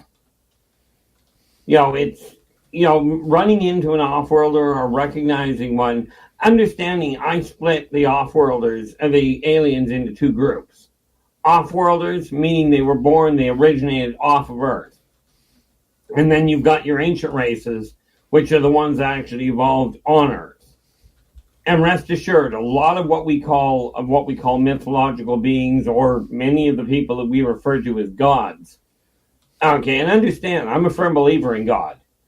But the aliens that showed up, like for instance, the Nordic gods, well, the gods that the Norsemen, the Romans worshipped, that the Greeks worshipped, that the Egyptians worshipped, were not in reality, they were not actual gods. They were, however, so far advanced technologically speaking and or mentally speaking as to be able to do things that defied understanding by humans. And quite frankly, still does. But, I look at it going, okay, you see somebody, and it doesn't matter what gender, what nationality, what skin color you are, I look at all people the same way. Even to the point of the animals that I work with here. And yes, I realize my life sounds more like science fiction than anything else. But it's just a normal thing to be picked up in the evening. I went out one night. Now, I have a son that still lives with me. I got off shift and went outside to take the garbage out. When I come in and back in, because he had asked if he could stay out. If he could stay up till I got back in from the garbage, I said, yeah, go ahead. Well, when I came back in, he'd already gone to bed. The next morning when he gets up, he comes running out and wraps his arms around me. He goes, Dad, you came back. I said, well, yeah, I just went to the garbage. He says, Dad, I stayed up until 2:30 in the morning. You weren't in the house. Did you get taken last night? I looked at him, I says, well, yeah, but I said, I've told you that for years. It happens twice or three times a week. He says, yeah, but Dad, I didn't believe you. Now, I go walking outside, I'll look up, he goes, problem, Dad? I said, we got company. And he'll just, without even thinking about it, he goes, oh, you're being taken tonight, eh? And it's just a normal thing around here. Okay, and yeah, I realize explain that completely. Explain that as being normal life, because most people don't think being taken by aliens is normal life. Probably not. When something becomes normal, when it happens so frequently that it's just commonplace. For most people, it's normal to get up at 7 o'clock in the morning, or 6 o'clock in the morning to go off to do a day's job. For me, it's normal at 1 o'clock at night to crawl into bed and and either get taken or get removed earlier before I get into bed, and end up spending half my night out in some other galaxy. And no, I am not one of these people that can go, here's the coordinates for where I went. But then again, if I know Dave knows this, I will get lost in a heartbeat in my own city. So trying to find my way anywhere just doesn't work. Very true. Very true. Our Keith Andrews is our guest tonight on Spaced Out Radio. Keith, let's get right to some audience questions because we love the audience participation during this show. Start off with Thomas here, who is asking, what about ETs born on Earth, Keith?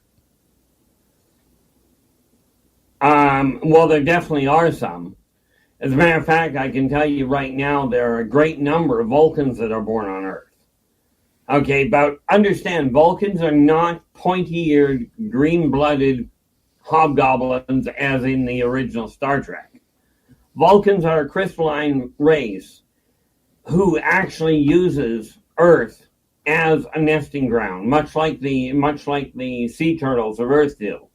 And the salmon, they go to different places to lay their eggs, as it were. When you look at the crystal caves, one of the best ones, one of the best cavern configurations on Earth that I'm aware of is the crystal caves I think they're in New Mexico, where they have 6-foot crystals.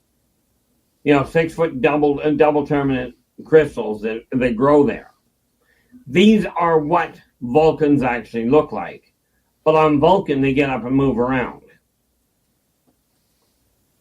Okay, this is one of the reasons why crystals work so well as a communication system. When you take actual crystals, like not every crystal. Do I have one? No.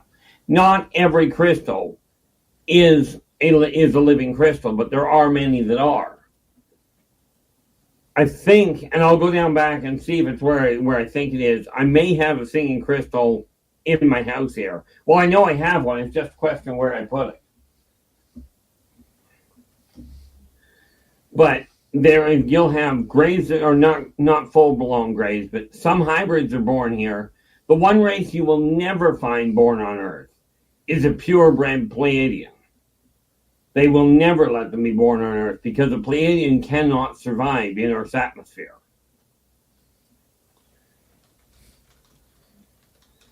All right, let's move on to another question here. This one coming from Laura. Are there any of them from off-world planning to return in mass in the very near future? Not that I'm aware of. But I am aware that there is a definitive doctrine with the Galactic Consortium, right, that says you're not to do it because if they were to show up en masse, the entirety of civilization as we know it, the entire backbone of the belief structure would collapse. And what their intention is to watch it evolve, not to watch it decimate itself. There are a number of races that are here and frequently drop people off and then pick them up later. But a mass, if you will, a mass revelation is not in the offing from anybody I've talked to, aside from humans that have this brilliant fear that they're going to show up here and take over. Well, rest assured, that's about as far outside the functional path. All right, let's continue on with questions from our audience. Adam Lane is asking, what does our Keith Andrews think about modern airplanes cloaked as UFOs? Natural evolution of technology. Humans are so wrapped up in fear that they're capitalizing on it by making either by private people working with high tech in order to make a little bit of a spark, that 15 minute of fame thing, or you're dealing with the military going, let's make a cloak ship so that you can't see us, so that it's harder to spot. Problem is that works great with Earth technology against Earth technology. But people are under the misguided understanding that that technology will stop off-world sensing. And rest assured, the technology is so far beyond Earth that there isn't a prayer it'll work for the way that the movies tell you. How come? Well, if you take a look at the fact that most of the off-worlders use a subquantum biomagnetic flux holographic interface, and humans are still using a binary system, it's like trying to plug an abacus into a modern computer and hoping it'll work. Right. You know, the technology is just so far beyond what human can handles that it's just not compatible at this point. Makes sense. All right, let's move on to another question for you, Keith, as we do full audience participation on tonight's show with our Keith Andrews and the ET Connection. Logan is wondering, how many humans have lived as ET in a past life? I'm just ballparking it, but I would now understanding current population just topped 8 billion according to the internet. And with that in mind, I would be inclined to say that roughly 8 billion humans have lived a past life as one off-worlder or another. You know, this is just one option that people have. It's not a question of this is the only place that humans go.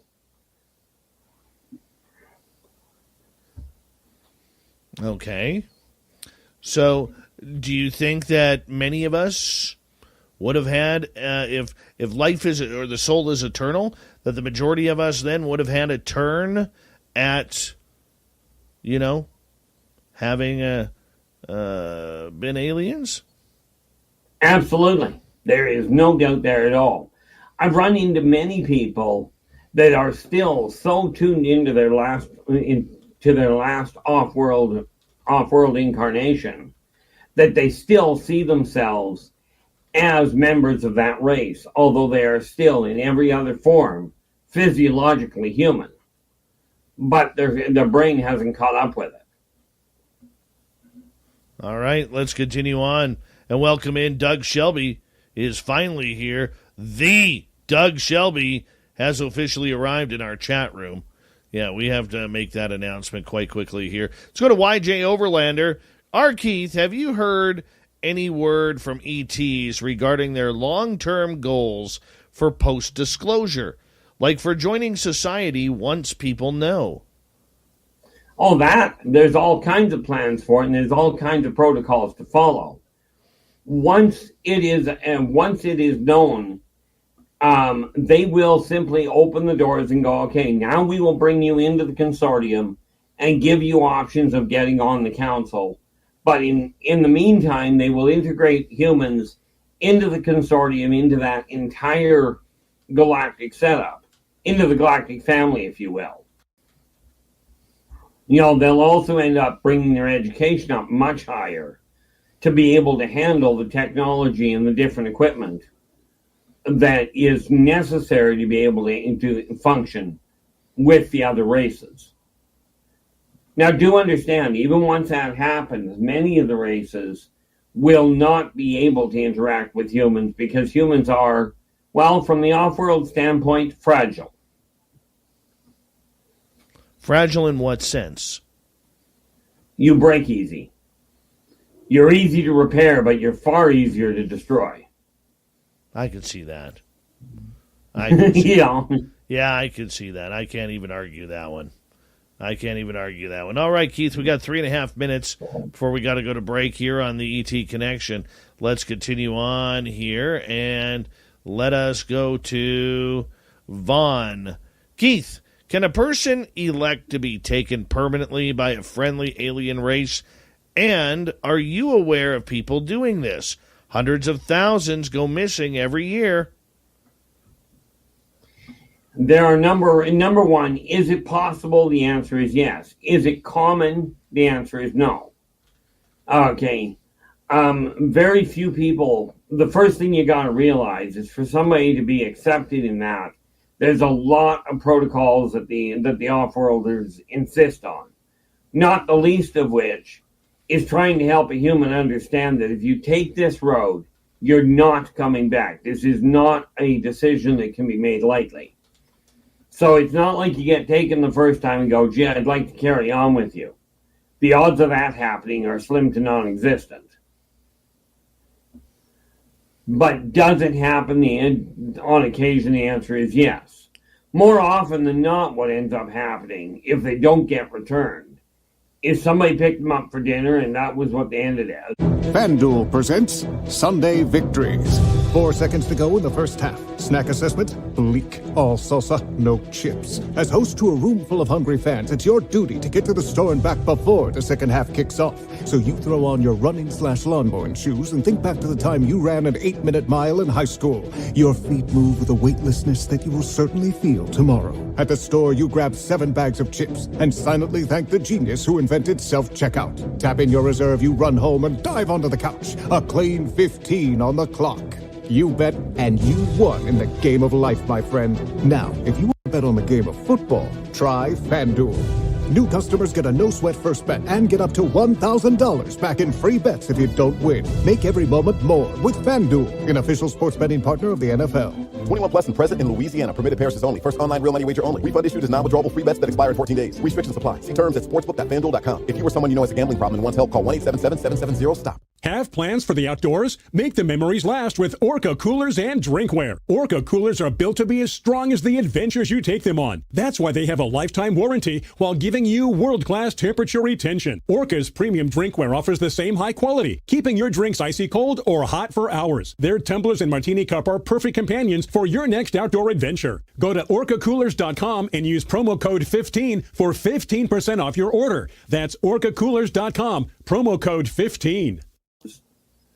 Okay, there are a number of cases where the people that are going missing don't actually ever leave the planet.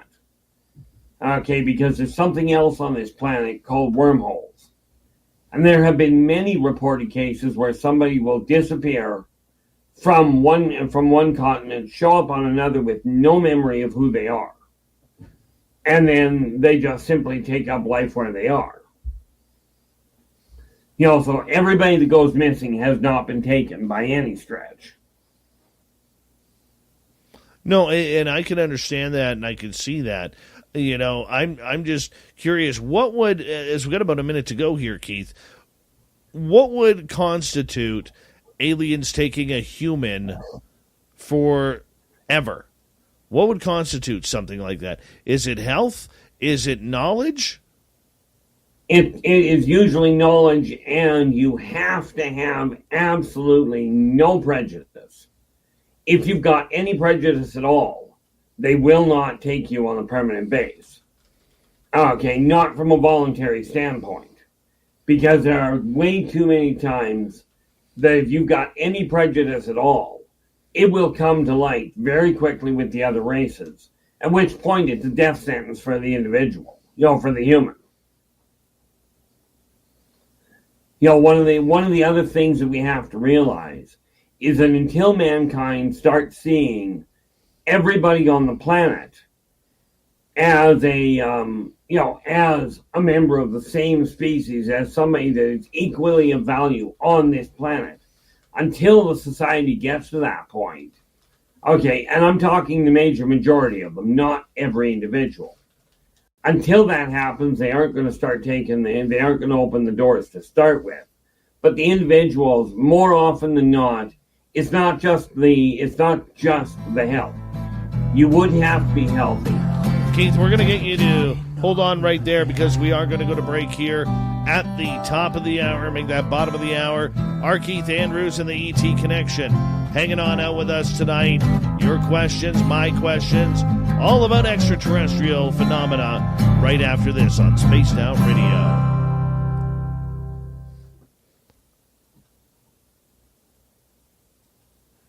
There we go, Keith. We are free. Good. I'm going to take 10 seconds and go fill my coffee. You go. Actually, I will, but be right back. Yeah, no problem, buddy. No problem. Good start to the show, people. Great start. Samantha Hazelwood Gray's birthday.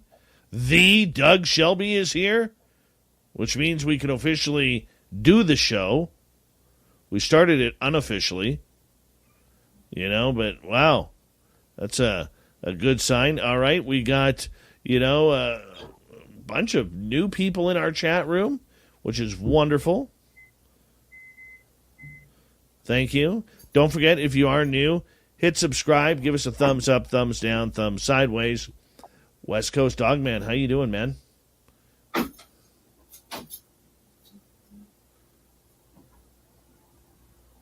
Yeah. Pete Leibel, good to see you. M. Dragamon, it's been a while. Where you been hiding? The Vivster, the Vivinator. I like the Vivinator. Sounds badass. Yes, I did cut my hair, Nicholas. I did. I couldn't compete with your young, beautiful locks anymore. Dirty Filth, let's see what you're doing here. What am I doing here? Well, let's take a little looky-poo. Pushed the wrong one, Dave. Oh, I'm just, drawing swamp gas. Stuff like that. Oh, I love that question, Melissa Clark. Hi, Melissa Clark. Welcome to SOR Chat. Tombstone, welcome. A little black triangle action. Yes. I actually had a weird dream about this, and I was like, hey, I got to put that into a cartoon, so... And we are back. Hi, Arkeith. Hi, Arkeith. Hey, how we doing there? Well, we wish I had a pizza, but otherwise good. You always want a pizza. Yeah. You're like. I know, I'm starving. You're like Garfield and lasagna, man. Yeah, pretty much. That's why I pick up the pizza pops here. I keep them in the fridge. I keep them in the freezer here. They're not as big as a pizza, obviously. I don't own a microwave. You don't own a microwave? No, I do not. I think McCain's pizza is the grossest. Close. What's Blob? Yeah, I would. Sorry, Whiskey's grumpy pants. Oh, that's whiskey tonight. Yes. There's a plethora of cats here. A two isn't a plethora. The amount of fluff that I get off of them, I could basically make an army of cats. Just lacquer one. If you just lacquer them, they won't shed as much. Doug Shelby, the Doug Shelby, is asking, what did I do with my cut off hair? I have it upstairs. And like I said, I will be donating one strand to everybody who shows up at the SOR Vegas party. That way you all get a piece of my DNA. One strand per household. Well, per person. I have enough per person. Never mind per household. May 19th to 21st. Filthy may get two.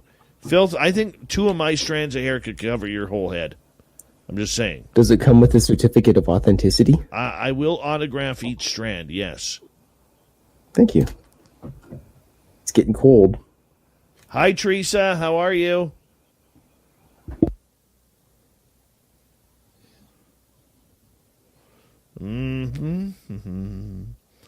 Let's see. Who else has arrived here that I haven't said hello to?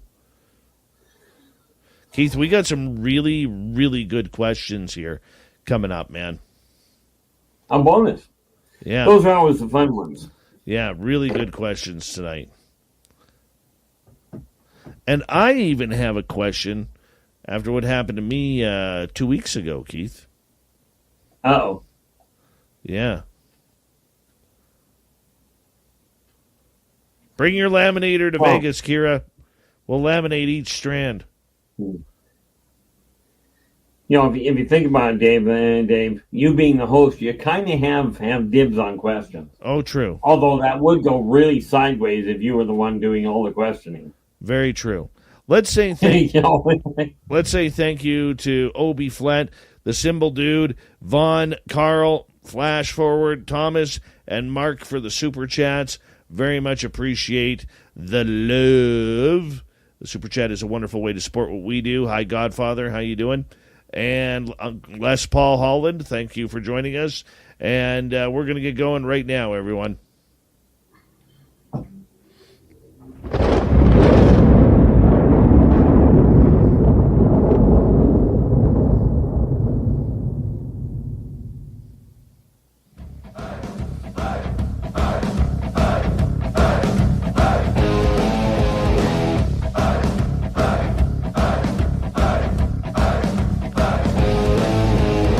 Second half hour of Spaced Out Radio is now underway.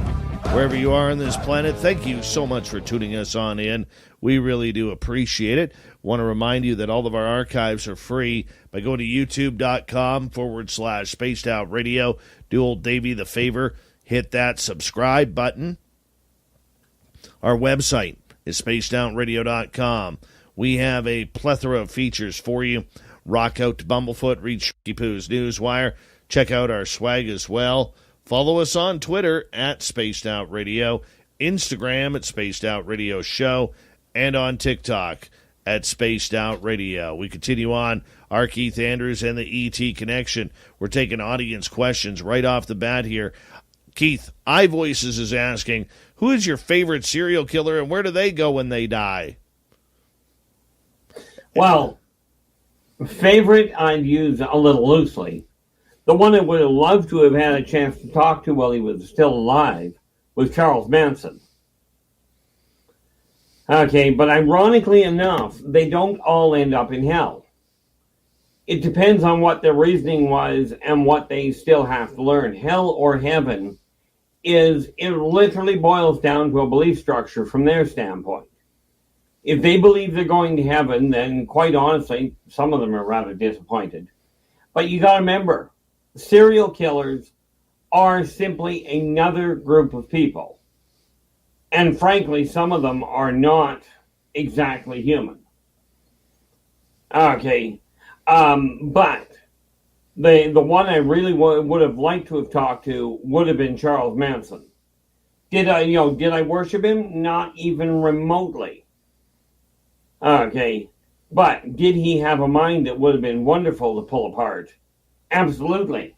Oh, yeah. Well, the popularity is right out there right now because of the popularity of the series on Jeffrey Dahmer right now and his disgusting acts and breaking it down, from the time he was on the street killing people as a young boy right until his death in prison. So, there's a lot of intrigue and interest in that right around now. Okay, let's move on here to another question from our audience, and let's go to Raw Umber. Are vampire myths from the past just misunderstood alien abductions? Good question. It's a great question. Misunderstood, yes. But vampires, as in your shadow walkers, they're not an alien infestation. They are an evolutionary, what humans would call an evolutionary aberration. And they are still very much alive today. But are they misunderstood? Certainly. Because they're not, the reality is they are not just bloodthirsty individuals. Do they drink blood? Certainly. Are they highly allergic to sunlight? Yeah. And garlic definitely has some problems with them. But you got to remember, garlic is an antibiotic. And that makes the shadow walkers rather susceptible to it. However, one of the mythological things that is completely off kilter is holding a cross in front of them will only work if that shadow walker was a believer in Christ and in the power of the cross before he became a shadow walker. It's not a question that anybody with a real strong belief in that cross will help. Although it is a nice thought. All right, let's move on to another question here. And this one comes from Blue Crew. Where am I here? Let's get to Elliot here. What is hidden in the Antarctic? Well, quite a lot of things, not the least of which is an access point to what people are referring to as inner Earth. Okay. It's also got a neat little transitory jump point from Antarctica to the North Pole, where you can just go from one end of the world to the other.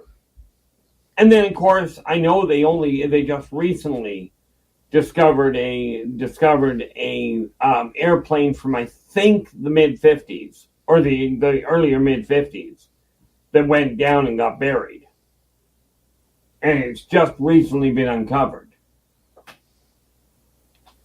But I think the thing they're talking and that people are most concerned about is the access point. Oh, okay. Okay. All right. Well, let's move on to the next one. Blue Cruz is asking, have any of the ETs ever spoken of or explained the holographic universe? Yeah, but you're not going to like the answer. The holographic universe is not a universe. Basically, it is what you would call a holodeck. It is something that they have played with, that they do implement. But humans came up with the idea when they saw this thing that was the reality of it. And then, of course, science fiction got involved. And now all of a sudden we've got this great idea that whole thing out there is a hologram. Used to sell really well back in ancient Greece when they were talking about those are just pinholes in the night. Right. Same idea with the holographic universe. So I mean it's one of those things that the off-worlders, many of the different races that are somewhat humanoid in appearance, especially people like your just pulling the Mobians. There we go. I pulled a complete blank on the name. Mobians like watching humans debate this whole idea of the holographic universe. It's kind of for them along the lines of sitcom. Makes sense.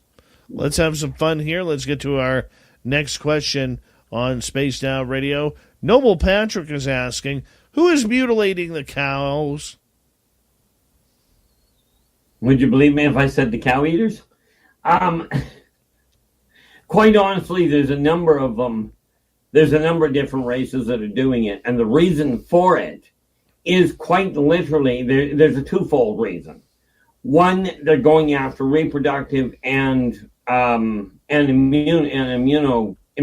systems to take a look at what is making the carbon-based corporeal entities on this planet function. Cows just put up less argument and cause less of a shall we say legal problem as far as trying to cover it up than mutilating humans and leaving the bodies behind. Well, you add a little bit of garlic, some salt and pepper, and it tastes pretty damn good too. Well, yeah, I won't argue with you there. Personally, I prefer it blue. I'm a medium rare kind of guy. Medium rare. But that's okay. That's okay. Keith, I want to go over something that happened to me here in the last few weeks at my gifting site. And this is where I like to come to you for knowledge. Normally, I talk about this stuff behind the scenes with you because I don't want to take up too much audience time. But the audience already knows this story, so I figured I would bop it off your head as well.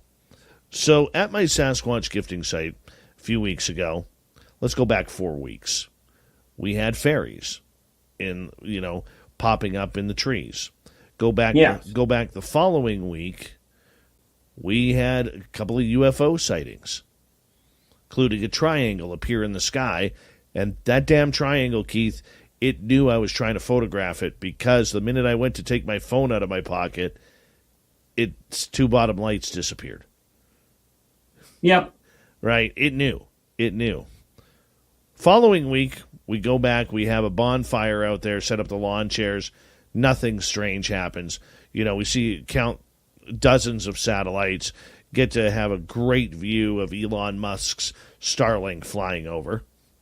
Go back the following week. This is now 2 weeks ago. Right. And Keith, the minute we turned up our logging road to go to our area, everybody in my vehicle was on alert. I was seeing pareidolia of alien grays absolutely everywhere in the forest. I have my high beams on going up there in the evening, and I see what looks to be a gray head in a tree. When I get close to that tree, I can see it's just the outline of the branches and the pareidolia that is, following up. This happened 7, 8, 10 times on the way up. Right. Get out of the vehicle. We finally get to our spot, get out of the vehicle. All three of us are feeling something extremely negative. And my buddy Mark has a telepathic message come through him that says, if you take your gun out of the vehicle, there's going to be trouble. And I left we were there for about 40 minutes until my partner said, we got to leave. It's time to go. Okay, and that's when we packed up. Never let my boy out of the vehicle. Never stopped the vehicle. Kept the doors open just in case we had to run in. And none of us wandered 20 feet past the vehicle. Right. What the heck do you think was out there? Best bet with that kind of negative energy, you were likely looking at Moldakian hunters. And you're going, what the basically if you've got fairies and the Sasquatch in the area, and the reason I can safely say the Sasquatch in the area is because you're out at a gifting site. And you're well known, so they don't have a problem with you. The Greys would have been there to take a look at what was going on. Moldakians still do not follow protocol. Okay. Much as the Teklak are known to take people for dinner, they won't do it blatantly. Moldakians come in hunting for them. Okay. I mean, these are not people that you want to deal with. Okay. But that's your best bet with it being that high a red light, a red alert type thing. You're likely looking at them. I'll tell you, we were freaked out, Keith. We were completely freaked out. Yeah, not surprising. Let me see here. I think I got something for you, especially for the people that haven't seen it. Row, where are we? Keith, could it have been just part like the pareidolia that I was seeing? Could that have just been full imagination because I was feeling things that were weird and strange? Apparently I don't have that. When you're talking about seeing the grays in the trees, that's definitively paranoia. Okay, and as you saw, it's the shapes of the trees and what have you. And yeah, that part of it, absolutely, I have no doubt that was amplified. Okay, and it probably set you up for an enhanced issue around the fear. But paranoia itself about being watched doesn't tend to come with abject fear like what you... Your family rushed through breakfast all week. So this weekend, slow down and do breakfast big. Really big. Grab a can of Pillsbury Grand Cinnamon Rolls to make one giant cinnamon roll that's soft, gooey, and big enough for the whole family. It's so easy to prep, even little hands can help. Seeing this breakfast treat come out of the oven is almost as fun as eating it. Almost. Pick up a few cans of Pillsbury Grand Cinnamon Rolls next time you fill your cart and visit Pillsbury.com for recipe inspiration. Hey there, I'm David Novak. I ran Taco Bell, KFC, and Pizza Hut. And like you, I'm always learning so I can be the best leader I can be. That's why I started How Leaders Lead, the first leader-to-leader podcast with CEOs from Target, Pepsi, and Adobe, and greats like Tom Brady, Jim Nantz, and Jack Nicklaus. You'll learn how to win, how to bounce back, and how to lead. So listen to How Leaders Lead wherever you listen to podcasts. It's the best podcast on leadership you'll ever listen to. We're going through. That usually comes from one of two things. Either the Moldakians, which give that off to start with, or, and if what I'm about to say were the case, one of you would already be dead. Okay. If you had actually had Nuntar coming looking for one of you, you'd have already been dead. We did feel, which is why we can rule them out of the equation. We did feel like we were being followed out of the forest for the first couple. That would be the Moldakians. For the first couple of kilometers. Now, Keith, one other thing I want to just make mention of this little incident that we had was the idea that Robin McCrae, who is you got to meet her. You would absolutely love her.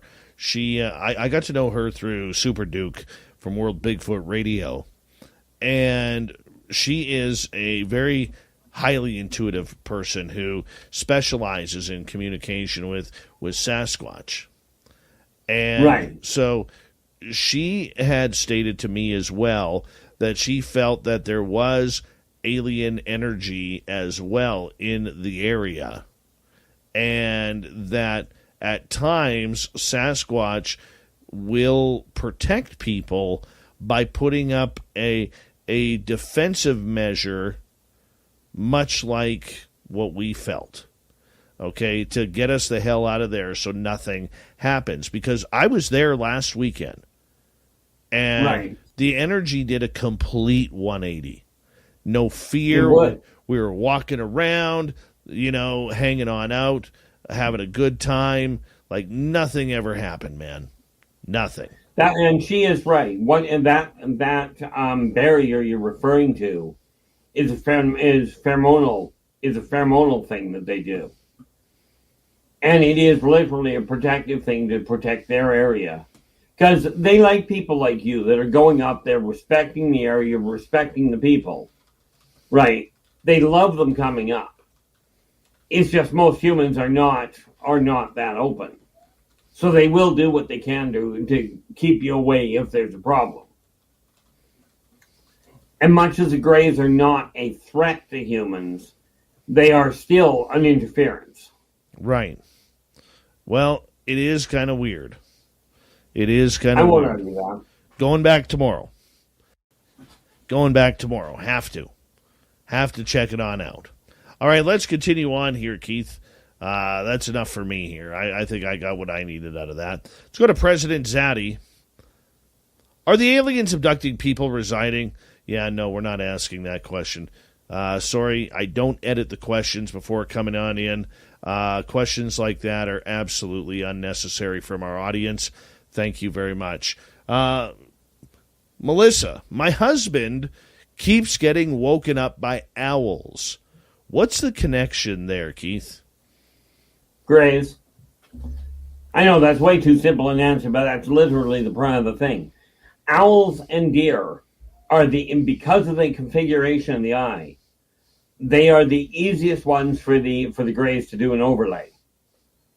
Okay, so what's happening is and of course, when you're actually listening to the Greys when they talk, they sound very similar to owls or to birds, depending on who you're talking to. So either one will absolutely be, is absolutely your most likely issue.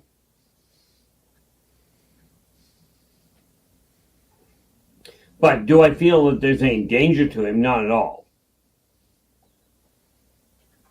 It's just his perception of reality may get a little twisted. All right. So do you think that just because he's waking up to owls, that automatically that doesn't mean he has aliens, does it? Absolutely not. You got to remember, they give off an emanation that can wake people up 3 blocks away without even blinking. Because the subquantum impact of the sonic field that they generate with the ship may be what's waking him up. And of course, he'll translate it because he won't necessarily recognize it consciously. And owls have a really, if you've ever heard them in the wild, and I know you have, Gabe, they've got a really haunting sound. Not as bad as loon, but no, it definitely does not mean that he is either being abducted, nor does it mean he is, if you will, being checked for abduction purposes. It may have absolutely nothing to do with him at all, except for the fact he's picking up the emanations. You know what's scary, Keith? Last week when we were in the forest, is all of a sudden hearing kittens meowing. Yeah, especially if it sounds like the tiny little normal ones. No, these sounded a little bit bigger. Yeah. Yeah. Yeah, we knew we had a cougar around. We knew there was a cougar around us when our baby started piping up a little bit. All right, let's move on to another question here. And this one is from Vivster. Old Vivster. She goes, Davester, I'm wondering, why don't you check questions on Facebook anymore? Because I have troubles getting to that many chat rooms. It's too fast in the YouTube chat. That is why. So I'll take that one, Keith. I will do my best. I'm trying. Let's go to Elliot. What flies the Tic Tac UFO? Shoot, I was just looking at that. Give me half a second. If I recall correctly, that is the click clock. But give me just 10 seconds. I've actually got it set up here. I've got way too many things on the go on occasion. Let's just see, because it's in. I know I've got it listed in one of the books. Just trying to remember and trying to give you a solid answer. Okay, it's in book 2. So that one, give me half a second here. Whoop, that didn't work. I believe it's the Klee clock that you're referring to, which are the Mantis people, if I recall correctly. And we will use that term if rather solidly. Yeah, of course I don't have a listing showing up.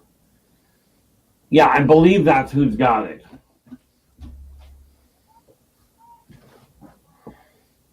Awesome. Well, let's continue on here. Let's go to Doug Shelby. The Doug Shelby is asking you, Keith, what are the chances of alien-human hybrid beings of human appearance are involved in major nations' governments? Most important, presidents or prime ministers? Almost 0%. Technically, it's a possibility, but there is a definitive forbiddance of it. The consortium has, and they're not even permitted to go after leading positions in major corporations.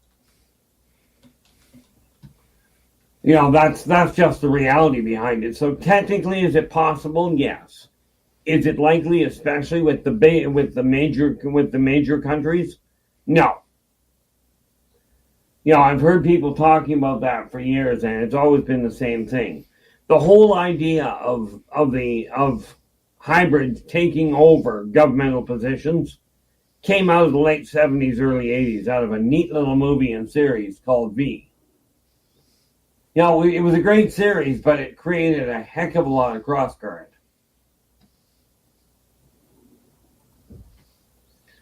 And I'm pretty certain you remember V. Oh, I loved V. I loved it. I thought the aliens were great until their skin started peeling off. Yeah. That's where it got into trouble. You should see what happens when you hit them with an acid bath. Oh. No, you really shouldn't. A lot of blood comes out of that one. Yeah, that one doesn't sound good. Yeah. All right, Keith, we got 1 minute here. Can we sneak in one more? Let's try it. Crave Dog Ollie is asking, Keith, what are your thoughts on this reality being a simulation? Absolute hogwash, from my standpoint. Of course, I've got a slightly different reason for the outlook on that. I've got memories watching this planet get built and watching the human evolution as it went along. Now, of course, that gets into this neat little sidetrack on past lives and the whole 9 yards. But this world is not a simulation. Annoying, certainly, but a simulation, not at all. Well, we'll leave it at that. As our Keith Andrews in the ET Connection joins us first week of each month, hanging on out, telling us all about the strange and weird when it comes to extraterrestrials, aliens, alien abduction, ET contact, UFOs, UAP, Doug Shelby's hair, Joe's mane, you name it. We got it going here on Spaced Out Radio. Our Keith Andrews and his beautiful pork chops. We'll be back for hour number 2 right after this. Okay, Keith, I'm going to step away here for a second. I've got up to Jody here in the chat room, bookmarked for the next half hour, okay? Okay. All right. Dirty Filth is drawing a black triangle with some funky writing on that. Funky town writing. Right there by the Dirt Man. I'll be right back. They call it typeface.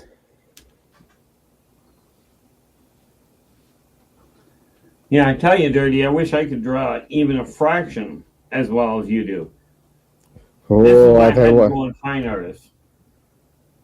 I've had a lot of practice. I had a lot of practice with computers. I've been playing with them since '79. I still can't get the stupid things to work. Well, if it's any consolation, every time I look at my drawings, all I can see is the faults of them, and everyone else goes, "Hey, that works so good," and I'm like, "Nope." Yeah, anyway. that is the same with virtually every artistic person I know of. You know, I'll look at what I'm writing and go, "No, there's something that's sitting wrong with that story." You know, with that whole scene. You know, I mean, you know, because of the fact that I play Dungeons and Dragons. Oh, this is something I meant to tell Dave, right? And I'll get to him anyway. But for those that are listening, since I think we're still in the show anyway. Yeah, we're still live. I ended up. I've now got 2 websites up and running beyond Facebook, LinkedIn, and Twitter. But I now have rkeithandrews.com and ilderbach.com. Right. But no, when you're looking at that, when you draw something, you'll spot something that looks completely off kilter and it just doesn't balance. You know, and I mean, it's easy to spot the problems. The thing that bothers me is I used to write in runic, as in Tolkien runic, but I got to remind myself of the alphabet. I used to write that way quite readily. Well, I never got that much deep into my RPG writings and junk, but even when I write my stories and everything and I do a campaign, I'll run an adventure, and of course players never do anything you expect they're going to do, but they're always like, we had a good time. I'm like, I really wish we could have done what I had planned, but you can always rehash it. You don't let your players know that. Don't listen, lover. But you can see what I went and did to my crew. I've got a game I run on Sundays, and they walked right smack into it. Right, I want to show you something because I know you can see it. Oh yeah. But I turned around. Let's see here. Of course, I paint my own figures, just not as well as a lot of people. I mean, I paint it well enough to work. But as you know, when you've got a water elemental, right? Yeah. They're supposed to be a bluish color or just that clear plastic. Well, I went and did this to one. Okay. And I turned in, of course, my son comes in, he spotted the bigger one, right? And what this is, and they'll run into it on Sunday, is a blood elemental. It's a quasi water elemental, if you will. But this little critter that I ended up developing, I've got all the stats for it, right? Is still essentially it follows the stats on a water elemental, with the added bonus of being vampiric. We can always add the extra flavor, right? I love that. Well, that was what I was thinking. They needed something to give them a challenge. If I may be so bold, what system are you running? We actually run a complete mix-up. We still D&D. We run the baseline from still version 2, a combination of version 2 and 3.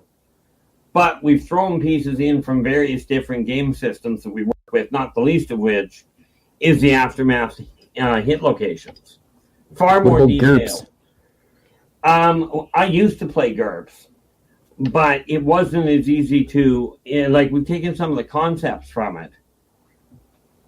Some of the weapons that came out of Space Opera, came out of Star Frontiers, and of course, when you start looking at, D&D is still the backbone. And that's where all of the experience is based out of. Right. But it's very much a free-flowing thing. And of course, we have that added advantage of what I've gone through myself. And of course, my second best friend has had his own list of different interactions. So it's a real hodgepodge, if you will. But we still call it D&D because that is the backbone to it. That's awesome. Yeah, we kind of have a conglomerate of stuff. I've been playing 14 years with the same pals and everything. Yeah. And we just kind of taken from all the stuff. Yeah, just a little bit. We just kind of put a mishmash of everything, and mid-game something happens. We're like, well, that's a new rule. Bang, there you go. That works out. And because the point is to tell a story and have fun with your pals. Yeah, it's funny. My second best friend, we've been playing twice a week for the last 20 years. And even 4 years ago, I ended up in the hospital because of the stroke.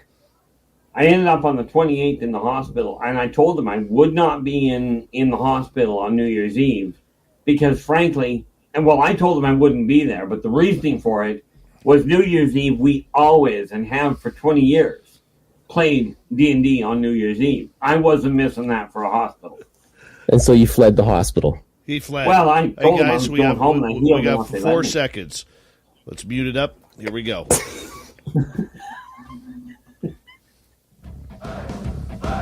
You're listening to Spaced Out Radio with Dave Scott. Follow Dave on Twitter at Spaced Out Radio and on Facebook, Spaced Out Radio Show. Hour number 2 of Spaced Out Radio is now underway. Thank you so much for joining us. We very much appreciate earning your listening ears wherever you are on this beautiful planet we call Earth. Hello to everyone listening in on our terrestrial affiliates around North America, digitally on Odyssey Radio, TalkStream Live, and KPNL. All of our archives are free. Join us at youtube.com/Spaced Out Radio. Do old Davey the favor, hit that subscribe button. The Desert Clam has set the password for tonight in the SOR Space Travelers Club. Quadrille. Quadrille is your password. Use it wisely, space travelers, as the Clam sets the password each and every night right here on Spaced Out Radio. Our website is spacedoutradio.com. We have a plethora of features for you.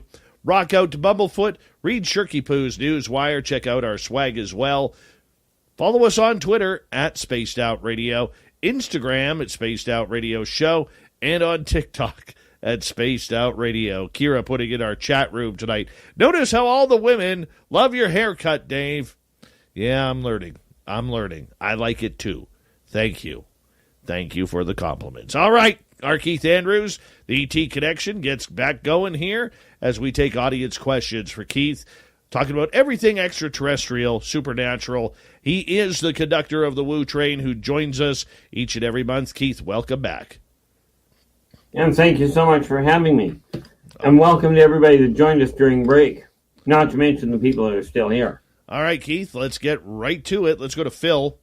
Phil is asking, why don't we hear about crop circles anymore? What's the consensus? I think basically it boiled down to so many people, they proved so many people were faking them that they just lost the momentum. Now that's just I don't have a definitive input from it, but that, and because of the number of people I know of that it was being proven they were faking them. And I'm talking about just faking the surface side of it, not the emanations. Okay. So, because of the faking that was going on, especially in Europe, were there real crop circles out there, Keith? Absolutely. Okay, I was shown one years ago that indicated a jump point that literally all it was a crop circle laying the people coming by. Your next nearest jump point is at this location. Right, and that's ultimately what they were for. They weren't there for just the heck of it. Crop circles were literally they were messages left for passing travelers to know where they were heading. And then they come by and replace them every now and then because, well, number one, the plants would grow or the crop circle would be wiped out because of harvest or whatever. Right? And they'd have to come back and put it in. Kind of like somebody that puts graffiti down and then they paint over it, except the crop circles had a purpose. Okay, what was that purpose? Usually galactic markers. As in, you're looking for a jump point, here's where it is. Once in a blue moon, you'd see one that somebody said, okay, we've gone, much like we have, when the hurricane hit, where was the last one that hit Florida, I think. And people were calling in, were letting their friends know we're safe. Well, the same sort of thing can happen during a solar storm. Have plans for the outdoors? Make the memories last with Orca coolers and drinkware. Orca coolers are built to be as strong as the adventures you take them on. That's why they have a lifetime warranty while giving you world-class temperature retention. Orca's premium drinkware offers the same high quality, keeping your drinks icy cold or hot for hours. Their tumblers and martini cup are perfect companions for your next outdoor adventure. Go to orcacoolers.com and use promo code 15 for 15% off your order. That's orcacoolers.com, promo code 15. Hey there, I'm David Novak. I ran Taco Bell, KFC, and Pizza Hut. And like you, I'm always learning so I can be the best leader I can be. That's why I started How Leaders Lead, the first leader-to-leader podcast with CEOs from Adobe, Pepsi, and Home Depot, and greats like Tom Brady, Jim Nantz, and Jack Nicklaus. You'll learn how to win, how to bounce back, and how to lead. Listen to this insight from Stanley Druckenmiller, the greatest investor of all time. If you love what you do, first of all, your work ethic's going to be fantastic. You're just going to be better at something if you enjoy it than if you don't enjoy it. And this from Brian Cornell, the CEO of Target. I think you've got to balance short-term with long-term. And you've got to have a conviction that the things you're doing, your investments, your strategy, over time, you're making the right investments and right decisions for your brand and your business. So listen to How Leaders Lead wherever you listen to podcasts. It's the best podcast on leadership you'll ever listen to. Where the ships that are out and about have lost contact, and they'll leave a marker saying, "Hey, by the way, we're not lost. We're just completely hooped right now for communication lines." So, were they navigational type lines, or were they communication? Most of them, yes. Most were navigational. They were landmarks, if you will. Interesting. If you're cutting through the solar system, right, and it's not just on Earth that they left crop circles. They would leave crop circles, not called crop circles, but they do the same thing on the surface of Mars, in the cloud banks of Jupiter, in the gas eddies. They do the exact same sort of thing. But the eddies on Jupiter, the Odina used them more often than anybody else did. Right. Okay. Primarily because they're the ones that work with that kind of spacing. Okay, let's move on to a new question here, Keith. This one from Blue Cruise. How much interaction have you had with the different reptilian species? Oh, pretty much, and more than I care to count, but I've dealt with personally head on. Now, 13 different species. Not all of them off-world. Okay, but I have quite regular, one of my best friends happens to be Sirzazian. But I have regular interaction with a lot of the different ones.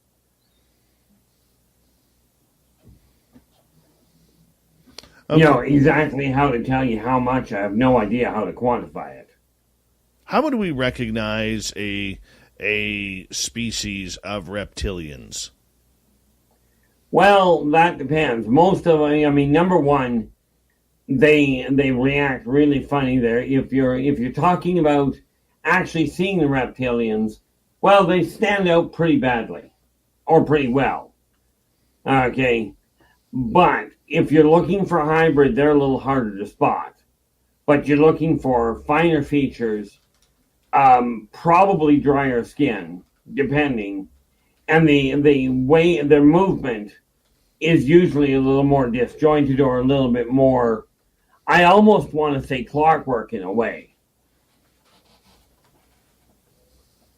You know, because they're used to walking with a different gait than what humans do.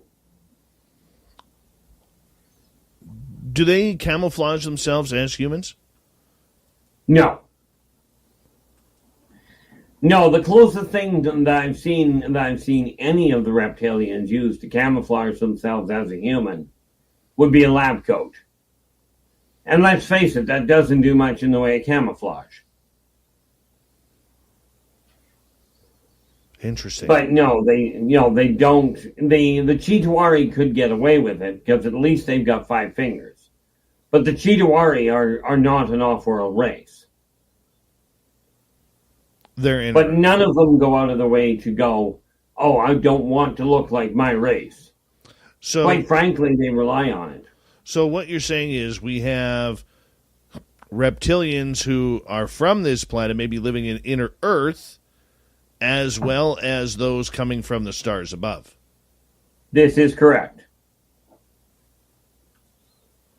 All right. No, none of them are interested in taking over the planet. Well, the Tech-like were, but that was an interesting altercation. All right, let's go to Human Carl. We don't want to confuse it with the alien Carl, so we have to differ with the human Carl here. He's a great veteran. Thank you, Human Carl, for your service. We really do appreciate it. Carl is asking, why does the Federation or Galactic Council allow humans to be hunted by that race or any race? It's not so much allows as it's really hard to keep track of 8 billion people, not to mention, and that's only 8 billion humans. You got to remember, we are dealing with a lot more people on this planet than just humans. So trying to keep track of every race and everybody that's out there, it literally is a what's the word I'm looking for? But it's a numerical nightmare, is a simple way of putting it. Do they punishment? Do they punish them? Do they reprimand them when they find them? The answer is yes. See, if you liken it to poaching, when humans are caught poaching an endangered species, they basically, by human courts, get a slap on the wrist and told, don't do it again. If an off-worlder goes hunting humans, right, without a specific, if you will, license, and that's a whole different issue. But if they just go hunting them for themselves, it's not a question of they can put the human back because the human's already dead. But the guilty party is terminated on the spot. Like, it's not a question of, oh, let's take you to trial.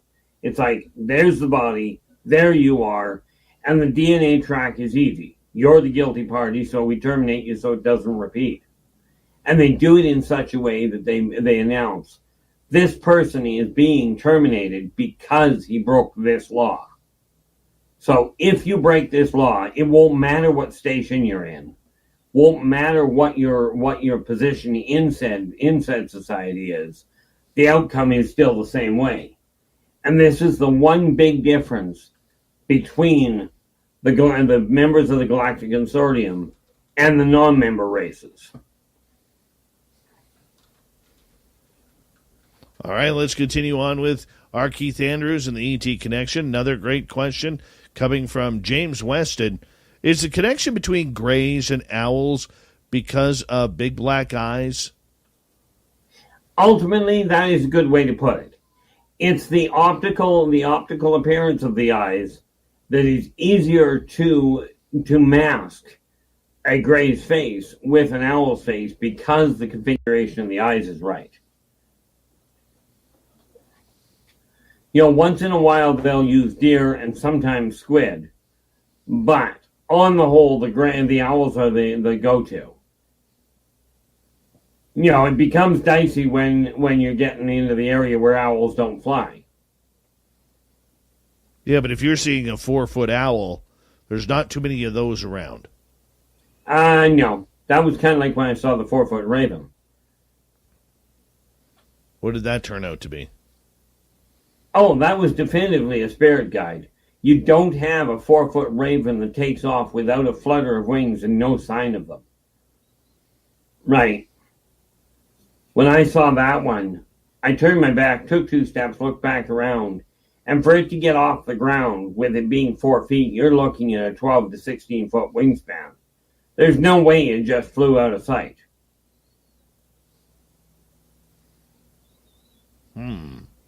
So what other aliens are shape-shifting into animals or creatures? Well, there are quite a number of therianthropes, which are they're actually animals or their baseline is animal that can take on a hybrid appearance, and thereby can quite often be mistaken at a distance as human if they're wearing clothing. The big thing with most therianthropes is, and the giveaway for it, for a shapeshifter, is most of them have reversed knees. One of the best shapeshifters, and they very seldom will take on a human form, because in their eyes, it's way too limiting. And that's the Korlocks, which are complete metamorphs. They don't actually have a solid form. But if you take a look at Laborians, they're usually pretty easy to see anyway. Because, they're feline. They're feline by nature. And subsequently carnivorous. But they're also 7 feet tall and then some. So they kind of stand out. There aren't very many races that actually will shapeshift, even with technology, to blend in. They usually try and stay hidden. Now, of course, if you take that one community, it's not a race, it's a station. Much like, if you go into the Air Force, that's the group you're working with. But radio command is multiple races, most of which are somewhat human shaped, but they tend to rely on technology to either blend in or disappear altogether. Now, mankind has developed a neat little holographic tool that they use in Japan, that these guys use on a regular basis on their own ships, or like on their own outfits, where you look at them and you won't see them because the whole outfit is designed to broadcast what is on the other side of the person, essentially making it look like you're looking right through them. All right, let's move on to a new question here, Keith. Let's go to Jody. Keith, I thought the ETs won't let us blow up the Earth with such threats of war. Is this true? Ultimately, yes. Now, this does not mean they will stop a nuclear test. Okay. But it does mean if they are going to fire off so many weapons of whatever type that it will damage Earth itself and the viability of Earth, the off-worlders will step in and shut the weapons down. Now, do understand, global war, if you're going guns and clubs, they don't care. Kill yourselves off. We'll just carry on and see what comes next. Right? But any type of warfare that is going to directly threaten the ecosystem of Itza, what you call Earth. Okay. If it is going to threaten her life or the viability of her being able to support her children, as in the animals, the plants, and yes, the humans, they will shut the war down. Now, they won't stop the animosity. They will simply make the weapons themselves inert. All right, let's continue on here, Keith. Let's go to Bogan. Keith, I always ask the same question. What are the red orbs? The orbs are actually, there are three possibilities. Okay. Now, I was going to say, and they are, the geckoids. Oh, the Zotar, there we go. The Zotar actually fly a ship that is all of about 6 inches in diameter. Okay, and they are color-coded depending on what that person's rank is, or what that person's station or position is. But the red ones are usually security ones, and if you're looking at the Zotar themselves, those are security scanners. And they just simply go around, simply taking note of communication lines going on between humans and other races, for that matter, to see where the threats are. Bogan follows up saying, I think the ones I saw were actually craft. Is this possible? That would be the Zotar. Okay. The Zotar, the average Zotar is only 3 to 4 inches tall. Now those craft, they are not multi-person. They are single occupant ships, and they are trifibs. They can travel on the ground, they can fly, and they can travel underwater. And for that matter, actually, they're quadrifibs because they can also go into outer space. Very cool. Very cool. Let's go on to a new question here from our audience. Let's go to iVoices. Keith, how many demon friends do you have? Oh, I lost count a long time ago. I kid you not, when I end up going to what you know is hell, it's like, somebody will look at me and go, what are you doing here? And I'm just passing by. I got a couple of friends I wanted to go talk to. The gates to hell and the gates to heaven are not as sealed as people seem to think. Although I still think the hot tubs down there are way, way, way too warm.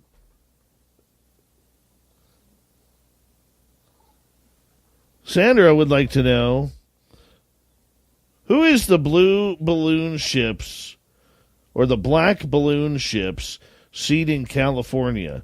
I've seen one of those, she says. Black balloon ships? Yeah. Now, I'm going to have to look into that one to see what they're up to, but I would be inclined. Now, I mean, humans use them all the time anyway, like ships that look like that. But I know what you're referring to. I'm just trying to think, because there's been a whole bunch of new races coming into the area lately. It's almost like somebody all of a sudden said, hey, here's a tourist destination, come take a peek at this. Or here's a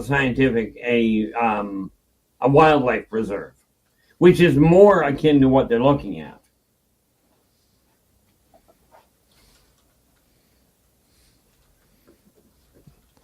So are they benevolent, malevolent? Everything I know about them is they are simply observer, as in benevolent, or either benevolent or neutral would be a better way to put it. Definitively not malevolent. So I mean, we are not talking about an invasion or a alteration here. Or a bombardment for that matter. Although I am pretty convinced that they are the people that are also responsible for the counter agents for what we've seen with the with the atmospheric dusting that's been being done. The chemtrails. Okay. I'm pretty certain that those are the same people that are actually handling that. But specifically who they belong to right off the top of my head, I really don't know. All right, let's continue on with another question here, Keith. And let's go to Vivster again. Why didn't the half-formed gray alien complete its visitation with me months ago? Well, if it was only half-formed, the odds are it ran out of steam and had to get out and had to return. It probably was trying to jump the gun on its own evolution. And in all likelihood, and I can only surmise this because you don't get ones that are only half connected coming down very often, unless they've gone, as it were, and you love this one, against doctor's orders. Can't imagine a gray not doing what it was told. I mean, really. You know, take a look at what Carl got himself into. Darn Carl. When's he coming back? Where is he right now? Right now he's on Zeta Reticuli. Basically being when I talk about re-educated, I do not mean that they are overriding his mental capacity. It's just he's getting read the right. When I talked to him last, they were basically reading the riot act because he was not supposed to pull what he did with you. You were never supposed to know about him. Of course, his comment was, "I wanted to see what was in that fragile shell, also known as your house." True. Yeah. Well, Keith, we have one more segment with you after this, and another show that is flying on by on the ET Connection here on Spaced Out Radio with R. Keith Andrews. Go to YouTube. R. Keith Andrews is his channel, and if you're in our chat rooms, we'll get one of our moderators to post Keith's channel there, so that way if you want to go hit subscribe, you can do so. And it's a lot of fun. Keith breaks down everything from the races to your own experiences regarding ET contact. And yes, it is happening. Our Keith Andrews and the ET Connection continues till the top of the hour. Spaced Out Radio, second half of the show, coming up right after this. So stay tuned. We're in for a lot more fun.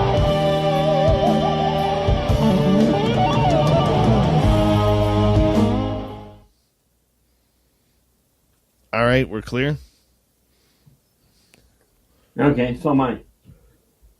Oh, I meant to mention to you. Yeah. I now actually have 2 out of 3 websites I will eventually have all up and running. Yeah. But I now have rkeithandrews.com. Good. Covering that lists all of the books I've got available. Good. And then I've also got ilderbach.com that I just got up and running, I think about a week ago. Now I've got to start doing something with it. Good. Good. You notice we didn't get a call during the show at all. But in all fairness, I've been on shift since 3:00. Didn't get one phone call today. Well, Thanksgiving weekend, right? Forgot about that. Yes. That would explain that in a hurry. And thank you to all the Canadians out there. Happy Thanksgiving weekend. Yep. America, you got just about 6 weeks away. And I'm going to tell you right now, do not mess up Black Friday this year. There's 2 Black Fridays in a row where you guys have absolutely disappointed me. And I'm going to be harping on this heading into November. All right? I want kicking. I want screaming. I want scratching. I want hair pulling. I want punching. All right? Let's get back to what Black Friday is all about, people. Beating the living tar out of each other the day after giving thanks. We need to do this, America. You need to smarten up down there. That's what Black Friday is all about. I hate to be a voice of reason on this, but somebody's got to. Somebody's got to do this. The videos and the scenes of peaceful shopping are absolutely disgusting. Disgusting. That's not what Black Friday is all about.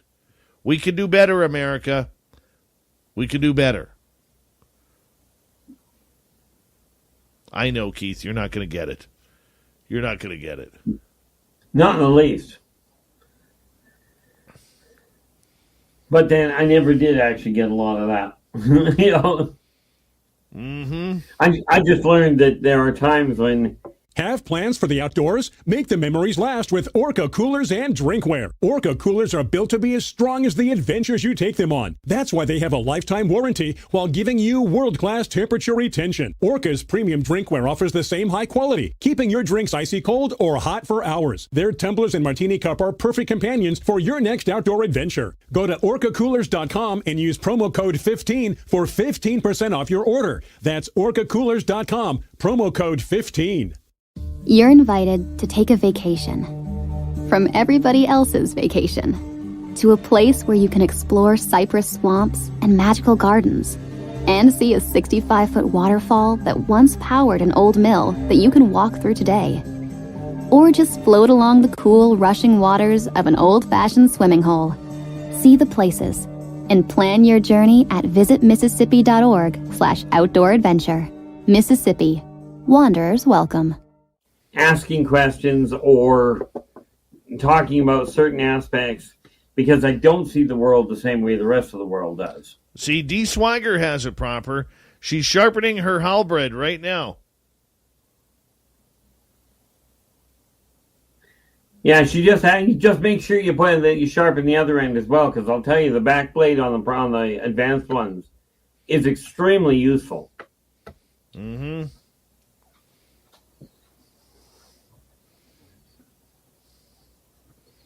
Let's make it happen. We can do this. See, that's why you see when I get thinking, this is the thing I play with. There you go, Dave. Yeah. There's the one I play with.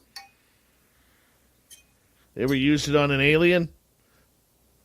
No, but Daniel used on somebody that was defending a gonna-be rapist.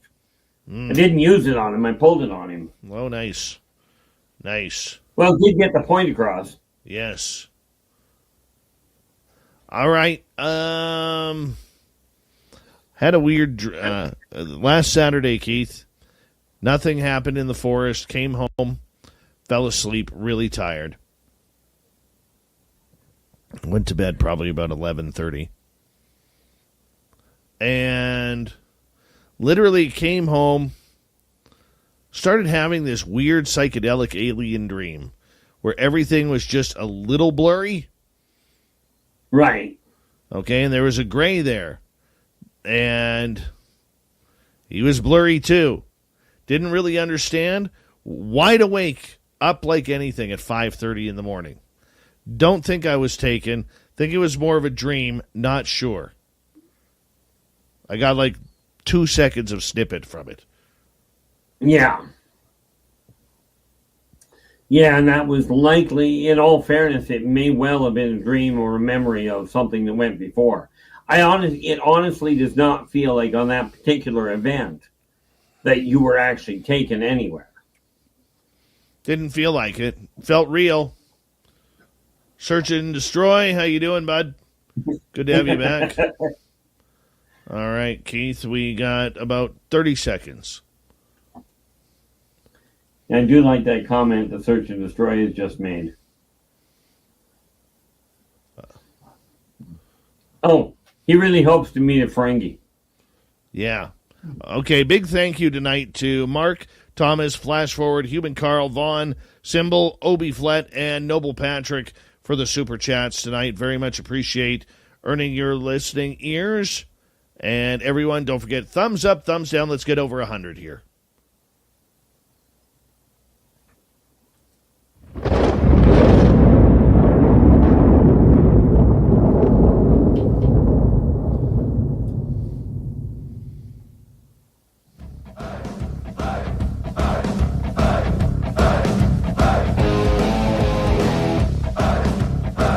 We passed the halfway point of Spaced Out Radio tonight.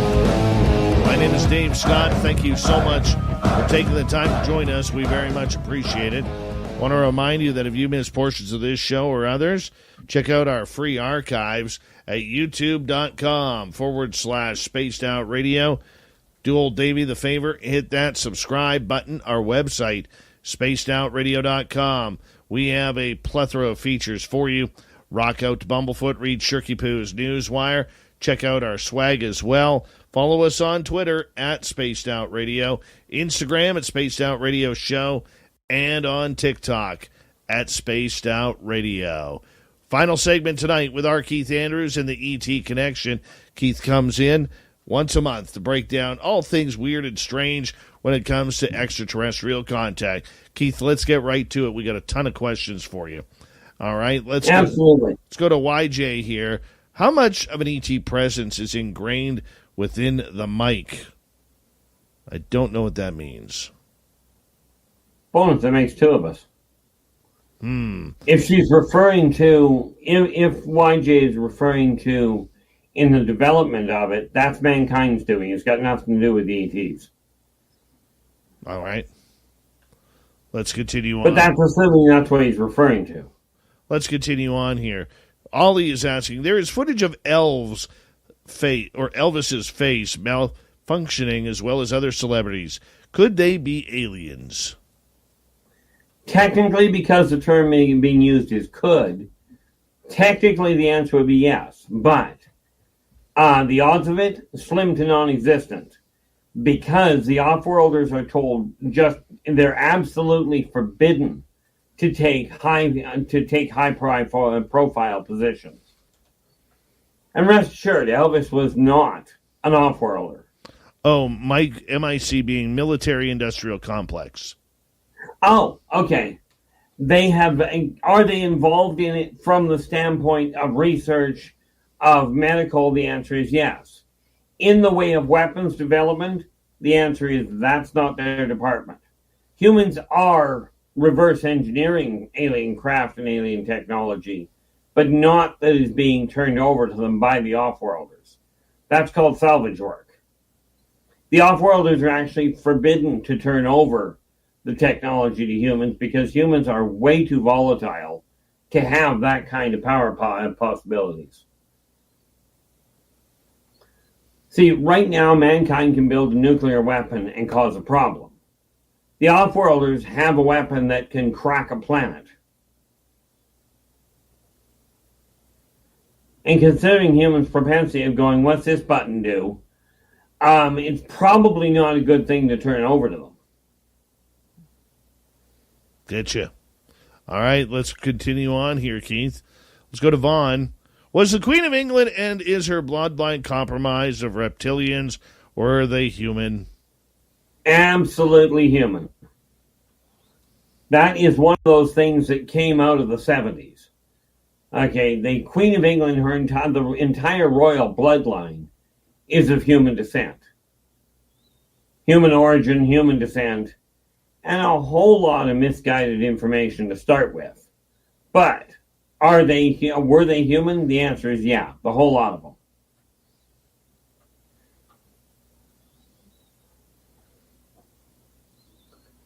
Now, of course, the flip side of that is there's no way I can prove it. And let's face it, you're not going to get anybody to acknowledge it in any way. Certainly they'll tell you they're human, but you'll never get proof one way or the other, no matter how well you look for it. But they are definitively not reptilian or any other off-world race that I'm aware of. All right, Keith. Let's move on. Let's go to Jenny. Keith, are there other planets that have problems similar to Earth? A staggering number of them. Earth in that department is not alone. It's not alone in a lot of departments. But no, there are a lot of the races that we talk about are races that have gone through the same kinds of conflicts. The Draconian Empire went through something very similar as it evolved to start with. And in all fairness, the Strazazian Empire dang near didn't even get out and get off the ground, never mind into orbit.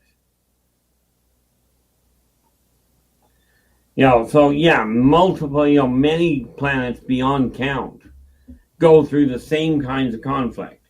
But it's not until they unify and look at the entire population, and I mean of the dominant surface-dwelling, technologically advanced species on that planet, when they start seeing everybody from every walk of life as equal value, and I don't mean monetarily, I'm referring to spiritually speaking, until they look at them and go, okay, you happen to have a slightly different horn configuration on your head, or your skin color's a little different, but you're still part of this planetary race, part of the species, and we've got to work together. That is one of the quantifying things that they have to go through to become a member of the consortium. Gotcha. Okay. Big thank you for you answering that, Keith. Let's get to Joe's question here. Will the aliens intervene in any type of nuclear threat? Because if you look over in Russia right now, Vladimir Putin is threatening nuclear weapons. Only if it becomes a single nuclear war weapon. No. The odds of them actually doing anything about it are pretty limited. But if there are multiple weapons fired that are winding up, then yeah, you can pretty much bet your bottom dollar they'll shut them all down. They won't shut them down just on to stop Putin. They won't pick sides of the war. They'll just shut everybody's nuclear weapons down. Let's have a follow-up from Joe. Keith, what the hell is my dog barking at in the woods? I got a bear. Now it depends. If it's a panic bark, you're probably dealing with a normal animal, such as the bear. If it's a panic bark, you're probably looking at Wara. Okay, the off-world version of the Sasquatch. The one thing to look for, Joe, is if you go in your field, not tonight, but if you go out in the area that your dog was pointing towards, look for a half shell, if you will, configuration of trees that have been pulled down together. If you find that, you found a Wara resting site, and they will drive your dog right up the wall. Of course, we also have to look at the size of the dog. If it's a Chihuahua, they bark at anything that breathes. If it's a Pomeranian, you probably got wind blowing. This is 7-month-old Rottweiler, purebred. That is likely a Wara, because the Sasquatch won't trigger the barking. The Wara actually enjoys it. Not like music, but just simply because they like people knowing that, yeah, we really are that dangerous. All right, moving on. And no, Joe, I do not feel you're in any threat, in any danger. No, I didn't feel that either. Let's go to Vaughn. How many alien civilizations would you guess live in our Milky Way? I have no way of giving you that number. Let's just say it is a gross understatement for people to go, there aren't any aliens out there. Like the number, if you think about it, in Sol Forest system, in our solar system, okay, I can think of I can think of 5 planets that are occupied. And obviously the moon does not qualify as a planet. And that's just in one solar system. Never mind the universe. And Milky Way, well, now we're into, there are so many races, so many habitable planets for different species. It's just absolutely mind-boggling. All right, Keith, we continue on here. Actually, I want to ask a question about that first. We only have in our Milky Way system, 9 planets if you include Pluto? Yeah, but that's a miscount. Okay. There are a number of moons. So, are all the planets inhabited here? No. Okay, but let's be clear about something here. Yes, we've got the 9 planets, but inside the sun's photosphere is another planet called Vulcan, which is a crystalline planet occupied by crystalline people.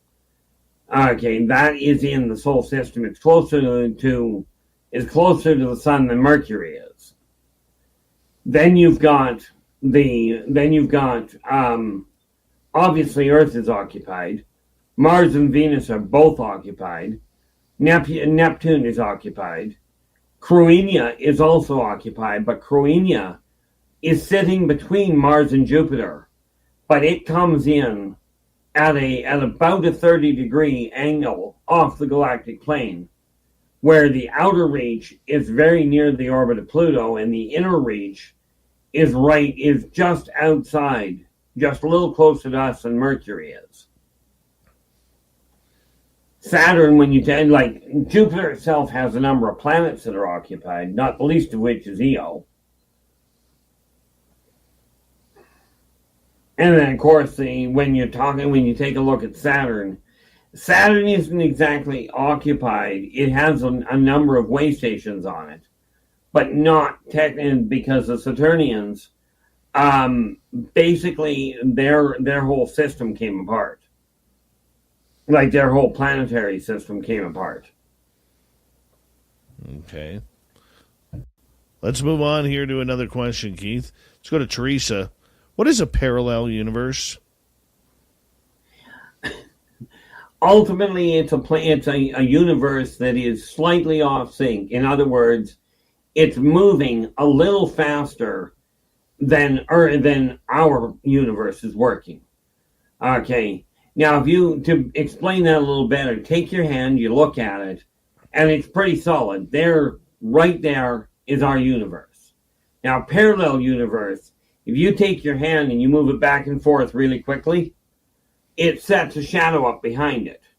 Okay, do it on your own eyes. You don't have to look at it just on the camera. But it's a universe that is simply a little out of sync with the one with the one we're living in. It moves at a higher vibratory rate. Net result, it can pass through the physical planets can pass through each other and leave no mark behind. Okay, but it takes a very special type of person to jump off of one planet as it's going by and be able to regulate their own vibratory rate enough to get into another planet. All right. Our Keith Andrews in the ET Connection. Let's go to another question here. Let's go to iVoices. How many ghosts do you have in your house, Keith? I gave up counting. Basically, quite seriously. It really boils down to this. I don't fear them, so I just simply say, look, if you need a place to rest, pull up a stump. Leave my stuff alone and don't go creating a problem for me, right? But you're more than welcome to come hang around for a bit and take off. So this place is a veritable conduit. And I just don't. I mean, it's kind of like trying to take the 401. Okay, or the what is it called there? The number 5 heading down through California, right? The interstate highways. Try figuring out how many people are driving on that vehicle over the course of a day at rush hour. I hear you, buddy. I hear you. All right, we got time for a few more questions for our Keith. Let's move on over to Bogan here. Another question. Why Zeta Reticuli? That's a Greek world. Why do aliens use Greek? Actually, we refer to it by Zeta Reticuli simply because humans know what it is. As far as why they would use that word, they don't call it Zeta, and they don't call it Zeta Reticuli. Humans do. Okay, it's kind of like we call Mars Mars.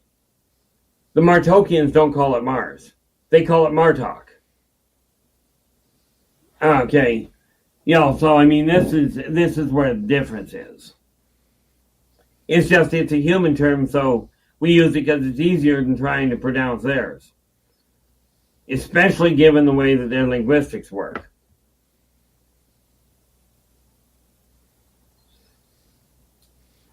All right. We got one question left, Keith. and that is Big J. What GT race was Tesla in contact with? Given what he's working with, and I really don't know for certain, but given what he is working with, I would be inclined to say he has probably been talking to literally the electrical elementals.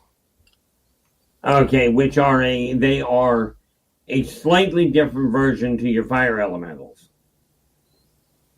Okay, and they understand electricity way better than humans do, but to be fair, Tesla himself just simply had a phenomenal mind. Okay, so a phenomenal mind like Tesla, I could see aliens taking him. I totally could. You know, because he could probably translate, you know, what they were saying into the limited human science that we have, especially at that time. Absolutely, he could. But the only technology that off-worlders are permitted to actually share are healing techniques and communication, which obviously puts Tesla right smack in the middle of options. But before anybody goes there, no, Tesla was not a hybrid. Okay, and most of what he did a lot of reverse engineering of stuff, took a lot of what he saw, and extrapolated it without the actual guidance.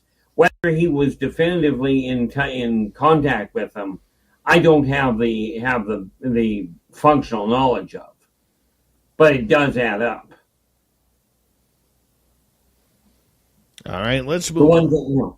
Let's move on here. Okay, Keith, one of the things that I want to ask about is, you know, we keep pushing more rockets into space, and I remember, being out at my gifting site just a few weeks ago and seeing the International Space Station being followed by a SpaceX rocket.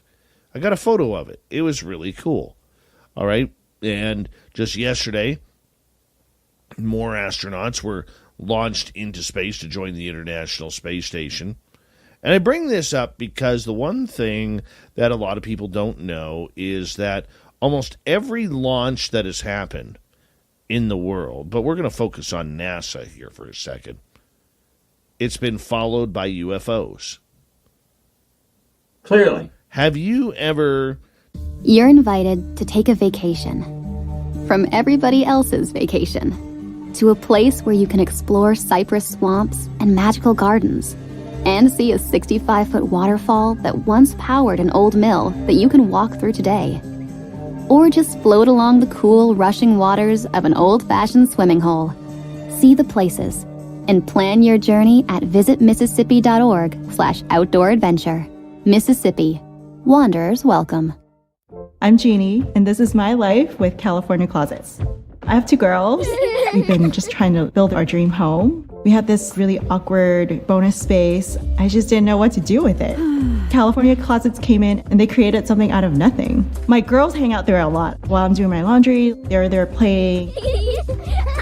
I love that I have a space now that I can create lasting memories as a family.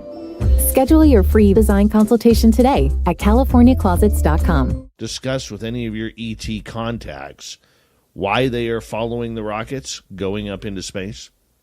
Oh, that's the easy part.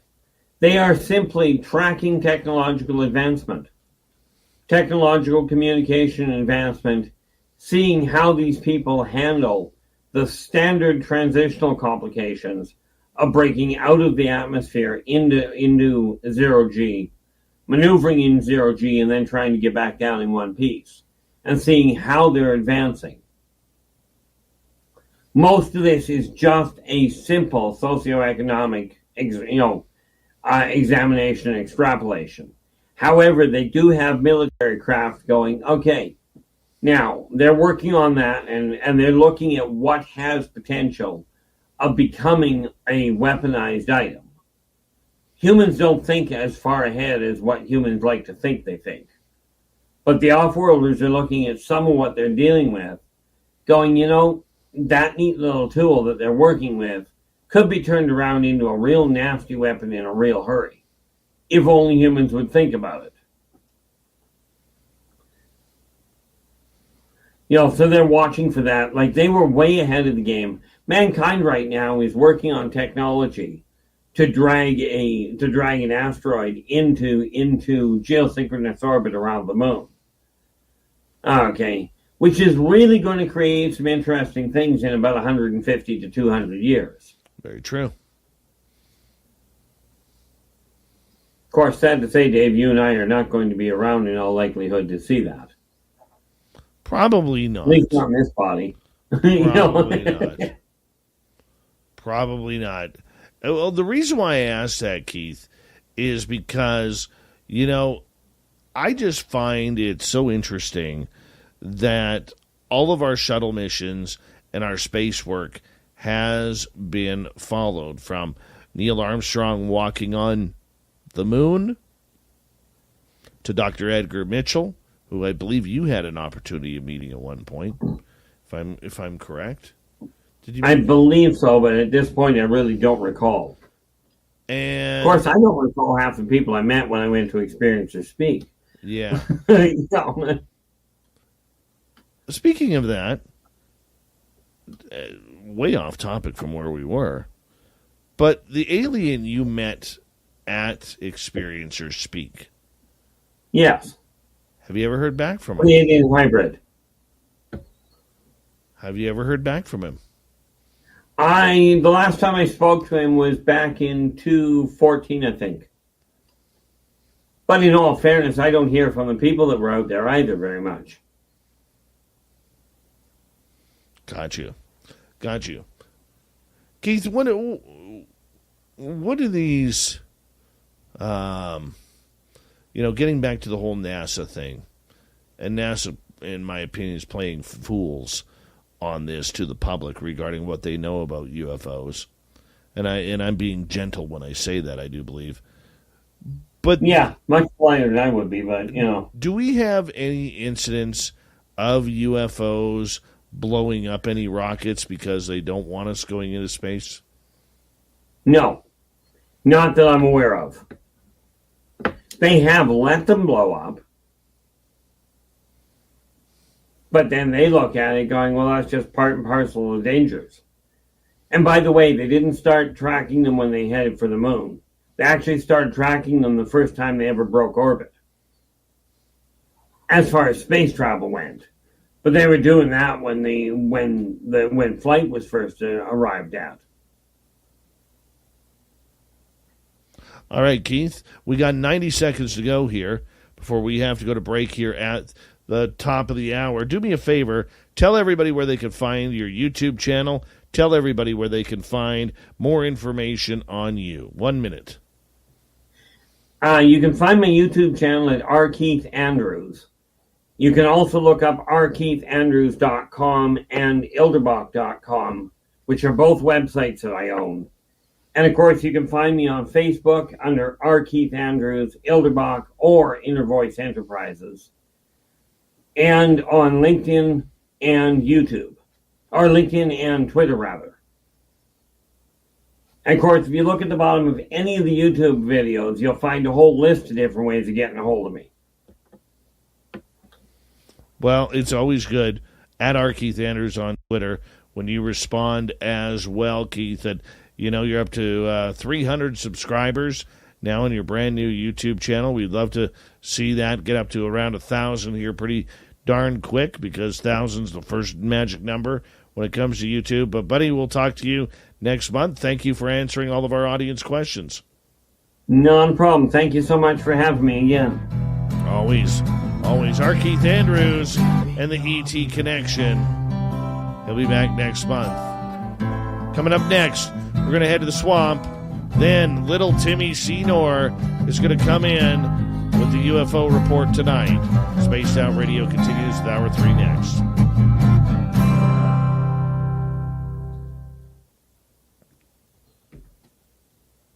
Great job, Keith.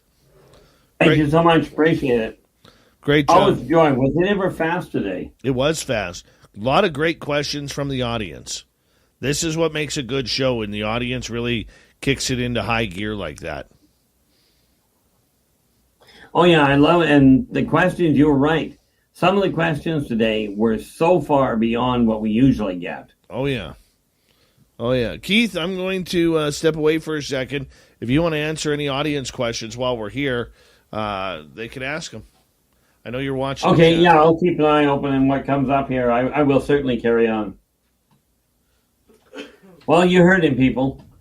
If you've got questions I didn't get to, absolutely be sure to ask. Most of the time, if you watch me on YouTube, I come on. Usually, I try for at least once a day. Okay. I usually come on once a day. I don't set a time for it, except I try my best to come in Saturday afternoon. Now, tomorrow I won't be on, but usually Saturday after around about 2 o'clock Pacific time, I still come on. Okay, so yes, I'm not planning on quitting here anytime soon. I appreciate the heads up on that, Nightmare. You know, the reality is, I am not, and just so people know, the only chat room I've got access to is the YouTube chat room. That's the only one I'm tapped into right now. So if you're on any of the other ones, sorry, I will not get your question, that's for certain. But no, the reality is, to me, this is just a normal way. Hate to tell you this, that's not an alien race. Tony, what you're asking, the race that looks like Casper the Ghost, that is literally a ghost. And they can come from any one of the races. But, the neat part about them is they're a lot of fun to talk to. They get a little lost. But, and again, this is one of those times when somebody has taken something that is real, like such as ghosts, and turned around and made a cartoon out of it. Because people accept it a whole lot better. Okay. Oops. Uh-oh. Oh, I'm pretty, yeah. Oh, not a problem there at all there, Joe. Glad to drop in. It's unfortunate that show finally came to it did come to a close. At least, as far as I know, it came to a close. The reality of it is that there's a lot of good shows out there, a lot of good people. My biggest problem is trying to pick a time that I can actually function. Because my schedule gets way out of hand. Something I should point out, just for those, because those of you that have already received it, this particular book, Races of the Worlds, this is only one volume. I'm in the middle of actually getting the pictures done for it. But it is literally data. Oh, absolutely. Mind you, they've seen worse. Okay. Doug, the reality is the weather balloon excuse. It wasn't so much the excuse they found comical, so much as the fact that so many people bought it. The other thing I will tell people, when we're looking at the books that we've been talking about, this is only one of them. Okay. But the races covered in here, many of them, I've actually got them socially interacting in the book, in the novels, right? The neat part is people will take a look at something they don't understand and they'll pin a new label on it. And if it comes from a, so to speak, reputable force, i.e. a government official, and you get to figure out if that makes it reputable. Government official, a recognized specialist in the field. Like Stanton Friedman was a phenomenal man. We unfortunately lost him a couple of years ago. Technically, we didn't lose him. We know where he is. But, people like him have a phenomenal, in his case, Yes, he's still got it. We just don't have access to it at this point.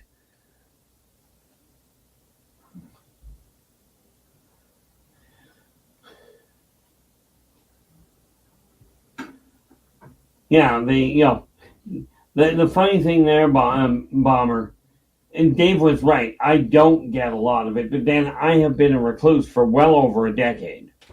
I've stayed away from people. And the thing I keep on encouraging people, and maybe I'm a bit backwards, okay, but I will tell you, I only follow 3 laws, right? I follow the karmic ones. But Black Friday, from what I understand, is an extremely energetic world. It's a very energetic time. Keith, I got to wrap it up. We're on in like 15 seconds. Thank you, buddy. Okay. Not a problem. You have a good night. You take care. Our Keith Andrews, everybody. Hanging on out. We're going to get going. Thank you to all our super chatters tonight. Here we go with hour number 3.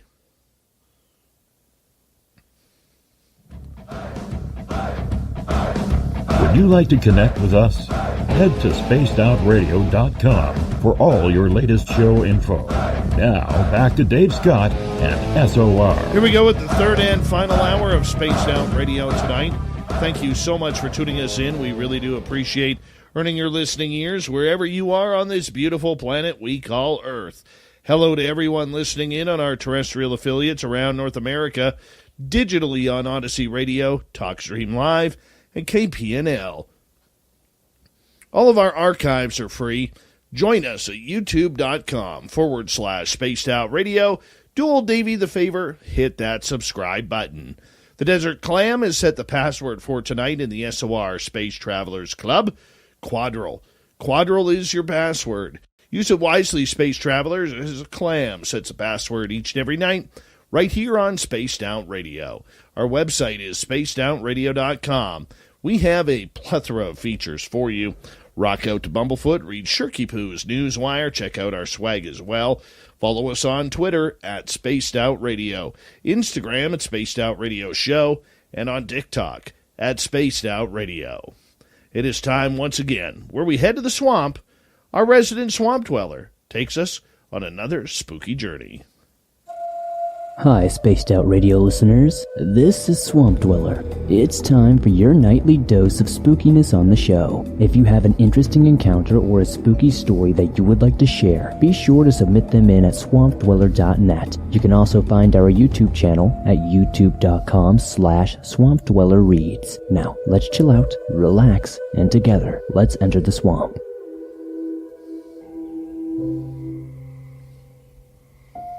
I was 27 years old and working at a Boy Scout camp far up in the woods of Northern California. Where I worked had a large population of black bears, which for the most part were relatively harmless and easy enough to scare away with a shot from a rifle. However, we had many Boy Scouts at this camp weekly, sometimes as many as 500 heads, and with a lot of vastly spread out campsites, there are going to be a few campers who sleep with candy bears in their pockets and make themselves a prepackaged dinner snack for a bear. I tell you this because black bears love Reese's Peanut Butter Cups. As part of the staff often, I was scheduled for bear watch and strolled the entirety of the camp with a rifle, going from site to site making my presence known to ensure that bears would not come anywhere nearby. On one of these routine nights, everything was more still and quiet than usual, and I remember finding it rather odd and unsettling. I had just checked in on the camp the furthest away from all the other campsites. It was a good half-mile away from the base proper. As I'm strolling along the trail and the runs beside the lake, I stopped to take a number 1 and light a joint that I had stashed away for such an occasion of being out by the lake at 2 in the morning. As human beings, we have natural gut feelings we must always adhere to for survival. There was a gut feeling I had something was amiss. Not only was it unusually still and quiet, but I couldn't shake the feeling that I was being watched and was certainly not alone. I nervously took a few puffs from my J and then put it out, now more aware of the unnerving sense in the air. I have been face to face with a bear before. Even a mountain lion has stalked me. I've slept a little too close to the den of a coyote before as well. But this was different. I didn't sense that I was in the presence of anything like that. The smell was absolutely overwhelming. It did not smell like any bear I've ever experienced. It was almost sour, but still musky. I'll never forget the smell, but I can never find the words to describe it adequately. As I reached for my flashlight before considering readying my rifle, a massive boom hit the ground, falling from the trees above and nearly knocking me on my ass from the sheer force of it. I reached for my flashlight and had fallen to the ground. I reached for my flashlight that had fallen to the ground as I heard something significant, something massive, running away from me into the tree line up into the hill above. Immediately I considered it probably the biggest bear I had ever come across, and black bears can be spooked rather easily, so I considered myself lucky. But as I lay there, hyperventilating, shaking, and quaking in my boots, I started to feel the sound of the beast running away. It didn't sound like the stride of a black bear in flight. It sounded bipedal. It sounded human. I braced, stood up, and readied my rifle, released the safety, and shot upward toward the lake. It woke up many campers and scout leaders alike. I stood alone for 10 minutes before the camp leader and some other staff came to me. During that time, I had my flashlight out and was inspecting the scene. Whatever it was that had dropped from the branches above fell from possibly 20 feet, and in its wake of running away, had torn off limbs into the hill. Some of these limbs stood more than 13 feet off the ground, and some smaller trees were bent almost down into the ground. I have never seen a bear do that, that's for sure. Everyone was stumped when some of the staff and some concerned campers arrived. Most campers, to comfort themselves, insisted it was just a bear. I do know this though. No bear running on all fours stands 13 feet tall, and no bear can run on 2 feet for 12 yards uphill on 2 legs. They just don't do that. We were all thinking about it, so I'll say it. I think I encountered a Sasquatch that night. If not, I don't know what the heck that thing was. But I'm glad it was running away from me and not at me, because whatever that thing was, beast or man, it was gargantuan. And I would not have stood a chance if it had decided to confront me. It's always good to run into a Sasquatch in the forest, isn't it? Hey, they're friendly, they're big, they're cuddly, they're curly. And you know what? Sometimes they'll even give you a scowl, but that's okay. That's okay. Just say hello if you run into one. Give them a little wave and say thank you for letting me see you. Hey, we want to say a big thank you, by the way, to Mr. Swamp Dweller, who is here every Monday through Friday night to start off hour number 3 with another spooky story. You can listen to all of the thousands of stories that Swamp Dweller has on his YouTube channel, youtube.com/Swamp Dweller Reads. Check it on out. Hit subscribe. You won't be disappointed. Go enjoy yourself. All right, it's time once again. We bring in little Timmy Senor for the UFO report. Nobody's going to know. They're going to know.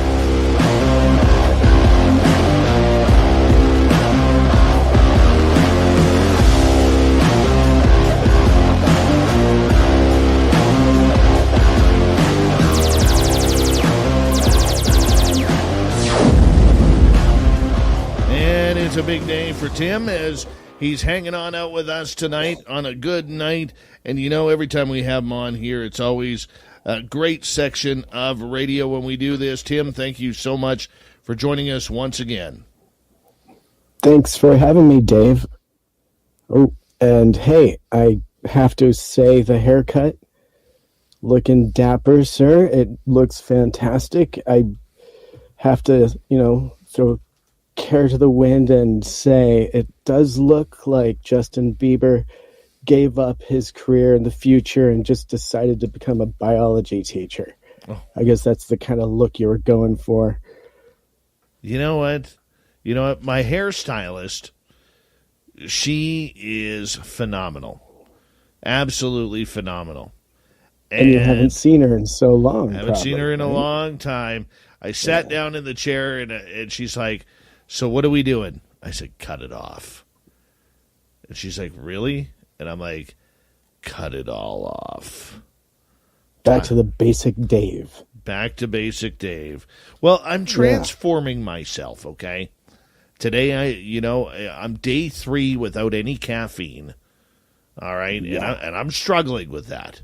I really am. I almost broke down and bought a Pepsi today because that's an addiction I have. And I said, no, not I'm doing drinking it. water in celebration. Sticking with water.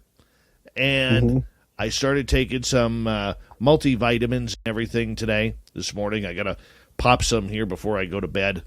You're invited to take a vacation from everybody else's vacation to a place where you can explore cypress swamps and magical gardens and see a 65-foot waterfall that once powered an old mill that you can walk through today.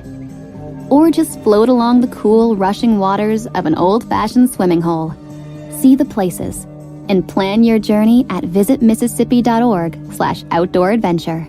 Mississippi. Wanderers welcome. I'm Amy, and this is my life with California Closets. This is an amazing time in my life. We got married, new home, baby on the way. I needed my own sanctuary space. California Closets worked with us to give us everything we wanted. When I enter my closet, it's calm, it's organized, it's its own oasis. This closet is my dream closet. Schedule your free design consultation today at californiaclosets.com. Again. And then tomorrow I'm starting off at the gym. So that way my goal is to lose about 40, 45 pounds. All right. I have not done the last year any service to my body. And believe it or not, Tim, I don't even know if I've told the audience this. Okay. I haven't been feeling good. I've been struggling with my breathing with my nose. I got to get my nose straightened. All right, so I got to go to the chiropractor again, get him to crack my deviated septum back into place because I am struggling to breathe out of my nose. But overall, I am so out of shape. I've never been this out of shape in my life. I've never been this weak in my life. And I've never been this tired in my life. And it's all self-inflicted.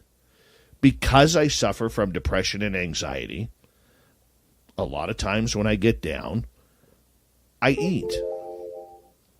And I don't eat a lot of... The weird part about it is, I don't eat a lot of junk food.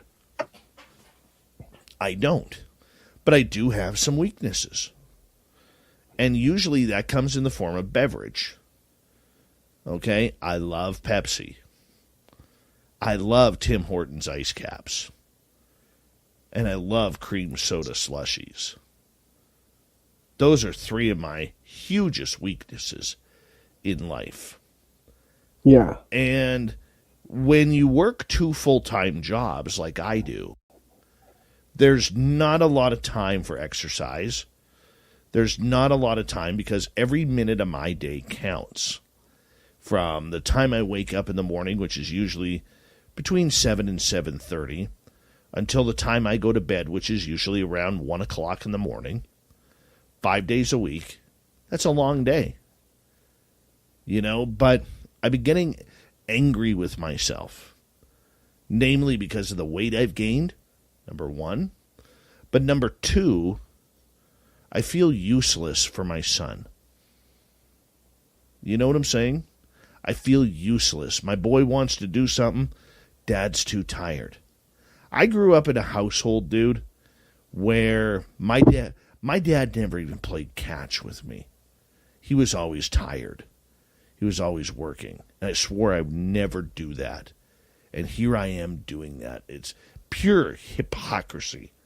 And I'm mad at myself for allowing myself to get this way. So I'm going to try and really do something good and do something about myself. I'm tired of it. So that's what I'm doing. I'm slowly... I commend you, sir. I commend you, and you're saying it out loud and putting it out there to the world. That's a huge, massive step, in shifting gears and shifting your own mental status. I think it's fantastic, buddy. Yeah. I was at the gym, and this monster of a man who signed me up, who owns the gym here, his name's Dave as well. Okay? Him and I were talking. And one of the things he said, he goes, "We'll get you going, man. We'll get you going. You just got to commit to me." He goes, "Give me 6 months." And, when you're starting off, like 6 months seems, my God, can I do this for 6 months? But then you look at it, you're like, 6 months is nothing. 6 months is absolutely nothing. He goes, "I could have you down 45 pounds in 6 months, working out 3 days a week." And he goes, "But it's mostly diet. Just watch what you're eating." And we went over a few things. I'm probably going to end up doing a hybrid between the meat eaters and the keto diet, just to get things going. And then I'm really excited about it, man. I'm really excited. I want to have energy again. I want to have energy. I just want to feel life. Yeah. No, the last time you and I have talked, the past few times, it's definitely a new Dave. I'm loving this new energy. I think you're going to find success with all of this, bud. You have to. It's a new thing for you. Well, it's great. I'm in the end, I'm doing it for my son, but I'm doing it for my grandchild who isn't born yet. Okay? Yeah. My little Jasper who isn't born yet. And I'm doing it for me. In the end, I could do it for everybody else, but I have to do it for me. You know what I'm saying? I have to do it. And, I'm like everybody else out there, okay, where I have excuse after excuse after excuse. I'm a procrastinator. I'm lazy. And I'm tired. But look at how good things work out when you do it. Look at that haircut. Dude, it looks fantastic. Well, You're I'm like trying. Poster perfect. Yeah.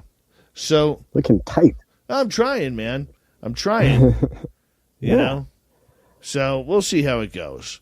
We'll see how it goes. And it's time for Dave to lose some weight. It's time for Dave to get in shape. And it's time for Dave to think about Dave for the first time in a long time. And that's great news, that's what we're bud. doing. That's what we're doing. I want to look like Good you stuff. when I get 50. In Bald, shape. bald and angry. Well, and uptight. Well, I mean, you'll never have hair as nice as me. But nonetheless, and thank you for letting me talk about that, because it is a tough subject to talk about. It really is. Yeah. It's funny. I have no problem talking about my depression and anxiety, but I have a real tough problem discussing my own health problems, which are being caused by my weight right now.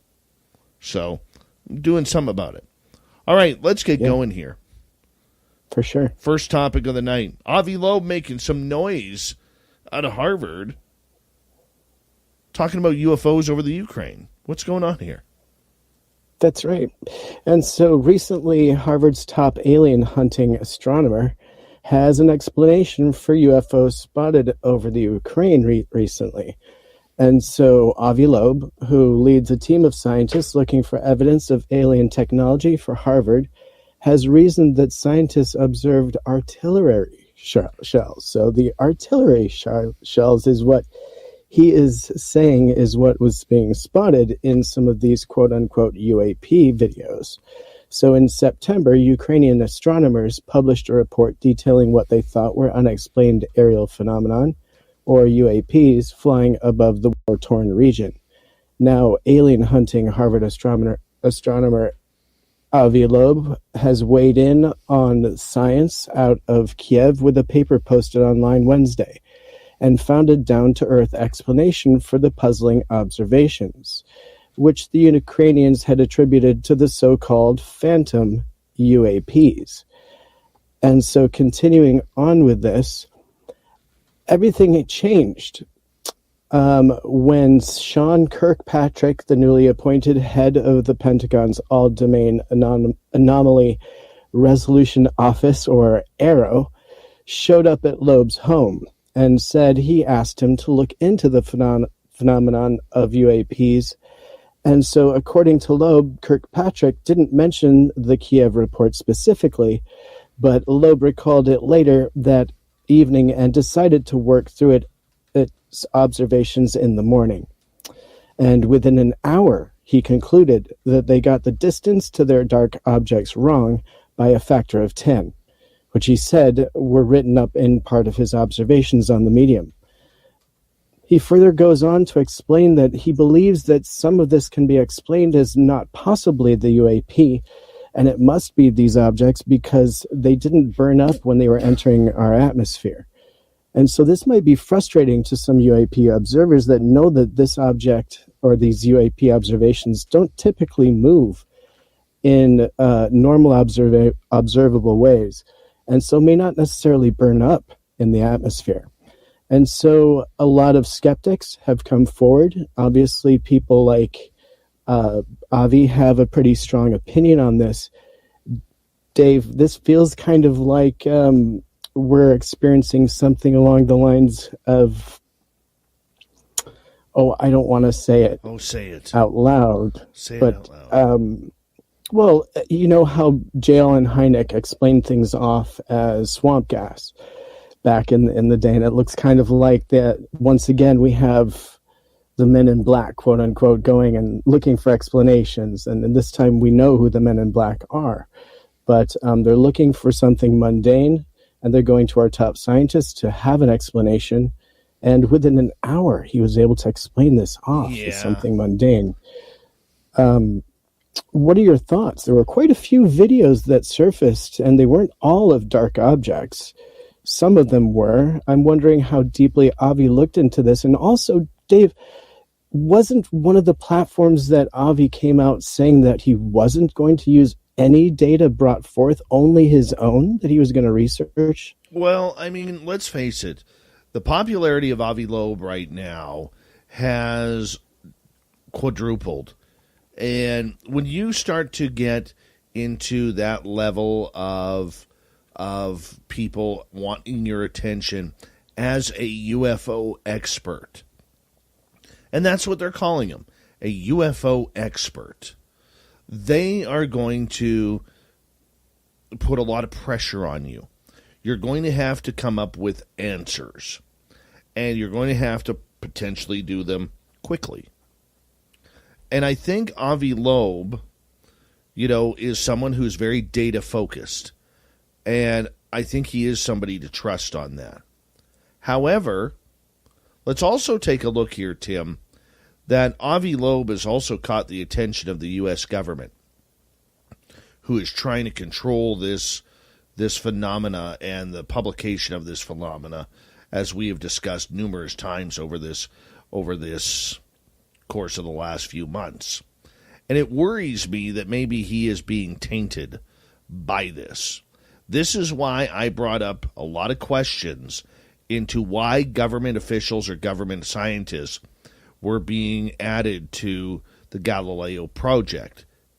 And the minute, and this is nothing against Lou Elizondo or Chris Mellon, but the minute I heard that Chris Mellon and Lou Elizondo were going to be a part of the Galileo project, I immediately knew that there was going to be cover-ups. Now, I'm not saying this is covering up what's happening in the Ukraine. There have been UFOs for decades seen over war-torn areas. I have a friend of mine who served in Afghanistan in 91 who watched a black triangle hover over his unit. We know of UFOs getting really close to B-52 bombers during Vietnam. We know the Foo Fighters that took place in World War II and in Korea. This isn't anything new. This isn't anything that we should be a little bit shocked by. Of course, if there is a world of war going on over in northeastern Europe, we're going to see this happening. These UFOs, whoever they are, wherever they come from, maybe they're just having a bunch of television cameras because we are the greatest reality TV show in the universe. Right. We really I guess, very briefly, for me just to interrupt you very, very briefly, I found my frustration with this article from Vice in particular, or at least from Avi Loeb's response, or how this played out, frustrating. And the reason I did was because we have a representative from our government, from Arrow, coming and sitting down in the morning, in the morning, showed up at Avi Loeb's home and asked him to look into the phenomenon. I don't know why I can't say that today. Phenomenon of UAPs. And although Kirkpatrick didn't mention the Kiev report specifically, Loeb decided to cite this report and then debunk it.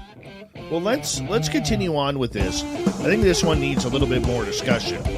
Tim Senor is here with the UFO report. We're going to continue on with UFOs over Ukraine. Avi Loeb from Harvard debunking this story quickly, a little too quickly, on Spaced Out Radio.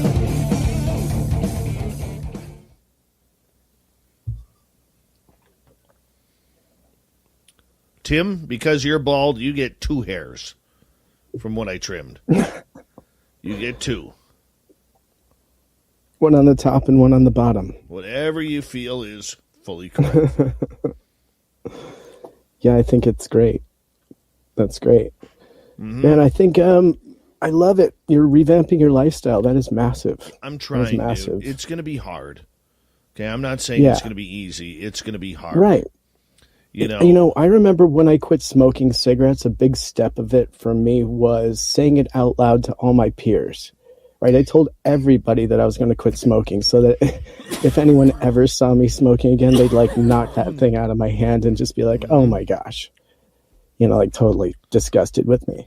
So the fact that you're saying this out loud, you're internalizing it, you've got a plan, you have all of your love and support right here and your family and friends, man, and you've got a plan and you've got a trainer, forget about it. Well, that's all success, dude. Like I said, it's going to be hard. I'm not saying it's going to be easy.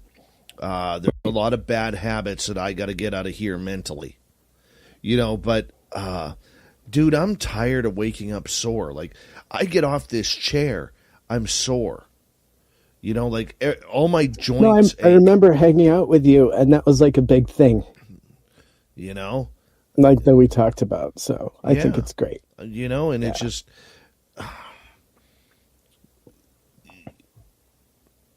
Publicity. Let me tell you something. I was very. I'll let you guys in on this, and Tim knows about this. I was very, very embarrassed with the way I looked in the tours I did this year in San Francisco, in Las Vegas, in Denver. Okay, and then back to Las Vegas. I was embarrassed for myself. Shouldn't have been, though. No, but you know what? To me, I look like a fat slob. Okay, You're the only person that thinks that, though, bud. You aren't perceived that way by anyone else, just so you know. I understand that, and I can appreciate that. Okay, but you weren't there when I was struggling to put my dress pants on. Okay? You weren't there when, my shirt, I brought 3 different shirts, and 2 of them were too tight. Okay, which fit me a year ago perfectly. Right. All right. That's where I get it. That's where I was embarrassed for myself. Okay. And I wanted to start looking a little bit more professional, a little bit more healthy. What do I do if I don't want, let's say a television gig ever popped up, I don't want to be the fat guy on camera. Okay? And there is something, and you know this, there is something that I am working on up here. Whether it ever goes or not, I don't know. Right? But I just didn't want to be the fat guy. It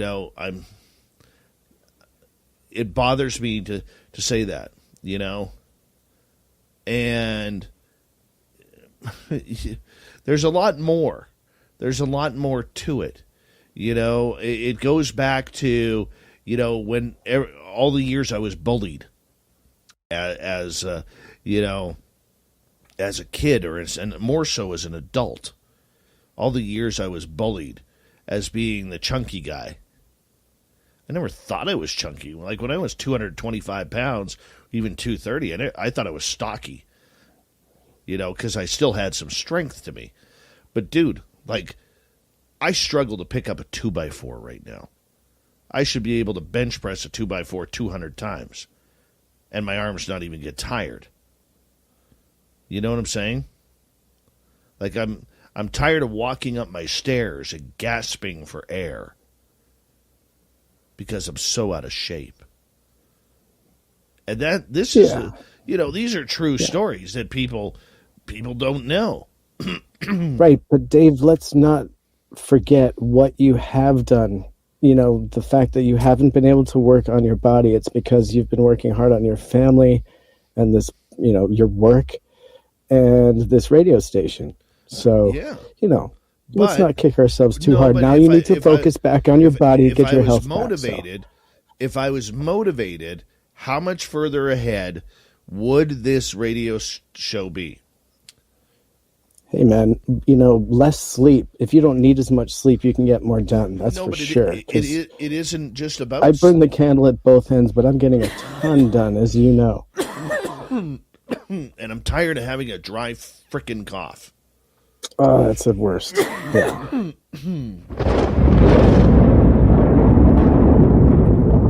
Gonna have to edit that out.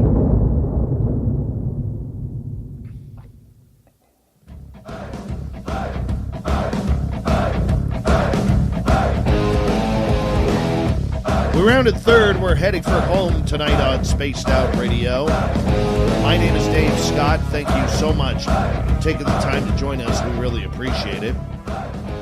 Want to remind you that if you missed most of this show or others, check out our free archives by going to youtube.com/Spaced Out Radio. Do old Davey the favor. Hit that subscribe button. Our website is spacedoutradio.com. We have a plethora of features for you. Rock out to Bumblefoot, read Shirky Poo's News Wire. Check out our swag as well. Follow us on Twitter at Spaced Out Radio, Instagram at Spaced Out Radio Show, and on TikTok at Spaced Out Radio. We're going to continue on with the UFO report. Tim Senor getting into it about UFOs in the Ukraine and Harvard's Avi Loeb taking about an hour or so to debunk all the videos that the Ukrainian military had worked days and weeks on trying to figure out and identify. They couldn't identify him anything more than unidentified aerial phenomena, but Avi Loeb, within an hour, goes all Neil deGrasse Tyson and says it's swamp gas. Seriously, Tim, break it on down. Well, I hope, and this is just me hoping because I don't know the situation, but I hope that it was an off-the-cuff response to being put under pressure and not really wanting to have to give a response. And maybe he just took this case and was like, here's one I can debunk. Perhaps. You're invited to take a vacation from everybody else's vacation to a place where you can explore cypress swamps and magical gardens and see a 65-foot waterfall that once powered an old mill that you can walk through today. Or just float along the cool, rushing waters of an old-fashioned swimming hole. See the places and plan your journey at visitmississippi.org/outdoor adventure. Mississippi. Wanderers welcome. Doing your best work from home is not easy when you don't have the right space. California Closets will help you create a custom solution that works for you, your family, and your life. Whether it's a small space, shared space, multifunctional space, or kids space, our professional design consultants will help you get organized and make your space one that works better for you. Now you can love where you live and work. Schedule your free in-home or virtual design consultation today at californiaclosets.com. But, for somebody that's looking for answers, it's tough because there aren't any, right? And so if this guy's out there from Arrow expecting answers from Avi, he may not get them. And so he may get, the Mick West version where it's swamp gas. And so, again, I feel like this was the same kind of thing that, unfortunately we remembered Jail and Hynek for, where there were a lot of cases he couldn't debunk. And so let's hope that project, the Galileo project moving forward has cases that it itself comes across that it can't debunk. Because I know that there's evidence out there. I know it. And so hopefully they discover it. It's a little frustrating, though, for them to debunk that video so quickly. And that was really, I think, kind of my biggest red flag when I heard this story, was just how quickly it was debunked.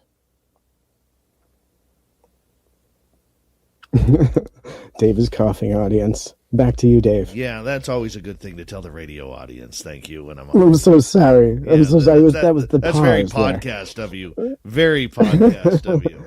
I had to give them the play-by-play. Well, what you need to do. He's now grinning. What you need He's to now do waving there a finger at me. Dave, sit down. Oh no, he's got a shotgun. Oh, Dave, no. That was for the radio audience. He didn't actually. No, what I need you to do in that point is actually keep talking, you weirdo. I know, but I was going to bounce it back to you, and then you started. I know. I know. Thank goodness for a cough button. But nonetheless, the cough button. Here is my concern about it.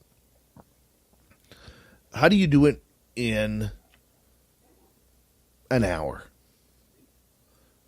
You may get some. What footage were you looking at? Good point. This is what I want to know. What footage were you looking at? What? And no offense to Avi Loeb, but what makes him an expert?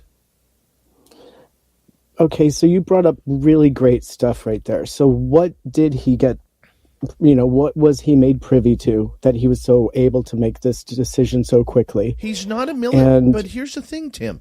He's not a military guy. He's not even a UFO guy.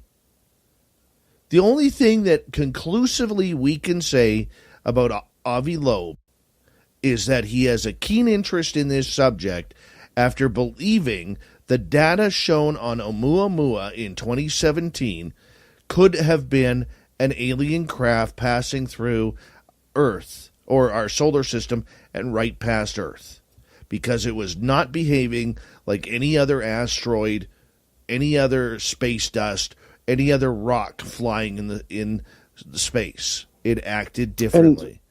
That's all do you think we know about him. And so also, do you think that since he's collaborating with people that have high security clearances, that he's been granted security clearance, so he's potentially able to be made privy to security sensitive information? Tim, I would trust any ufologist in our field to either confirm or debunk those videos over Avi Loeb. That isn't a shot at Avi Loeb. But seriously, who the hell are you? We only know you as Oumuamua guy and Galileo Project guy because you want to learn more. Okay? You want to learn scientific data. Here's what I think happened. They go to Avi Loeb. Avi Loeb turns the videos over to his spook friends within Galileo Project, who take a look at the videos and says, that's missiles. Those are mortars. That's what happened. That's exactly what happened. And before they've even studied them, they're like, yeah, we've seen this before. That's missiles. That's mortars. Those are rockets. Those are flares. That's how it happened. Loeb didn't know. Unless, once again, Tim, we talk about... I'm going to get frustrated here for a second, okay? And please forgive me. But I'm going to get frustrated. Unless he is tapped right in, like a Jacques Vallée, who's playing both sides, or a Travis Taylor that is playing both sides, or a Lou Elizondo that is playing both sides, okay? He's not going to know what that is. He's not a UFO guy. I would trust, okay, give me Third Phase of Moon. Give me Rich Giordano. Give me Steve Cambion. Give me Christina Gomez. Give me Jimmy Church. Give me somebody, Linda Moulton Howe, Richard Dolan, Science Bob, Grant Cameron, Nicole Sackage. Bunch of names right there. I trust their opinion on what is a UFO in the sky. Okay? What about Mark D'Antonio from MUFON? Why would you not contact Mark D'Antonio, who is a literal expert in this? He is an expert. We have very few experts in this field. If there is, and I know everybody says there are no experts, and normally I agree with that, okay? But Mark D'Antonio is one of the quickest ways to debunk or to give the thumbs up on a video. Mark D'Antonio does all of MUFON's videos. Good call. Why would you go to Avi Loeb? Why? Because he's popular.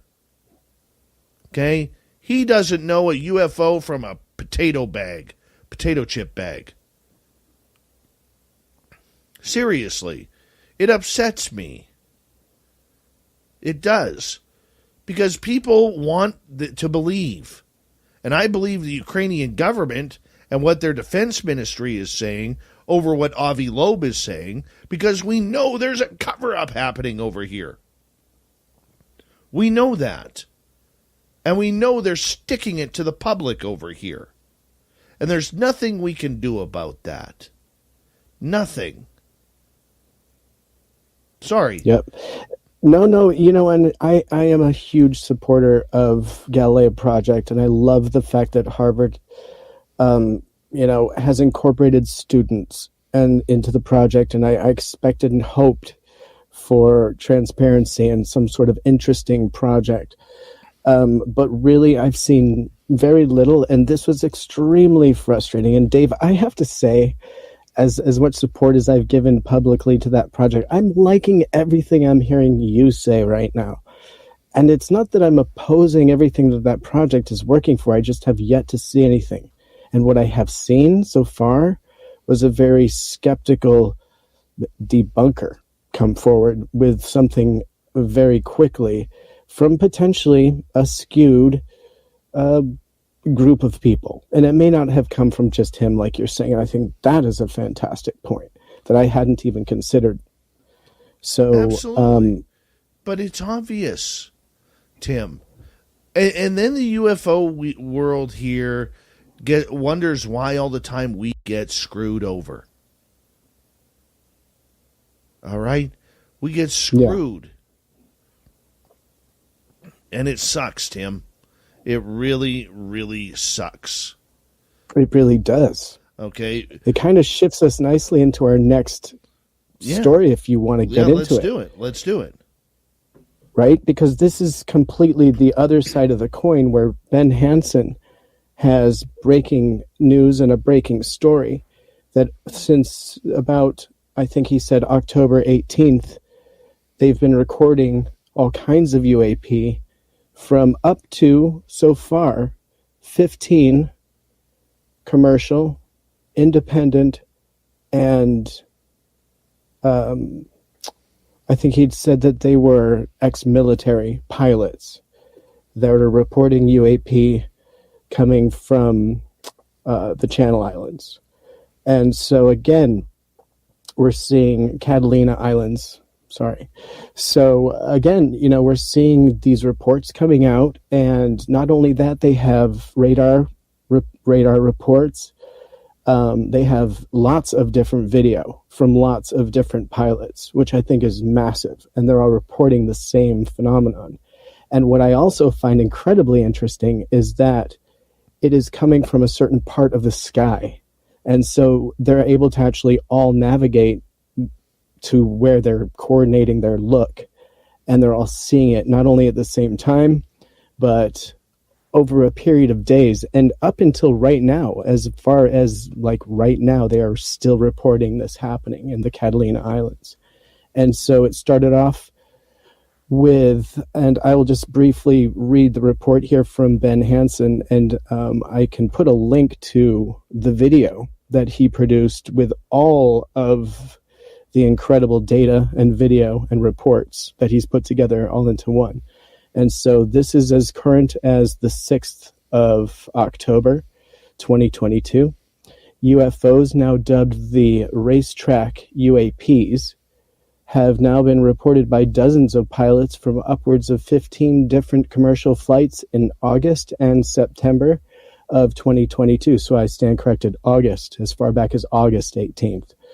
So from off the coast of Japan to Midwestern U.S., We provide a detailed breakdown of the intensely bright UFOs that are described as revolving in a circular pattern.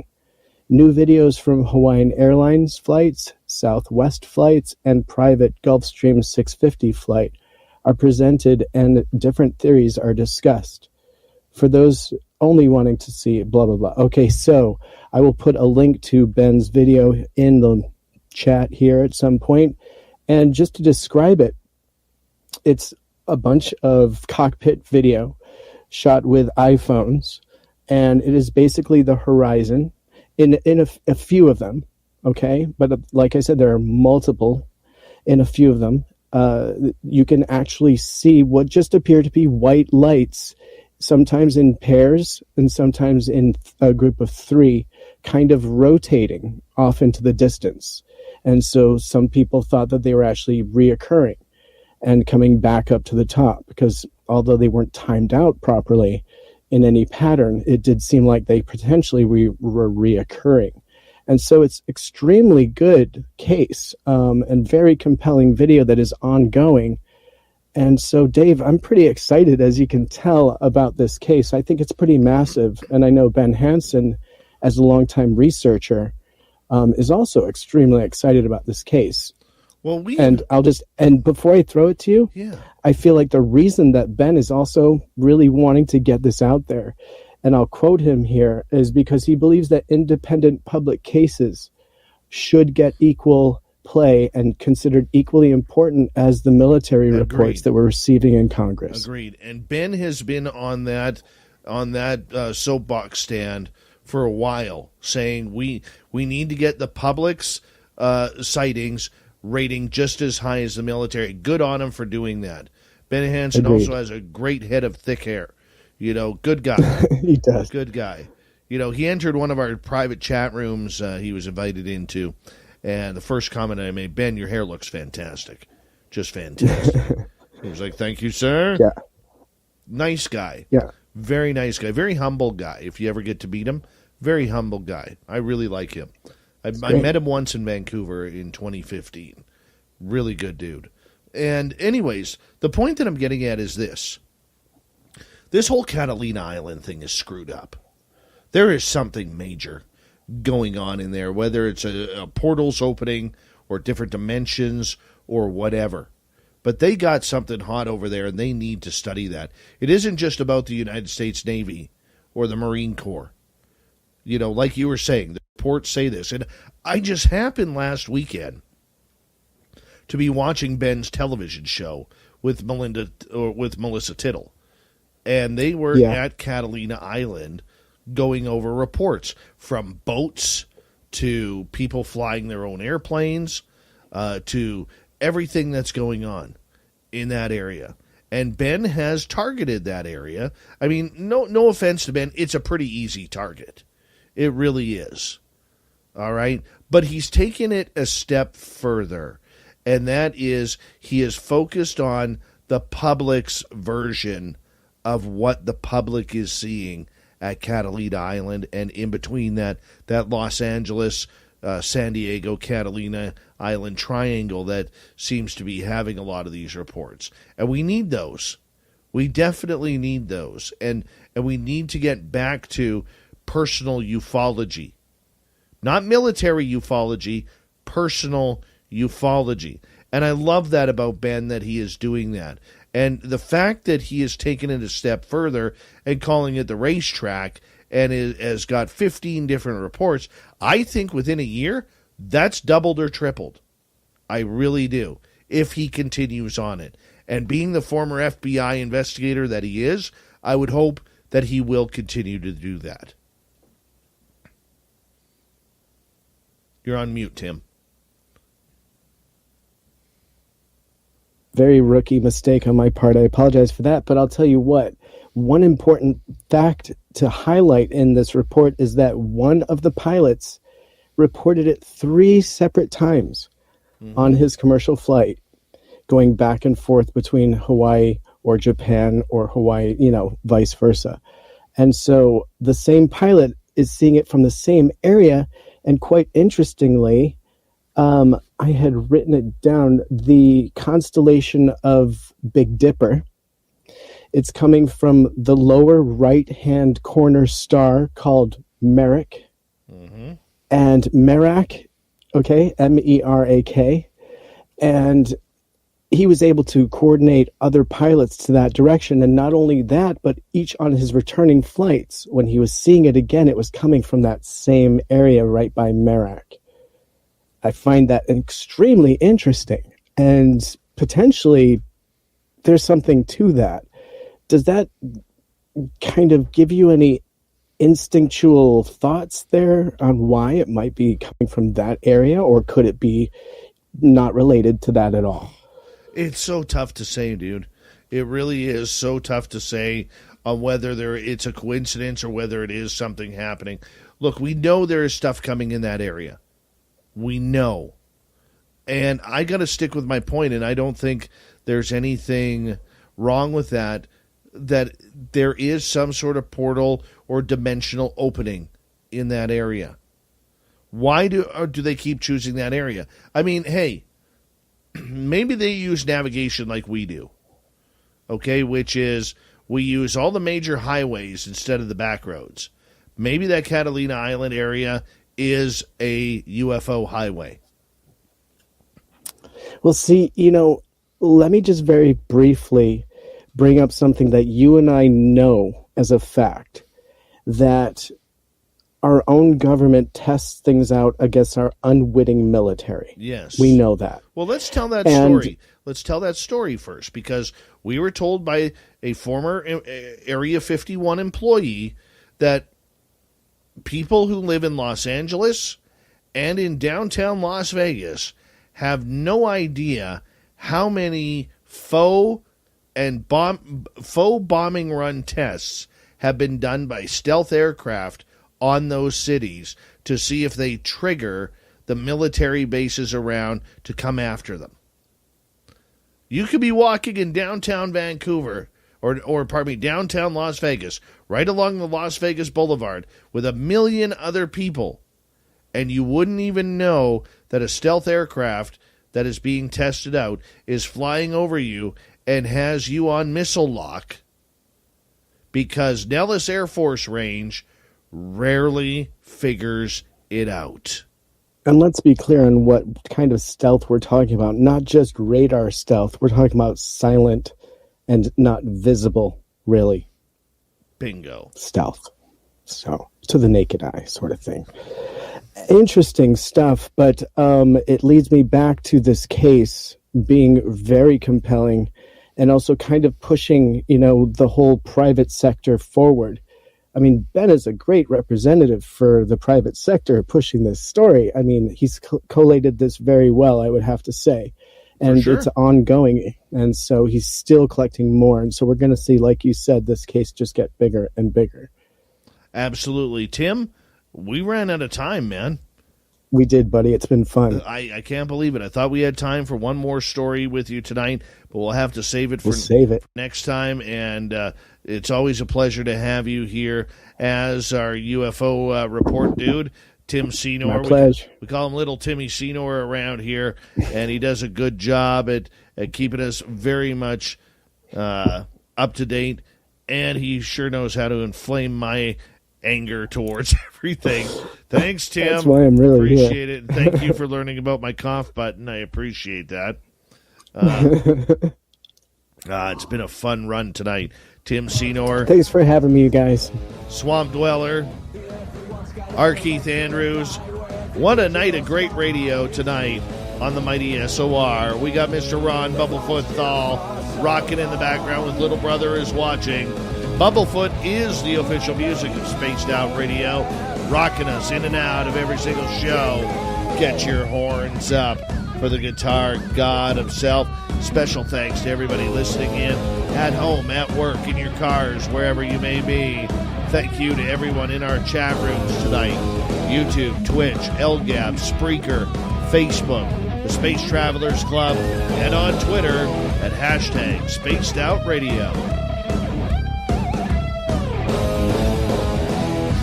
I know you're out there somewhere. Remember, this show is copyright by Spaced Out Radio and SOR Media Ventures Limited. Thank you so much for taking the time to join us tonight, because together, my friends, we're watching. We own the night. Mr. Bumblewoods, we need a favor. We need you to take us home.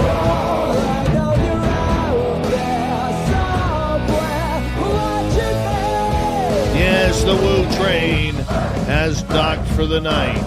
But soon, my friends, we shall ride again. Your seats are always available. Your tickets never expire. And if you want to bring a friend, we've got room for them too. Good night.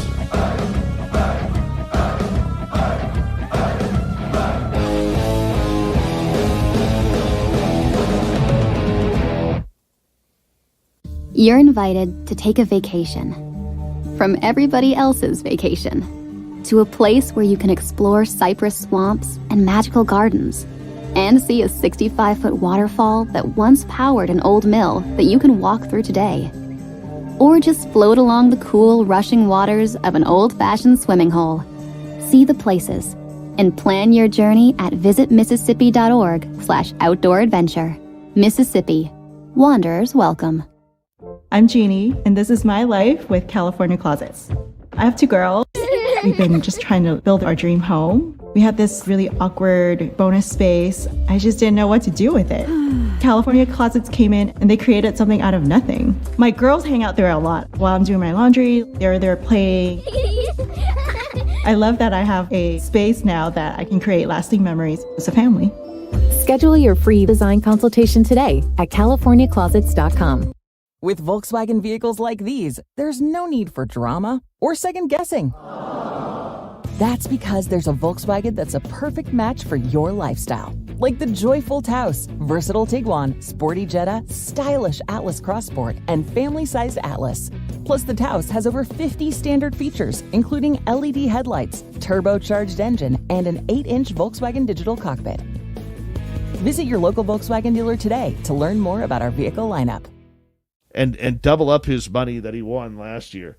Like, he won like $2,900 or something like that. Fab 22, Search and Destroy, GFG. Good to see you all here. Jeff Perry, thanks for coming on in. Travis DeLuca, and who else is joining us here? Paramarv, nice to see you. And Super Duke, he'll be on later with the UFO or the Cryptid Report. And YJ Overlander, Aunt Edna, thank you for joining us. Blue Cruise, good to see you again. Nose on Scent, how you doing, man? Good to see you. And I think we're almost caught up here, people. Matthew Hugh, welcome to SOR Chat. We are 10 seconds away. Stevie Frencheye, good to see you. Gizzard, nice to have you here. Horns up, Super Chat is open. Let's rock this show. Oh, we got like 30 seconds. What am I doing here? We got like 30 seconds. Let's get this show going. Let's have a good one. T-Star Illuminations, welcome to SOR Chat. And T2E, nice to see you.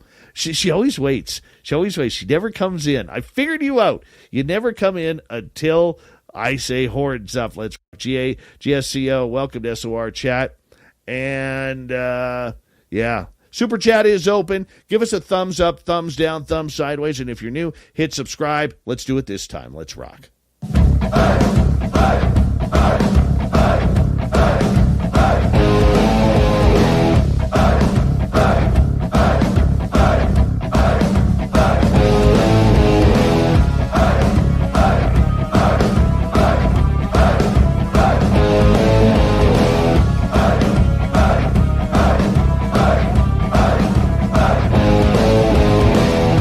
From the mountains of central British Columbia to you listening around the world, this, my friends, is Spaced Out Radio. I am your host, Dave Scott, sitting in the captain's chair of SOR headquarters. We remind you that you are on one great show tonight as we broadcast live to you from British Columbia, Canada.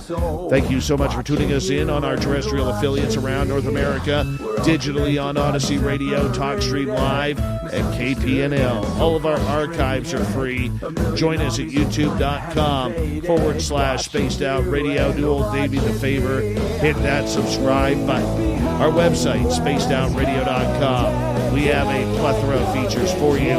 Rock out to Bumblefoot, read Shirky Poo's Newswire. Check out our swag as well. Tonight's show is brought to you by Chive Charities. Help make the world 10% happier by visiting Chive Charities today. You can find them on our website. We got a great show happening for you tonight. Where are we going? Well, we're going to head to YouTube land, where Red Panda Koala is going to go over some UFO history, past, present, and future. I love this kid, and you need to subscribe to his channel. Then, in hour number 3, we're going to be joined by Swamp Dweller as we enter the swamp. Super Duke is back with the Cryptid Report. I've got the Dave 101. Shirky Poo has the news. Red Panda Koala started following the UFO phenomena back when the story went viral in 2017. His keen interest in the subject matter led him to try and find out as much as possible about what was going on in the past, present, and what's coming in the future. He started a YouTube channel called Red Panda Koala, which has taken off, and he's known for making short UFO history and news documentaries. Quickly, he has learned there's more to this story than what we are being told since the 2004 USS Nimitz incident. I love it when we bring on these new people to ufology, relatively new, because, you know, it's a keen interest. It's a keen subject with a lot to learn. And Red Panda Koala, we are so happy to have you here on Spaced Out Radio. How you doing, my friend? Doing great. Excited to be here, Dave. For you, you were someone, as we were talking earlier before the show, that really got into this subject in 2017 when all the big news hit around the New York Times article, the 3 UFO videos that came out, Gimbal, Go Fast, and Tic Tac. You know, what really brought you to this subject? What captivated you? I think the first thing I saw was the David Fravor interview. And that was like December 2017. And I remember it was like during Christmas time because I went to go stay with my parents. And I was just like, what was that news segment? What? Then my parents kind of brushed past it. And then I looked it up more. And then like, as I was reading more about it, I was like, oh, this is pretty interesting. Like, I don't know what to make of this. So, and then I just read more. And then like, yeah, eventually like a lot of us just came to the conclusion of like, oh, there's something really here. So yeah, 2017. I think I would have gone onto it eventually if there wasn't a 2017, because like I do get into some pretty like just like on my own time just researching some random rabbit holes. But at that point I was only like a year out of college, and like in college I was really focused on just like traditional history kind of stuff. So, but yeah. What caught you though? What was on the end of that fish hook of ufology that really stuck in your mouth that you were like, man, I have to go down this rabbit hole. I have to do this. Yeah, so it's like the Dave Fravor interview, right? It's the one where he was on Tucker and he was like, Tucker asked him like, what do you think it is? And he's like, oh, it's not of this world. I remember that. And I was like, yeah. And I was like, it's interesting being played on mainstream TV. Like, I don't know what to make of this. It's kind of weird. And then I think it was like in that same push as when Luis Elizondo's interview came out. So that was like also pretty interesting. I was like, what the heck is all this stuff? And then yeah, from there just doing like basically since that day, like reading about this stuff like every day. We're all addicted to it, you know? Well, let's talk about that addiction. Because for a lot of people in the mainstream, they don't really get it. They don't understand why we've gone down this rabbit hole, why we are chasing this conspiracy theory that we call unidentified aerial phenomena, or what us dinosaurs call UFOs. You know, what do you think the addiction is to this story? Well, I think for me, it's like I've always really liked history, and then also it just has like the like nature of reality angle to it of like literally what is this, like what so I think for me that's what it is, just like kind of understanding like nature of reality, and like maybe if we understand that we'll get some of the other questions like, is there a God, what happens when we die? Not banking on it, but who knows where it'll all lead, right? But yeah, just and I think a lot of us could probably relate to where it's like we're the weird ones, but it's like we feel like everyone else, it's kind of weird that you're not, that our government's saying this stuff and people are just kind of casual. So I don't know, like we're weird to them, they're weird to us, everyone's weird to each other. When you got into this in 2017, Red Panda, you were, brand new to it. You were fascinated by it. You wanted to learn more. So you jumped in 2 feet into the UFO pool, which I think is fantastic, and a number of people did. But the one thing that I notice about you is you really took a keen interest on everything from before 2004 as well. And we're going to get into that heavily when we take a look at your YouTube channel later on in the show. Did you ever think that ufology would be this kind of passion for you, that you would be, right in the midst of everything? You've built a great reputation on social media and online with your YouTube channel, with your thoughts and everything. Did you think it would take off the way it did? I felt like the channel I make and kind of like It's Redacted and like those kinds of channels, I feel like there wasn't that many of them, so I felt like maybe it would be welcomed. But I still feel like there's a lot of growing to do and stuff. What do you? And a lot of like. Sorry about cutting you off there, but what do you think new mainstream ufology is missing?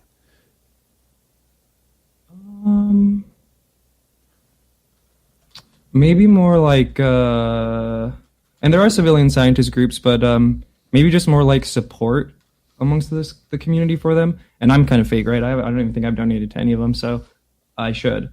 Like I know SCU's doing like some pretty interesting things, and they're kind of like more low key with their stuff and their like fundraising, I guess. So I feel like that, or just like there's a lot of us, right, who just feel compelled to be obsessed with this stuff and like just think of like what's a way you could use that time to like help. I don't know. For a bunch of people, it could be something different. For me, it like helps me like just chill out to just make the videos and like to make sense of it too. And because it also helps me like, because when I went to go talk to people, like there's so much you have to tell them, and it's a lot more stimulating if they have the video of Hynek and then the document, and then as opposed to just like telling them like a 10-minute rant. What do you find has been the hardest part about learning about ufology over the last 4 years, 5 years? Probably just like, because like it's not like any other subject, right? Because originally I'd wanted to do a Cold War history channel before the 2017 thing broke, and I was like saving up from a computer to do that because I really like history, and it's like if I would have done that, it's like kind of like a lot more established and stuff like that. And although there's a lot of like disinfo in that field, it's like this one, it's like there's so much, and like we're still not even dealing with like an official like total acknowledgement, so it's like so it's like such a gray area, but it makes it fun. And I feel like it kind of gives me like a little bit of like a wiggle room, like to mess up, I guess. I don't know, maybe, but you're enjoying it. I do. I enjoy it a lot. I feel very fortunate to be able to do like what I do, and like Tupa and like all of us that make these kinds of documentaries, and even the people who are doing like podcasts and stuff like that. Like, what a fortunate time we are to be alive in, and like, like, and it goes back to kind of what you were saying too of like the people before us, like Stanton Friedman and James McDonald and stuff like that. Like, they didn't have the ease of just being able to like sit at home and just Google all this stuff and like have a program that can edit it all together really quickly. So, like when you think of like things James Fox had to do to make his documentaries in like 2004 and whatever, I just feel very fortunate to live when I do. I got a question for you about that, because you mentioned Stanton Friedman and James Fox, the late Stanton Friedman. I always laughed because when I first had interviewed him, here's a funny story for you of SOR history. When I first interviewed Stanton Friedman, we were doing a recording because that was the only thing he could do back then. And I literally froze. And I've only ever froze on one other interview that I've ever done in my journalistic career, and that was Wayne Gretzky. And yeah, that one caught me off guard. But nonetheless, I said, Stanton, I think I would have done the same thing. I said, Stanton, I have to stop this for a second. And he goes, why? I said, I'm freezing. I'm a professional journalist, and here I am freezing up on you. I'm nervous. And And I just finally said, just let me yell something out and I'll get it over with. He goes, okay. So I just cursed. I'm like, holy cow, but in a different word. I said, you're Stanton effing Freeman. Stanton effing Freeman. And he just started, and in his gruff voice, he's laughing. Well, Dave, I'm an ordinary guy who puts on his pants one leg at a time. And that broke the ice right there with Stanton. And God bless him. Seriously, God bless him. Yeah, R.I.P. Yeah. So my question to you regarding this is, so many of the younger guys and ladies in ufology have put that main focus on the 2004 USS Nimitz incident. You have done things a little bit differently. But why do you think this newer class of ufologists continues to focus on the last 19 years rather than going back to the modern day start of ufology, which is Roswell? Explain this to me, because a lot of us old timers and a lot of us, people who are caught in the middle like I am, don't understand why so many of the new people to ufology refuse to go back in time. You're different. You have, but many haven't. I think there are a good amount that do, but for maybe the ones that don't, probably just because like the time period that this is all happening in, like if this had been happening maybe 10 years earlier or something, maybe some of the Roswell kids would have been alive and maybe they would have been on some of the like interview streams and stuff like that. But yeah, I don't know, probably just because like, when you want to interview, you're interviewing people who are alive right now, so maybe that's just a big angle. But Graham will go on, the guy who wrote the Foo Fighters book, like he'll go on streams and like talk about history and stuff like that. So every now and then they'll get some good guests and like history wise to talk about that stuff. So I just think it's just like, yeah, the time period we live in. You know what? I'll be honest with you. I never thought about that. I never thought that it's a social media thing with video and people to talk to, and why go to all the, go to all the dinosaurs in the past when you can talk to all the unicorns that are at the present. And there's a lot of people saying a lot of interesting things, so there's plenty of content to be made, I guess. So okay, so let me ask you this. Why have you decided to be different? Well, I just like history to begin with. Like I said, I was going to make a just general Cold War history channel, kind of like very similar to what I do, I feel like. Just like different little chapters or like different characters, people within the Cold War. And kind of make it like how I do it. Because I don't like to like show my face during my videos, especially the documentary ones, because I feel like it's more immersive. If you're not like cutting to me or like a typical UFO format, it'll be like show clip and then like cut to 3 different ufologists. I just like history. So, and there's so much here, right? And I'm surprised at how many like clips I'm able to like find sometimes to like piece it all together, to really make it feel like this like time capsule. Honestly, is how it feels sometimes when I'm making them, because like they take forever to make. So I'm spending like hours just like in this zone of like looking at all this old stuff. In that 2 years previous, when I entered this field before the 2017 article, it was very, very difficult for anybody new in this field to really get to know or interview any of what we call the big names in this field. Sure, Stanton Friedman, he liked helping out the small newcomers. He liked educating people. He was great. But for a lot of these people, they really didn't want anything to do with us young guys coming in or us new people coming in. Did you find that at all with a lot of the older crowd? Because the way I look at it, I remember asking Danny Silva this same question, and him and I talked about it both on air and off, that a lot of these people, they just really didn't want to give the newcomers an opportunity and a chance to learn via phone call or social media or whatever. And this younger generation that you're a part of really pushed the social media boundaries, especially on Twitter, hashtag UFO Twitter, which is, by all means, either the worst place in history or one of the top notches of information in history for UFOs. So I understood where the younger generation was really coming from in regards to okay, you're not really giving us an opportunity. You're not telling us anything new. You're not talking to anybody new. It's the same news, the same sources, the same everything.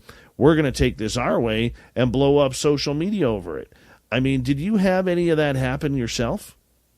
Well, no, because mostly my content is like, I'm not really like interviewing people or whatever, but there has been some times where like I maybe try to reach out to people and they didn't get back to me, but I just figured they're probably getting hit up by so many people. And I can only imagine like the kind of people are getting hit up by, because our community can be pretty intense at times. No. So they're straight to the trash bin or something, I'd imagine. What's your thoughts on the social media craze of UFOs? I mean, in the last year, we've seen these Twitter spaces open up where people like another brilliant gentleman named Tupacabra. I apologize, I don't know his name, especially for our radio audience. But if you go on hashtag UFO Twitter and you start following it, you'll see all these spaces of people chatting open up. And one of the real leaders in that field is a gentleman named Tupacabra. Yeah, he's great. I've known him for a while. He's awesome. He's brilliant, absolutely brilliant. And I've hopped in on a couple of what he said too. But I mean, when you see what's happened on Twitter over the last 5 years and the way this new age of ufology is taken over with getting information and sharing information, how strong do you think that has been to help push the UFO story into even going viral and hitting it and being very, very strong based where even the politicians are catching on? Yeah, I think because I for sure don't know why, but I like to think about like, why is this happening now? Like, is it really just Tom DeLonge? Like, and part of the reason I think is because like what you're saying is like my theory is like when we all got phones, right? Like a smartphone, if you went back 100 years ago and there's only one person with like the capabilities of a smartphone, like being able to like broadcast your voice to every human on earth, or like being able to draw the information and knowledge of like all humanity like that would be a superpower. And in like 2011, 2012, 2008-ish, I feel like a lot of the Western world just got smartphones overnight, and a lot of aspects of society changed. So maybe the gatekeepers of ufology thought like, okay, well, we were already having like cracks this entire way of this cover up, like, Look at how everything's changing. It's going to be a lot harder with this. So maybe we just have to do it now.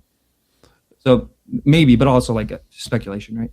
I think it's been great. I mean, it keeps you on your toes, because the one thing that has been very productive that I have noticed through this all is how quickly UFO Twitter and the modern age of ufology has really pushed social media to bringing it into an up-to-date news service. I think that's been great. I mean, we used to struggle to get UFO news, and now we don't have to. Yeah, no, I'm so fortunate. Like, imagine if they had Twitter in like the 50s or in 66 when there was that congressional push. Like, who knows how it might have been different. So for you, as we got about 3.5 minutes before we have to go to break here at the bottom of the hour, how often are you studying UFOs? And what angle are you studying them on? So basically, I'm like reading about this stuff like in between my free time, like all the time. Like I'm obsessed with it. It's low-key probably unhealthy. So it's good that I have this outlet of like spending time making the videos. But yeah, I'm just like I said, it's been 5 years and I feel like I've been reading about this stuff low-key every day, and there's still new stuff to learn every other day, like new people to talk to, new rabbit holes. This person worked where, what, like in different countries, So yeah, I'm just always. And then when I'm researching too, it kind of like sometimes it'll suck because like I'll be researching for like my current video, but like while researching, I'll be like, okay, tonight I'm just gonna research for like 5 hours on this video. But then I'll spend like 4 hours like just organizing stuff that I find for like other videos or like other stuff. You know what I mean? So it just takes a long time. Right. And once again, your YouTube channel is called Red Panda Koala. It's got a picture of you in a Red Panda Koala hat. I absolutely love that. And how do you come up? FanDuel presents Sunday Victories. 4 seconds to go in the first half. Snack assessment? Bleak. All salsa, no chips. As host to a room full of hungry fans, it's your duty to get to the store and back before the second half kicks off. So you throw on your running/lawnmowing shoes and think back to the time you ran an 8-minute mile in high school. Your feet move with a weightlessness that you will certainly feel tomorrow. At the store, you grab 7 bags of chips and silently thank the genius who invented self-checkout. Tap in your reserve, you run home and dive onto the couch. A clean 15 on the clock. You bet, and you won in the game of life, my friend. Now, if you want to bet on the game of football, try FanDuel. New customers get a no-sweat first bet and get up to $1,000 back in free bets if you don't win. Make every moment more with FanDuel, an official sports betting partner of the NFL. 21 plus and present in Louisiana. Permitted parishes only. First online real money wager only. Refund issued as non-withdrawable free bets that expire in 14 days. Restrictions apply. See terms at sportsbook.fanduel.com. If you or someone you know has a gambling problem and wants help, call 1-877-770-STOP. CPA doesn't have to stand for burnout. At Aronson, we're here to help you pursue the career you want. Discover the resources and programming of a major accounting firm with the flexible, personal culture of a small team. Find a work-life balance that works for you with benefits like unlimited PTO, fully remote options, and gender-neutral parental leave. To personalize your journey and work as flexible as you live, visit aronsonllc.com/careers. Aronson, chart your course. With your topics that you're going to dig into for your YouTube channel? See, so starting off, it was like, because I had just gotten into it, so then I was like, people are probably gonna laugh at this. I'm like, who's TTSA? So I like did a little video about them, and then one of my second or third videos was about Robert Hastings, because that was like one of the big he wrote the UFOs and Nukes book, and that was one of the big things where I was like formulating my like what do I even think about all of this stuff. Where I was like, oh, this is a very interesting book, and I think one that like you see people talk about all the time. People are like, what's up with UFOs and nukes? So it's something that I think would be like a good video to make. It's a video I wish I would have seen when I was searching, you know? So basically that, and then I did my Tom DeLonge videos, because that was another one where it's like on Reddit, you'd always see people like, what is Tom DeLonge? Like, why is he even part of the story? Like, what does he believe? Like, da-da-da. So I did 2 videos of those. And then, yeah, just like basically like, if I'm researching something and I find it very interesting, or I think it's like would make a very like it's interesting and it would like make a good narrative, or there's a good like flow to it, or I could see like a good story kind of forming in there, then I'll probably stick with that one. But yeah. No, I think that's wonderful. I mean, you really take time to break down the history. It's almost like you're creating an online encyclopedia of events through your videos. Would that be a correct statement? Yeah, it's so fun, right? And it's like it's like I tell my friends, like it's like I'm going to play with this like whole like cinematic universe where it's like this person will be like at the tail end of this video, but like they have this whole other section in like this video. So it's very fun to like make it all. Oh, I think it's great. We're going to go over some of the topics when we come back from the break. But how long does it take you to make one of these videos? I think the last 2 are like, I think the last one was like 500 hours, and the one before that was like 400 hours.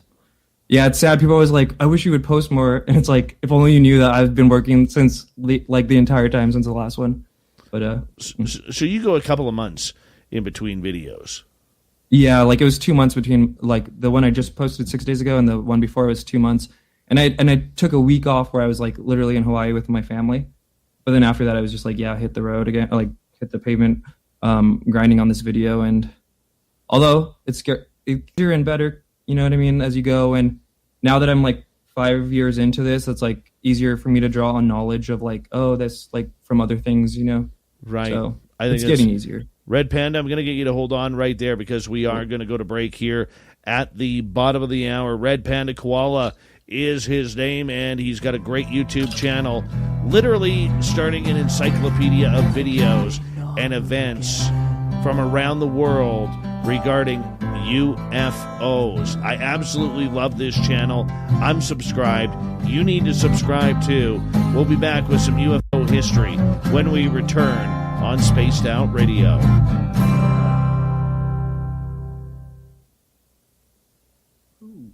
Ooh. We will take questions for Red Panda after the next half hour. And yeah, we will go from there.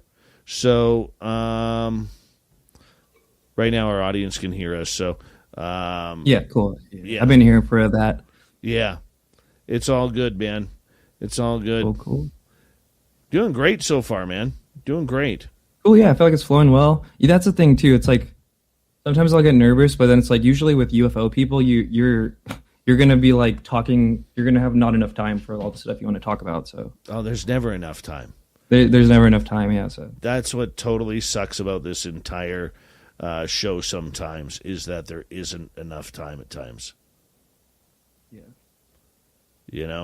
But no, it's so much fun. It really is so much fun, and it is, and I think it's a great community. To be honest, there's a lot of like crazy off the wall stuff that honestly is kind of hilarious. But overall, it's like a really like I feel like the people you meet in this community like know so much about like other tangential topics and stuff like that, and like really smart people. I've met some really smart people in this community, so it's been awesome. Oh, I agree, man. I agree. And that's why I like going to the conferences, just to hang out and meet people, shake hands, and say hello to, a lot of people who you only get to talk to on the phone, or if you're lucky, via video conferencing or something like that, But it's so much fun. Hey, dude, I'm gonna be just right back here. I've already gone through my glass of water today, so. Oh, you know what? I'm gonna do that too, actually. Okay, I'll be right back. Audience, don't go anywhere. I'm just going to refill my glass here.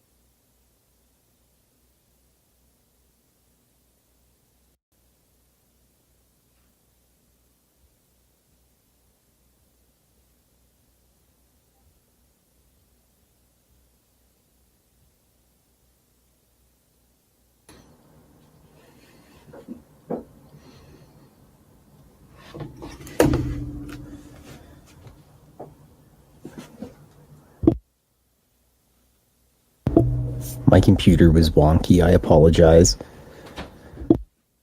Where'd you go, dirty filth? My computer went all wonky on me. Well, first it was the internet, then it was the computer. I think it was Blob. Actually, it can't be Blob. It's impossible. She's laying on the bed. Ben Man, how's it going? And who else has jumped in here? Laura Sosa, hi. And who else do we got? It's always nice when Enzo and his hair show up. Always nice. I hope Enzo comes back to Vegas next year so I can say hi to him again. Oh, yeah. I bet you when he does come back, he'll have like a new collection of Hawaiian shirts just for us. Hi, Ozzy Mandius. Welcome to SOR Chat. Rain, how are you? Enzo says, I plan to be in Vegas May 19th through 21st, 2023. Even Kira is going to come. By the way, Kira, I am starting my fitness program this weekend. I signed up for my gym membership. I've got new health pills that I need to take, some multivitamins and all that kind of stuff. I know you were concerned, so I'm figuring I'll just let you all know. Cutting my hair tomorrow. It's going to be a whole new look. I got to make some changes because old Davey is not doing well physically right now. Not the point that I'm going to drop dead or anything. It's not that. No, far from that, but just time to get healthier. That's what it is. Time to get healthier. All right, big thank you to T2E, Catfish, and Apollo for the awesome super chats. Very much appreciate the love and support. Thank you all for the thumbs up so far. And if you don't mind, after the show, giving us a comment, we'd appreciate it. Here we go, the second half hour.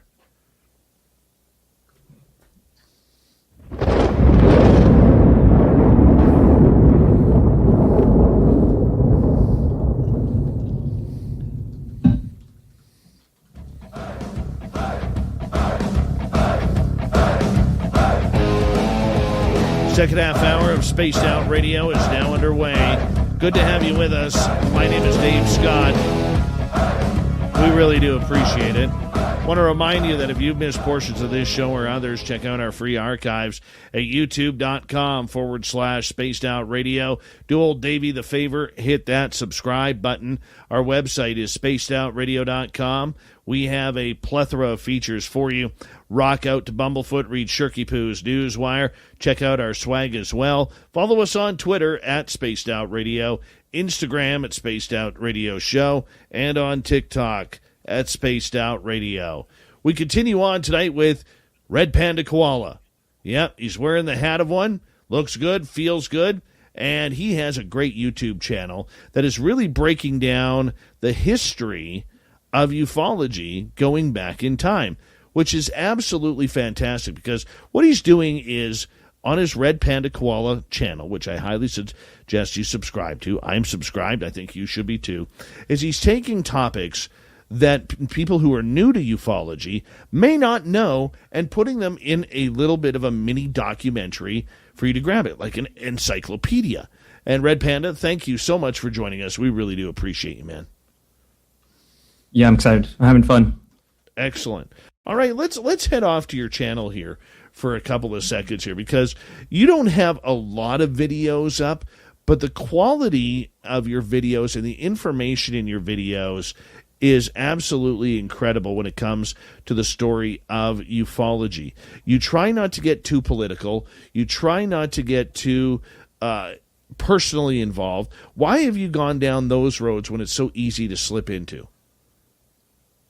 Well, one, because I don't really know what it is, you know what I mean? So I'm trying to formulate my own picture of what it is, or, the phenomena or whatever. So I don't want to be I know exactly what this is. And then I guess that's basically it. It's just best to just be this is what this person said, this is what they quoted, this is the document. Here you go. I don't know. And I try and make a documentary for the people who are already at base level, might have seen the phenomenon already in James Fox's documentaries. For people who want a little bit more, I try and make it somewhere in between actually reading a book and then the documentaries that are geared towards general population. Okay, so you make the one thing that I like about them is they're not complicated. The editing and the process may be complicated, but for the viewer, it's not a hard thing to really follow along to, and I give you credit for that because so many UFO documentaries or programs they leave a lot that isn't being said out. You know what I'm saying? Yet you have really tried to hit the nail on the head here. Out of your 23 or so videos that you have done over the last 3 years, do you have a favorite? Okay, let's see. I have a few. One of them for sure is the Edgar Mitchell video I did. That one was a lot of fun to make and just learn about his life. He was just had such an amazing life. I say he's the Forrest Gump of UFOs. He's the main character of this world that we all live on. For the viewers, he was born in where is he born? He was born in Texas actually, but the Dust Bowl made his family move to Roswell, New Mexico, and he was I think 15 or 16 when the crash happened. He said he remembers hearing it on the radio, but he didn't he was going to go with his friend to ride his bike to the crash site the next day, but then after that they had already said the weather balloon cover story, so that's already boom, checkpoint one. And then he was in the Korean War. He didn't see any Foo Fighters there or UFOs, but he talked to people who did. So it's kind of this UFO connection already going back then. And then he was a part of NASA and part of the Apollo program. And then, I was saying, I was able to just play with all this Apollo footage and he was a test pilot too, so like play with all this test pilot footage, and he was just like a cool, like mellow dude. Like he was so like, and like I was saying, like these take forever to make. So I do feel like when I'm like making them, like I really get to know like whoever it's about, you know? So, and then I guess just to finish the whole Edgar Mitchell story, he was in Apollo 14. He was originally supposed to be in Apollo 13 with Gordon Cooper, the other like UFO astronaut who I'm going to make a video about one day. And then, but he helped, so he was moved to Apollo 14, but he was in the like simulator for the Apollo 13 disaster. So he like helped save Apollo 13. So it's like another check mark like Forrest Gump. And then what else did he do? Oh, and then after NASA, one really interesting thing that I found out there that I don't really hear people talk about a lot is that he said that Werner von Braun told him that he was called in to investigate the Roswell crash. So I always thought that was like really interesting. That von Braun so I included that. That von Braun was. Yeah. He's I'll see if I could I think it was like towards like the second third of the video, but yeah, it was basically right around the time when he was leaving NASA. And then because you have to think too, von Braun was kind of into some like woo-woo stuff, because I don't know if you've seen those photos of like him visiting SRI and Uri Geller and stuff like that. So and then it is interesting, right? Because then you have the other side of von Braun in the lore, which is like he's like, oh, it's all fake alien invasion, which I don't know if I put as much credence in that as I do in the other version. Also, when you consider Herman Oberth, his von Braun's mentor, he was fairly vocal about UFOs in the 50s. So there's that. And then also Edgar Mitchell was like really into like psychic woo stuff. And like, I don't say woo is a bad thing. I think it's just like, so there's woo things to reality. So you learn, like I was learning about so much stuff. Oh, and then like when he was a kid, like he used to walk past the house of Robert Goddard every day to go to school. And Robert Goddard was basically like one of the American pioneers of rocketry. Although like the Germans and arguably the Soviets were a little more ahead of us, just because the American culture wasn't into rockets at the time. We were still hyped on airplanes. But it's just like, it was just like amazing to just like read this stuff and realize like this kid, like he's literally like a fourth grader or fifth grader walking past this guy's house who they called a crazy old rocket scientist. And like little would he know that like in like 30, 40 years, he'd be using that guy's technology to get to the moon, which like at that time was like unimaginable, you know? So yeah, he just had an amazing life, and he was just a gentle soul. Like I that's one where it's like, I wish I could have met him. I felt sad that I wasn't able to meet him, because I feel like he would have totally been down too, because he was like, I feel like a Stanton, where he would just kind of, he was down to be down, you know, he was down to help out whoever, kind of. That's the vibe I got, at least. The idea that there are so many brilliant minds that have looked into this subject, you know, are you surprised we haven't actually over time seen more or learned more than what we're supposed to know? Maybe, but I do think they did a really good job of like the cover up and like fomenting the stigma in society, which is what my past two recent videos have kind of been about. So I think, and especially just like the flow of information, right? Like before the internet, like how would you have gotten information? You'd have to go to bookstores and read books, and a lot of people don't really do that. So yeah, I don't know, but I think I'd like I said, I don't know, maybe call me a hopeful optimist, but I think that's like why we're seeing a lot of the stuff we're seeing now. And I mean, just think about like, I just feel like a lot of people know more about a lot more things now, like Epstein kind of thing. Like not even like to get, but you know what I mean? Like that was a part of society for a while, but now I feel like because the internet, like everyone kind of knows about it.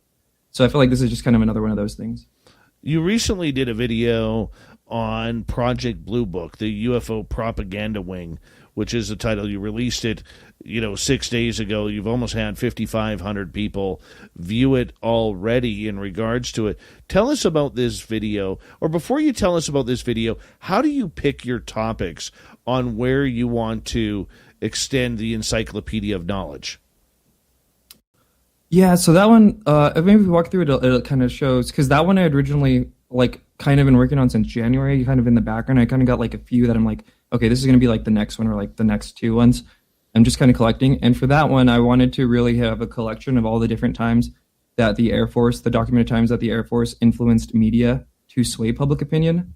Because like it'll come up like at the end of like if somebody's covering like the Levelland flap, or if it's covering the Michigan flap, but like it's never I haven't seen one. I'm sure there's probably one out there, but I wanted to do one where it was just like example after example after example after example of strictly like them influencing media. So I would want, originally it was going to be kind of the format of, so in the current video that we're talking about, Project Blue Book, some of the things I talk about are the censorship of Donald Kehoe on the Armstrong Circle Theater. I talk about, what else is there? Oh, and I talk about like some of the PSAs that they made during like the 50s and 60s of like Hynek and stuff like that, like how to identify a star, like kind of thing. And then I talk, and then like after the Michigan wave in 1966, they teamed up with CBS and made the CBS documentary, UFO Friend, Foe, or Fantasy. So I just like covered that too. And then it's actually funny because like I was like, okay, I'm going to make that one. But then I was like, oh, I kind of have to go back a bit. So the one before that, if you look how the CIA and Air Force created the UFO stigma, I was like, oh, I should go back. But then even then I was like, okay, like even before like the TV era, even in the Project Sign and Project Grudge days, they were influencing like magazines here and there to foment the stigma, like calling people crazy and calling people kooks and stuff like that. But I think, and the reason I like really want to do that, because I think that's an important aspect of like history for people to understand. Just, I think it's almost as important as studying like things like the Tic Tac video or like events like that, is studying like the active like ways that our government historically has like suppressed this knowledge. Because like if people don't get that, like it doesn't really click for them. I feel like they go hand in hand. Right. And I can understand that. But when you choose your topic, are you sensitive to any side, or are you just presenting information? I feel like I'm just presenting information. Although sometimes yeah, like I'm a UFO nerd, right? So like I try and be, you know what I mean? Like, and I think I am. For like, yeah, everything I try and source my stuff, and this is what this person said. But I just think it's because like when you look at it all, it leads to like there's something going on here. So okay, so when you choose a topic, are you being? I'm guessing at this time of your success on YouTube now, that you got people saying, hey, would you do a topic on, you know, the potential Eisenhower meeting aliens type of story? Do you have a lot of people recommending topics for you now? Actually, no, not really. And see, like one like that, I don't even know. I don't think I would do that one because I think there's not enough for that. Maybe I would do it as like maybe if I did like a 10 things you hear about a lot that aren't as well documented as some of the other things. But I think a good example to kind of talk about too of like when I get into the gray area, I have a video on Ninel Kulagina, which was this Soviet housewife who basically allegedly had telekinetic powers, and she was actually studied, like this is confirmed, she was studied by multiple Soviet universities, and she was kind of like an impetus for the whole like MK Ultra, Project Stargate, like kind of like psi stuff. Although like obviously there was the Korean War, like prisoners of war too that affected that, but I kind of wanted to, like, because like I think that history is also very interesting, and even for that one, it's like FanDuel presents Sunday Victories. 4 seconds to go in the first half. Snack assessment: bleak, all salsa, no chips. As host to a room full of hungry fans, it's your duty to get to the store and back before the second half kicks off. So you throw on your running/lawnmowing shoes and think back to the time you ran an 8-minute mile in high school. Your feet move with a weightlessness that you will certainly feel tomorrow. At the store, you grab 7 bags of chips and silently thank the genius who invented self-checkout. Tap in your reserve, you run home and dive onto the couch. A clean 15 on the clock. You bet, and you won in the game of life, my friend. Now, if you want to bet on the game of football, try FanDuel. New customers get a no-sweat first bet and get up to $1,000 back in free bets if you don't win. Make every moment more with FanDuel, an official sports betting partner of the NFL. 21 plus and present in Louisiana. Permitted pairs only. First online real money wager only. Refund issued as non-withdrawable free bets that expire in 14 days. Restrictions apply. See terms at sportsbook.fanduel.com. If you or someone you know has a gambling problem and wants help, call 1-877-770-STOP. Hey there, I'm David Novak. I ran Taco Bell, KFC, and Pizza Hut. And like you, I'm always learning so I can be the best leader I can be. That's why I started How Leaders Lead, the first leader-to-leader podcast with CEOs from Adobe, Pepsi, and Home Depot, and greats like Tom Brady, Jim Nantz, and Jack Nicklaus. You'll learn how to win, how to bounce back, and how to lead. Listen to this insight from Stanley Druckenmiller, the greatest investor of all time. If you love what you do, first of all, your work ethic's going to be fantastic. You're just going to be better at something if you enjoy it than if you don't enjoy it. And this from Brian Cornell, the CEO of Target. I think you've got to balance short term with long term. And you've got to have a conviction that the things you're doing, your investments, your strategy, over time, you're making the right investments and right decisions for your brand and your business. So listen to How Leaders Lead wherever you listen to podcasts. It's the best podcast on leadership you'll ever listen to. This is all alleged. She claims it was real. The people who started it claimed it was real. And I'm also like, it could also be disinfo. You know what I mean? So I try and just, I'm not trying to tell anyone what to think, but I just try to make videos of what I find interesting and just collecting all the information and just however you feel about it, I'm happy. Like I'm happy if a skeptic and a true believer looks at my video and they both feel like, oh, that was fair. And that actually happened with the Edgar Mitchell one. James Oberg, are you familiar with him? Yes. Yes. And it's funny because I always see him researching all the time, like on random threads, from 2004, from 1998. You'll see James Oberg beefing with someone. But for the Edgar Mitchell video, he was like, oh, this was fair. You know what I mean? Because Edgar Mitchell is pretty woo. He supported Uri Geller and stuff like that. And in the video, I say, I'm not telling you to support Uri Geller. I'm not saying I support Uri Geller, but he was here for this history. So we're going to hear what they had to say and what they said about that time period. That's incredible. You know, let's go back to your Project Blue Book one, the UFO propaganda wing. How did you put this one together? So, and also shouts out to Tupa on that one. So I don't know if people noticed, but I had my first little animated graph in there. So that was pretty cool. Because the first part of the video, so just to kind of get into it too, is this is part 2 of a series. So the previous one ends with the Robertson panel, which I'm sure a lot of people know, but just in case, the Robertson panel was in 1953 after the 1952 wave over DC. And that's when basically the CIA was like, okay, no, this is too much. We need to rein this all in. And they basically, and it's probably one of the most important documents for people to read, because in that document, they basically lay out that their reasoning was that it could clog phone lines, that the Soviet Union could clog phone lines. And so that the public's interest in UFOs needed to be quelled because it was a national security threat. So, and that national security threat is what they used as a justification to censor Kehoe or to censor scripts, to change scripts in the 1950s for scripted television shows, which they did. So the first one ends with the Robertson panel, and this one picks up right after the Robertson panel. And I show, there's a graph in there that shows New York Times coverage on UFO stories before and after the Robertson panel. And before the Robertson panel, they would cover stories that were, because from the beginning, the Air Force was downplaying things, but and they were influencing media here and there. And for Roswell, they kind of had a lot of influence on that. But it wasn't really until after the Robertson panel that you really see them influencing media. Ooh, sorry. And I basically just show that in the graph, because before the Robertson panel, each year they would have more positive UFO news stories than negative. And by that I mean a positive, and I say this in the video, but a positive UFO story is one where the witness is just quoted and not ridiculed. And then a negative one is where there's either that ridicule or the Air Force's official stance of there's nothing in UFOs, this is just a balloon, blah, blah, blah. So before the Robertson panel, they would cover more positive than negative in a given year. And then after, they never did that again. And after, and something I talk about too is that's after the Robertson panel is when you start seeing stories in the New York Times about the Avro car, which was the experimental air vehicle. You might have seen the old footage of where they're, it looks like a disc, right? But it goes 3 feet off the ground and has a max speed of, I think, 30 miles per hour.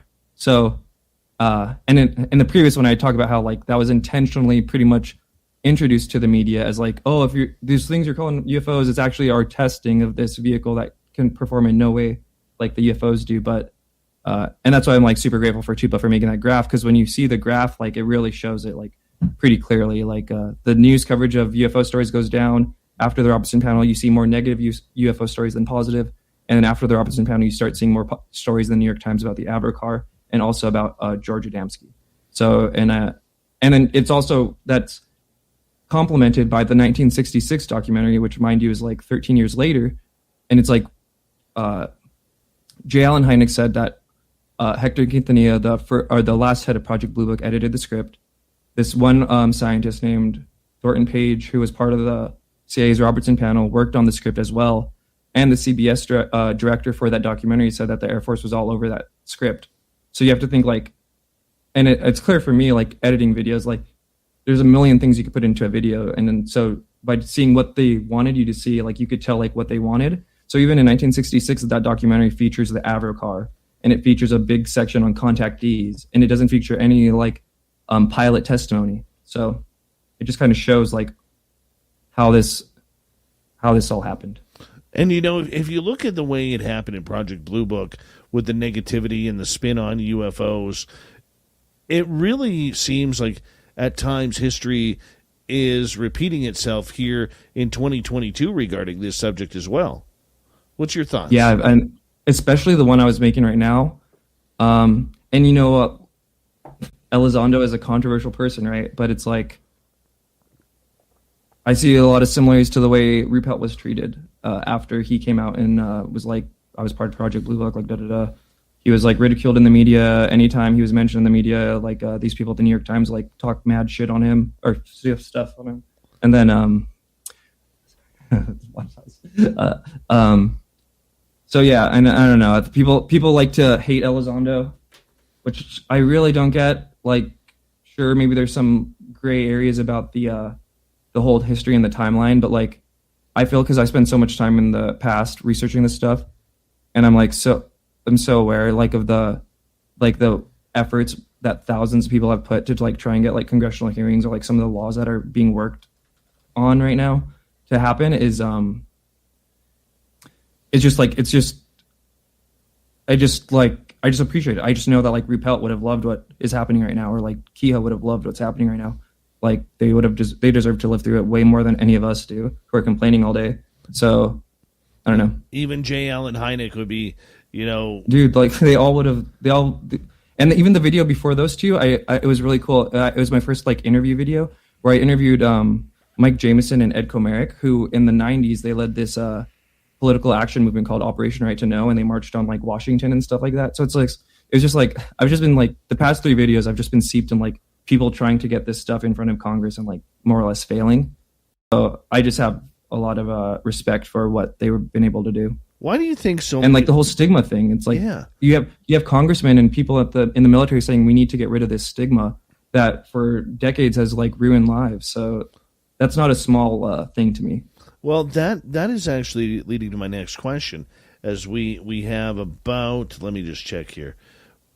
We have about 3.5 minutes before we have to go to break at the top of the hour. Red Panda Koala is our guest tonight on Spaced Out Radio. I mean, when you look at how many people have pushed and failed the government regarding UFOs over the decades, why do you think this time around there seems to be real momentum regarding this subject in Washington, D.C.? I think it's the phones. I think it's just the access to information and to each other that we have now that wasn't present in the 90s or 60s or 50s. But who knows, right? Who knows? That's it. Just the phone.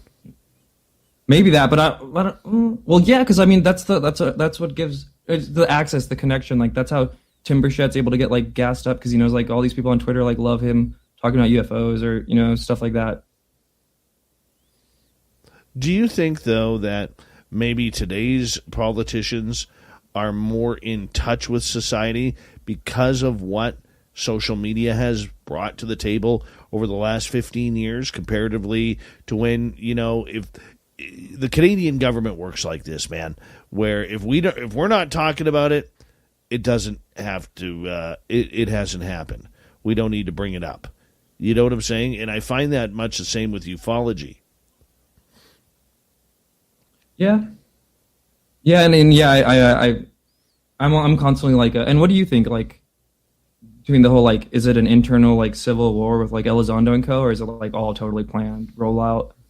I'm always on the fence of that too. So like, I really don't know, but just fun to speculate. For me, I would say that how can I put this? I'm on Team Elizondo. I think he really has an understanding of what's going on with the phenomena that more people need to pay attention to.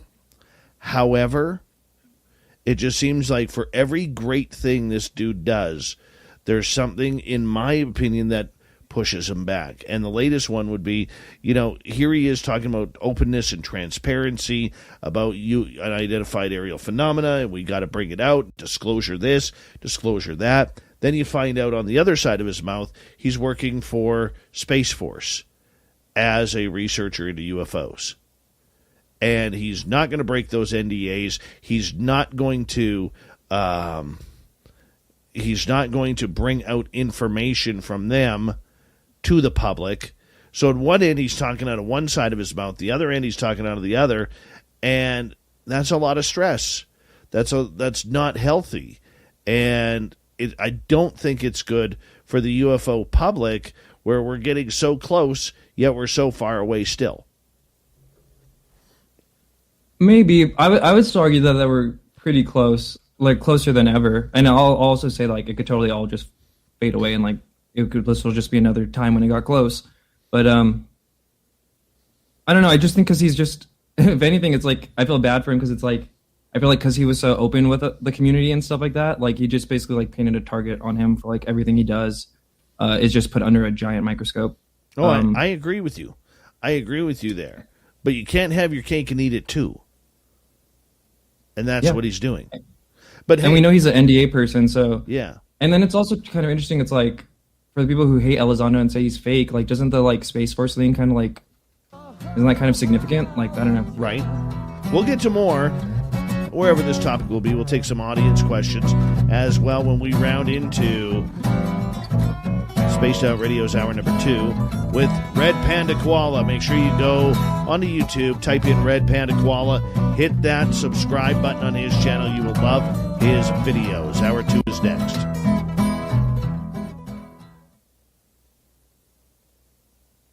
All right, dude, we're clear. Going to turn things over to Filth. We got about 5.5 minutes, and I'm going to disappear here. If you want to hang out with Filth, you're more than welcome, or you can take a break. Cool, yeah, I want to take a quick break. I'll be back in 5 minutes. All right, Dirty, it's all yours, man. All yours. Great.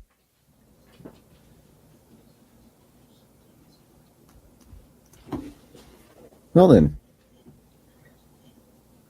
Let me just go to the... Okay, be right back. Click on that sucker there. Okay, he will be right back.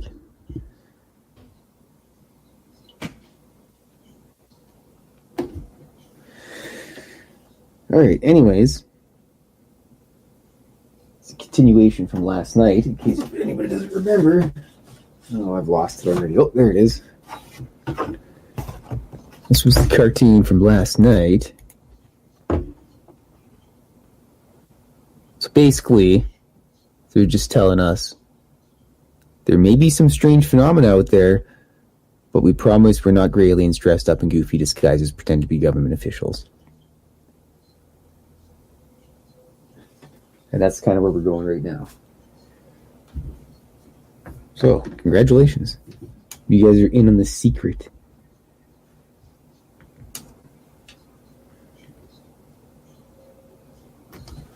Put that back because I need to see some of the colors there.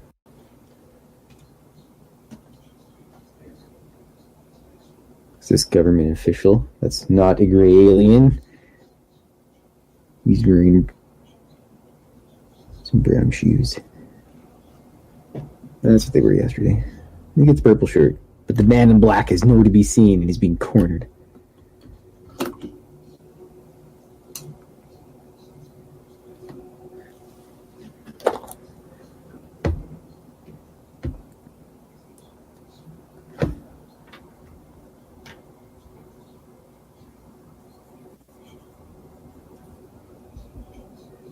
You know, this thing out here is getting really soggy. Do I make prints? Toby AM, you can go to filthy.com and I got prints there. There's a link on there. You can click on it. It's prints of everything, even like cartoons from like a million years ago. I got about a month's worth of stuff behind schedule because my web witch is moving to a different location on planet Earth. So I don't do, but that's, yeah, I don't do all the scanning stuff. I don't know that. I just do, anyways, I'm rambling away here.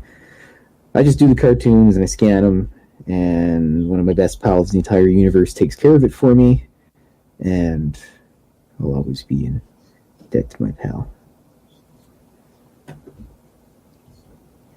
So anyways, yes, answers your question. Eventually this will be, you'll be able to get a print. I'm probably going to ship it off to Red Panda Guy, because it kind of is a drawing of him. I've been known to do that, ship drawings all over the place. I got drawings in South Korea and Australia. I don't know how to say it. I apologize. Excuse me. Yeah.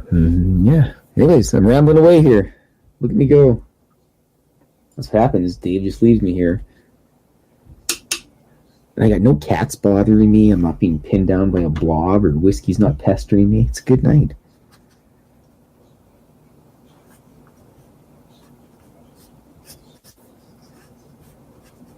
Well, the only bad thing is I do it a million times a year. I cut my dome shaving. I just terrible. I'm still upset with myself about that, but Internal Thoughts Spoken Out Loud by Dirty Filth.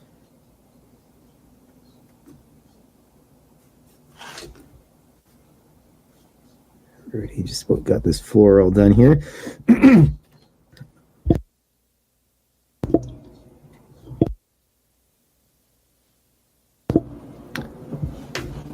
Well, I hope everybody has a good rest of the night. This drawing's going to be done pretty quick here because I'm just that good. And we'll see the whole thing. I'm just missing. I got two colors that I need to get. I gotta wait for that. Hey, Red Panda, sir, what are your two favorite colors? I like red, and then I like maybe blue. What about you? Green and purple. Okay, cool. Oh, you're getting dirty tonight. I just needed to know. You're getting I'm dirty. sorry, Doug. Had I rub you the wrong way in chat? Hi, D Swagger.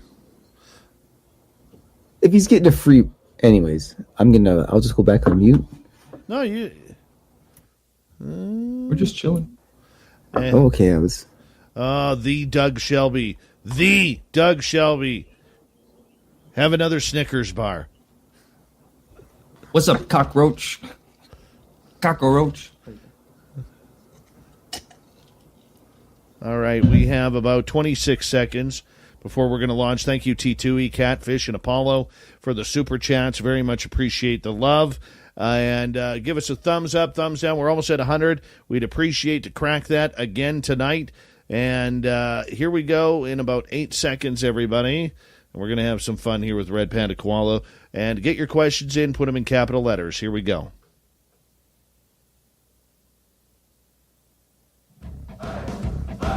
You're listening to Spaced Out Radio with Dave Scott.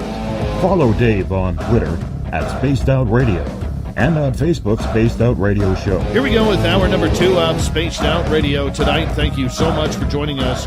We very much appreciate earning your listening ears wherever you are on this beautiful planet we call Earth.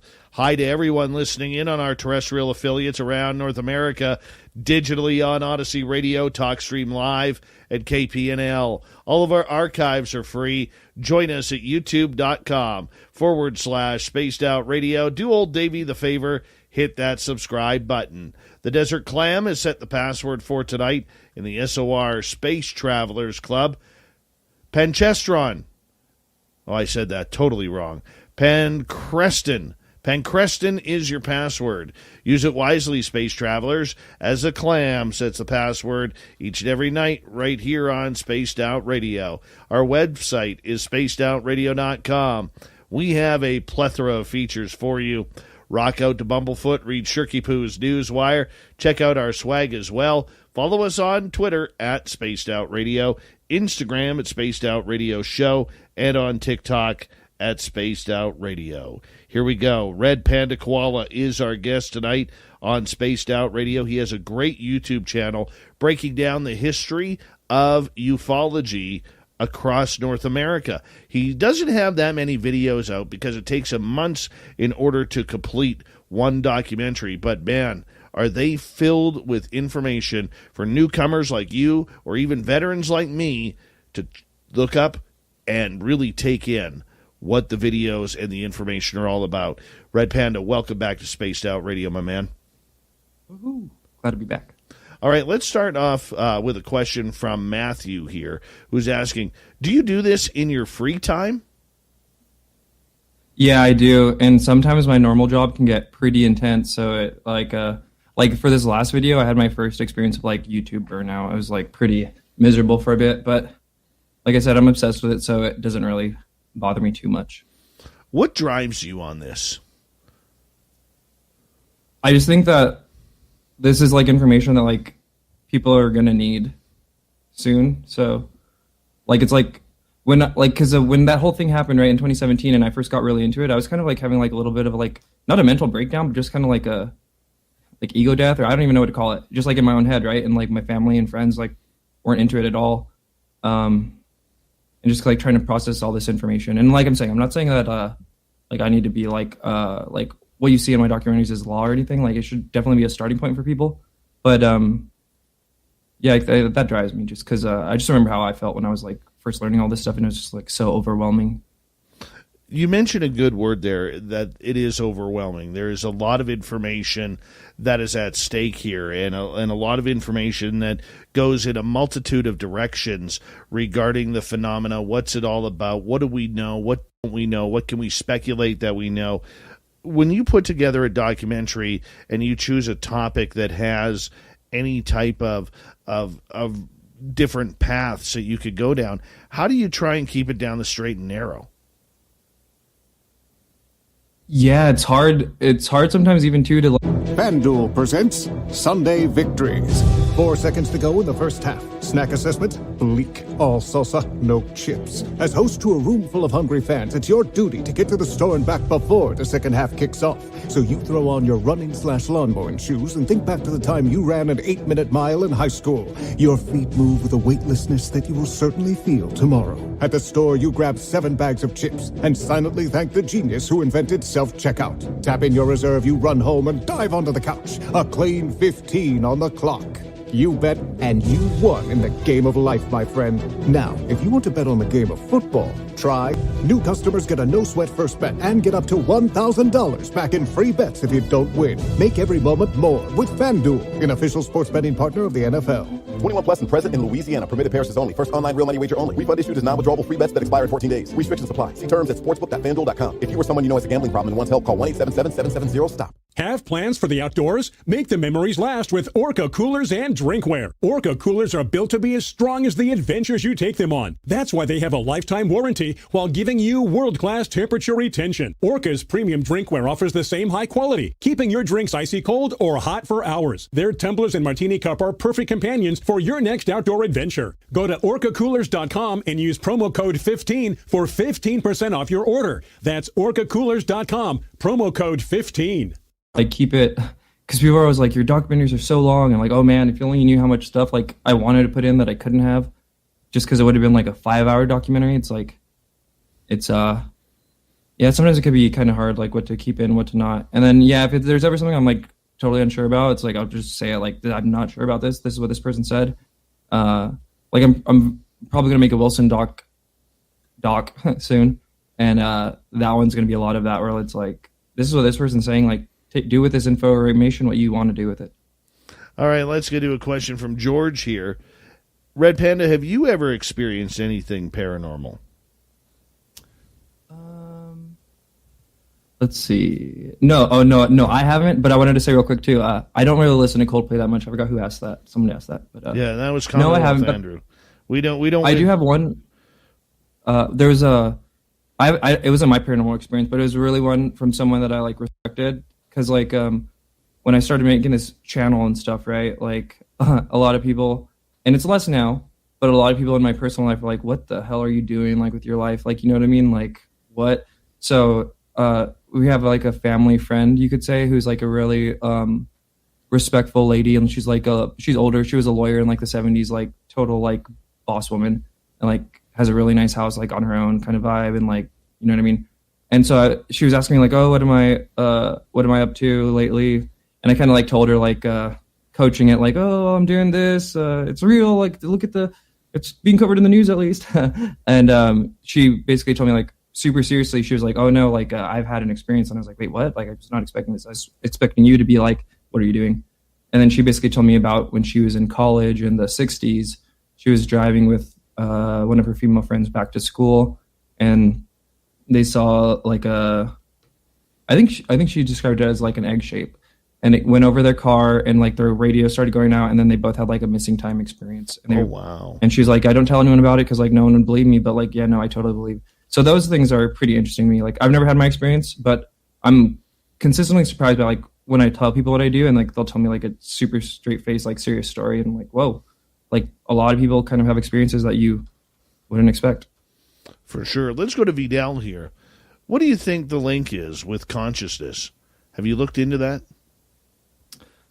Kind of, and that I don't even know. Like, some people say what, like, we're antennas. That's like a common thing you'll hear, but for that, like, I don't know. I don't know. Some people say like, oh, you have to be like a certain level of psychic to pilot the craft.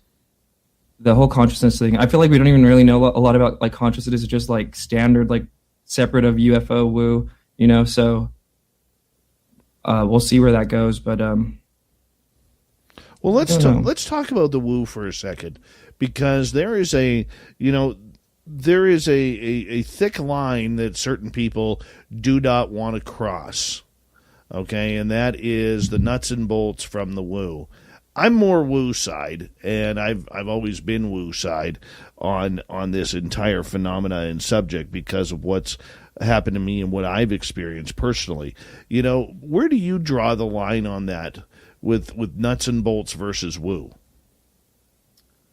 I would say I'm fairly open to the woo, and so I did a 3-part series on Colaris, and that's like my favorite, like not favorite, but like favorite in terms of just like there's to just kind of like prove that something's going on here, because one, it happened in Brazil, so it wasn't in America.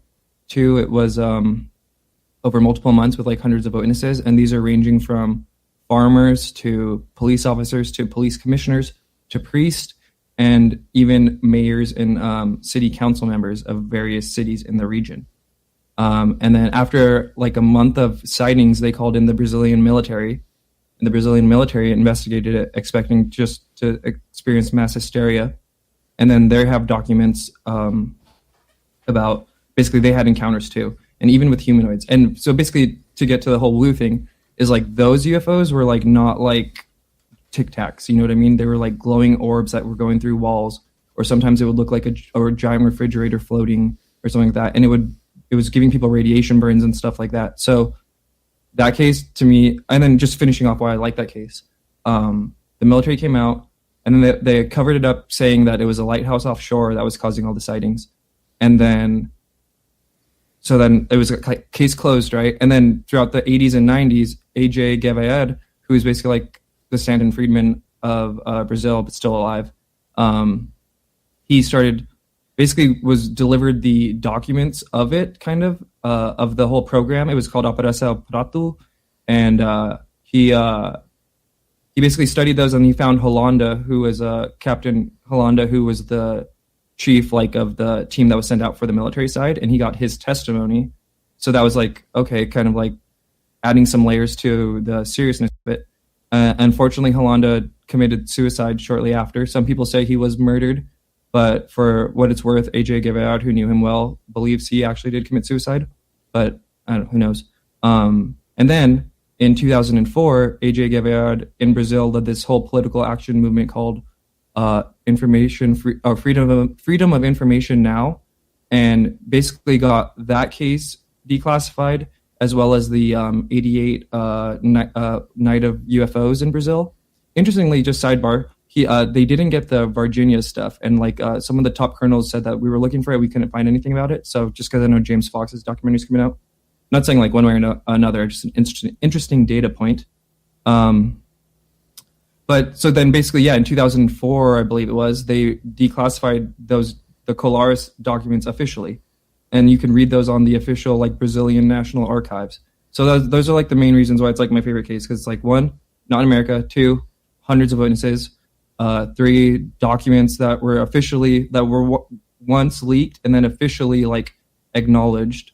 And what I like to say too is like, if anyone in the CIA or whatever is listening, just like that's an important thing to know. Like, Brazil released those documents and like the world didn't go crazy, you know. So although, you know, who knows what documents that the U.S. is sitting on, but and yeah, and like we said, it has some woo. And to be fair, the only thing I've heard of because that's like, it's like, okay, that's my holdout. It's like, because even the Nimitz, I'm fairly open to. Like, I still think it's non-human, but I would be open to them saying, oh no, we were able to develop this technology. But that one is one where it's like, I've yet to see a really good explanation for it. Some people say it was like the CIA doing like MK Ultra type stuff on like various Brazilian villages, which, I mean, maybe, but I really doubt it based on some of the testimony like of what people were saying and like the actual radiation burns they were getting, and those were documented and photographed, and that and the just the whole woo aspect. So potentially there might be a day where the CIA comes out and says we did it all, and then I'd be like, okay, interesting. Maybe it's not my favorite case, but as of now, it's like I've not seen anything that can explain it. I can see that, and I can appreciate that. Let's go to Chris Hernandez here, who has a question for you. In your opinion, Red Panda Koala, what do you think Tom DeLonge was told that kept him up for nights? So when I think about this, I like to think that one, like Tom was already like a pretty deep UFO nerd. You can listen to some of his old Coast to Coast interviews, even before like he was getting involved with people, like 2012. And like he read a lot of books, he like knew a lot of stuff, and I think he knew a lot of like the darker stuff. And even if you like hear some of his theories, so I have to think like, okay, it's probably darker than like some of the base darkest things that are in UFO lore, which I would imagine being like human mutilation. So I was like, okay, maybe if it's a level beyond that, I think it might be something along the lines of like they just walk among us, maybe. So something where he was like paranoid for 3 days of like it could be right here, like, you know what I mean, like that. There's maybe some kind of angle to that, but who knows? I want to know. I think I think Kurt asked him before, right? And he was like kind of like brushed it aside, but who knows? And just for the record too, like Tom DeLonge's word is not law. A lot of his theories, like that you hear him say, like were said by other people in the past, but it is still an interesting data point for everyone to just kind of be aware of. Well, I think, I think those are some of my most popular videos, the Tom DeLonge ones. Sorry for interrupting you there, by the way. What? I think Tom DeLonge, and this is a very passionate story of mine. I don't think that he knows as much as he thinks he does. A lot of his information came from Peter Levenda, which is where Tom got his absolute fear of UFOs, that they are evil, that they are nefarious, that they're going to come down and wipe out humanity. And that's why, you know, going back to the ill-fated Joe Rogan interview when he was talking about we need to put nuclear weapons up in space right now because they fear our nukes, and which is just a bunch of horse hockey, if I could say that. But nonetheless, I think Tom DeLonge was a useful pawn in all of this. I do not believe for a second his story about setting up the To the Stars Academy.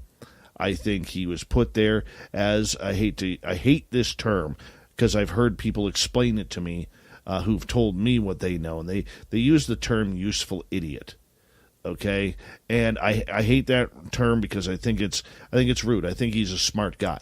I'm not calling him a dummy whatsoever. However, I think what happened was he got caught up, and they played him because of his social media prowess, because of his music prowess, and the riches he gained on that. I think they played him into believing that he was the powerhouse mind setting up the To the Stars Academy, which coincidentally ends up having most of Robert Bigelow's staff on board. Right? And there's a connection to Bass, Bigelow, and NIDS, and many other things involving SRI, involving Tom DeLonge. So the fact that he set this up and he chose the people and handpicked the people, Never bought it. Never bought it whatsoever. And not to choose a single ufologist, even Peter Lavenda? Like, come on. Just didn't make sense. Where was Richard Dolan? Where was Stanton Friedman? You know? Yeah. Because Stanton And Friedman... to that, I think it's the, like we were saying, it's his celebrity and also his wealth, which I think a lot of people tend to forget. Like, when you're rich, like, society and, like, the world is just different for you. Doors open differently. Absolutely. Does he know a lot? Sure he does. Those people talk. Believe it or not, if you get into a group with them, they talk. They make you promise that you're not going to repeat the stories, but they do talk. And some of the stories that I have heard from people have been phenomenal. Will I ever repeat them? No, because I gave my word. And you can't do that. You can't break that. But Tom DeLonge, it's easy to see why he is a pariah in this field, unfortunately. It really is. What do you mean by pariah? Well, I don't think that he is what people give him credit for. He's like a false demigod. Maybe.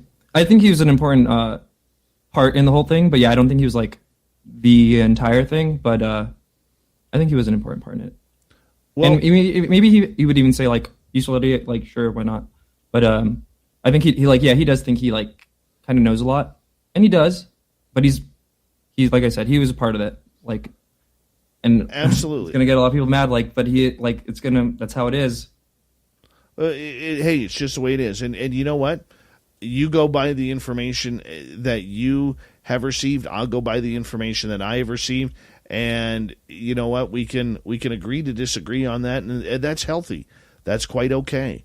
You know, but I'm not even disagreeing with the whole like he was used thing. It's just like, sure, maybe he was like, yeah, call it being used, but Congress is talking about UFOs for like the first time and like, well, since the 90s, but like really since the 60s. Yeah, absolutely. And I think he just caught it on the right part. He really did catch it totally on the right part. I will give him credit for that. Absolutely. You know, I mean, let's ask you here, though, you know, as we continue on with Red Panda Koala, we got about 5 minutes to go before we got to go to break at the bottom of the hour here. For you, as you have delved into a lot of these subjects, what's the most controversial subject you think you have taken on, or have you reached that part yet? I think making a Trump video in this political climate was kind of like, some people were just like super dramatic about that right off the bat. I guess Tom DeLonge is a controversy, you know what I mean? So a lot of people have a lot of emotions and feelings about those videos. Probably those two, yeah, Tom DeLonge and Trump. So take us, you know, without getting, you know, too political here, because we're not a political show, what did you learn about Donald Trump and UFOs? So I just kind of covered in the video, like his uncle was very influential in the American development of radar in like World War II. And he was a personal advisor to General Spaatz of the Army Air Force, whose name comes up in Roswell lore a lot. So I didn't find anything that was like Donald Trump's uncle says UFOs are real, but it was just like, that was interesting. And then also he was the one who was called upon by the government to look into Tesla's files. So it kind of shows a level of like, and John Trump is his uncle, so I'll be referring to him as John Trump, shows a level of like connectedness with John Trump and the government establishment, and that they recognized him as one to go to try and understand Tesla, who's like a brilliant man, right? So with those, I was like, there's like, at least just be aware of this. If I was a betting person, I would probably bet that because he was so influential in the development of radar, and he was like friends with Vannevar Bush, and he was like, he went to MIT, that they would have consulted him at least during the 40s, and especially during like 52, the UFO wave over DC, where that was a very radar heavy wave flap, whatever you want to call it. So that was interesting. And then also it was interesting that he ended up being in a documentary with Stanton Friedman, who we've been talking about a lot tonight. And in that documentary, he was just talking about his researching Tesla stuff. He didn't say anything about UFOs, but I did find that interesting that he was just like, I just didn't expect to see Trump's uncle like in the scene right before Stan Friedman in this documentary. And then from there, I just go into some of the stuff that happened. Like, I don't know if people know this, but there was a guy who went straight from Trump's, who he was like the IT guy for the White House, but it wasn't IT guy. There was an official title for it. But he went from there to TTSA, which I thought was really interesting. And like not a lot of people talk about that. And I don't even know if that guy's on TTSA anymore, but it was just like, interesting. And then just some of the stuff that like there was just like a lot of the stuff happened during his presidency, right? So and if you listen to Tom, they say it was like supposed to be with Hillary, right? But still, yeah, it happened under his. He had some interesting statements here and there. And the funny part about it is, and sorry again, sometimes when I get excited about topics, I overspeak here. It's one of my problems. I got to learn to use my mute button more. But, one of the things that I always found interesting about his presidency was the fact that a lot of UFO topics came up, more so than I think a lot of other presidents that ever have had to deal with this topic. And, I mean, but do you think they were teasing the UFO public and the public in general when, you would see his son say, hey, we're gonna talk to my dad about Roswell. Were there aliens? Do we have aliens? What's going on? And Trump would never really answer that, but at least the topic would come up for discussion. Did you ever think that that they were just serious about the topic of UFOs, or if they were truly looking for answers, but maybe reading between the lines couldn't give the answers? The vibe I got, which I don't know for sure either way, is like he probably was not like totally like read in. Like imagine like because that whole TTSA crew was like basically like working alongside like Podesta and that whole Hillary Clinton like thing. So like I feel like if Hillary had been the president, like the president's role in that whole thing would have been different. But who knows? Question from Apollo here as we got about a minute to go. What are your thoughts about there being a negative component to the phenomena? L.A. Marzulli thinks it's demonic. Lou Elizondo said some in the Pentagon think that. And yeah, so like that kind of goes back to our the Colares case, and that's why I think that's an important case for people to be aware of, because like those were not like friendly or whatever, or maybe they were just indifferent, but people were getting injured and like getting radiation burn. So there is a negative component to this, I think.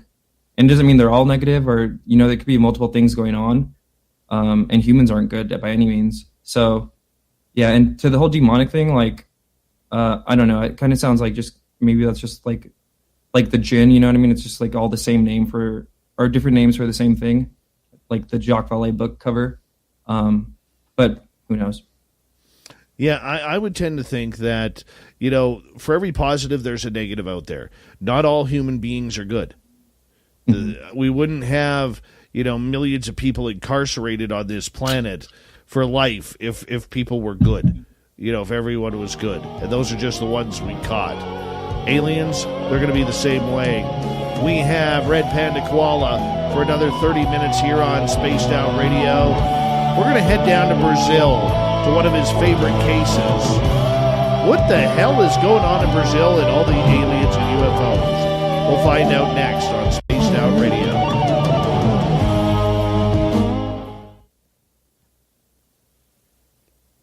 All right, we're clear.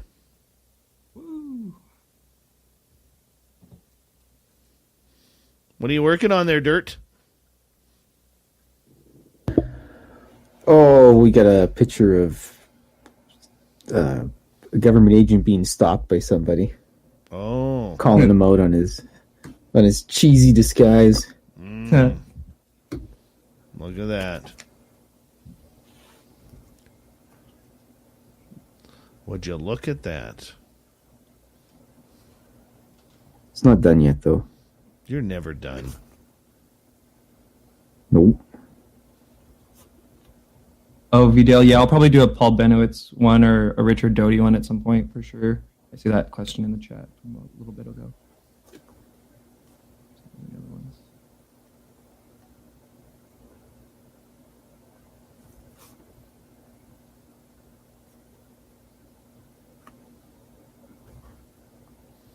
Let me just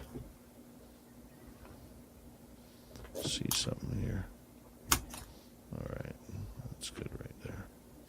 Then we'll go here. Doug's saying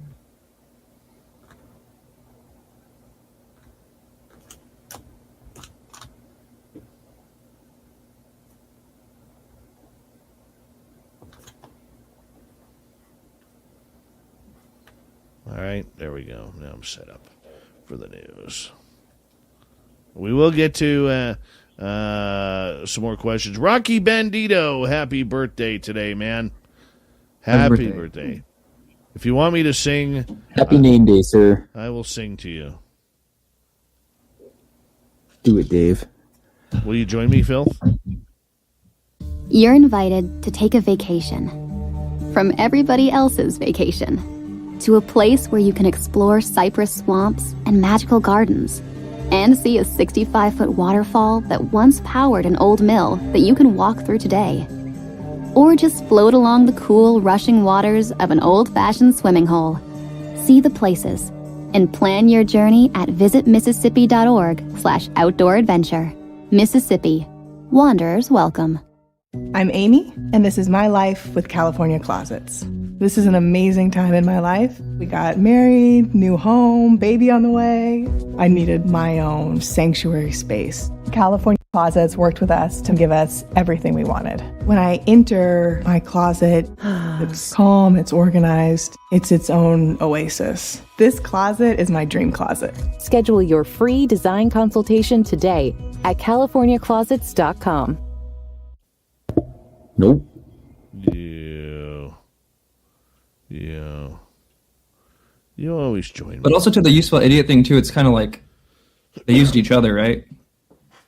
Well, you know what? From the people I talked to who were on the inside of that... Yeah, let's get some of that. That's what I want. Well, they forewarned... After that Joe Rogan interview, they shut Tom down. Yes, I heard Tom that. had a really, really adverse reaction to that, which eventually saw Elizondo move to Wyoming. And Tom made a lot of promises to people and didn't follow through. And that took a lot of people by shock. And, the idea that they were... here his sister was getting paid $100,000 a year to do the media for TTSA, and they were blocking radio interviews and all sorts of podcast interviews and YouTube interviews unless they were a known supporter publicly of TTSA, really struck a lot of people on the inside wrong. Add to the fact, Tom, with his continued, what if I were to tell you posts and then erasing them an hour or two later, he would get so excited about the information that he was hearing, he would post it, not realizing. Yeah, and he definitely posted some fakes, like plenty of them. Oh, we're not even getting to the fake videos yet that he posted that were, he was calling real. But, I mean, it got to the point for these pros and these spies of the TTSA, they had to draw the line with them somewhere.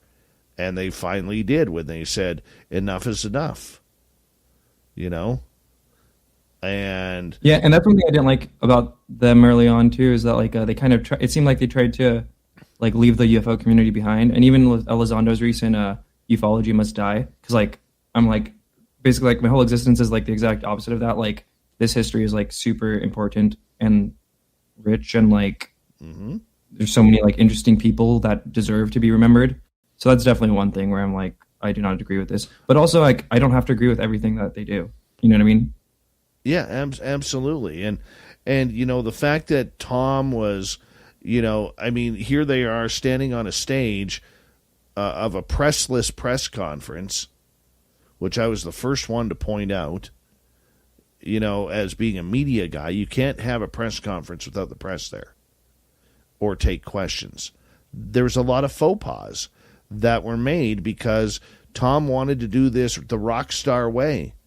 And this isn't something you can do the rock star way. There's a time to rock star and there's a time not to rock star. And he couldn't deviate between the two, from what I was told. So, yeah, I mean, sounds about on brand. And also, like, he says a lot of, like, pretty negative, like, Republican right-wing stuff, and isn't, like, Elizondo, like, super right-wing, so I'm sure that. All right, here we go. Another useful idiot on the screen here. Not Jonathan. Here we go.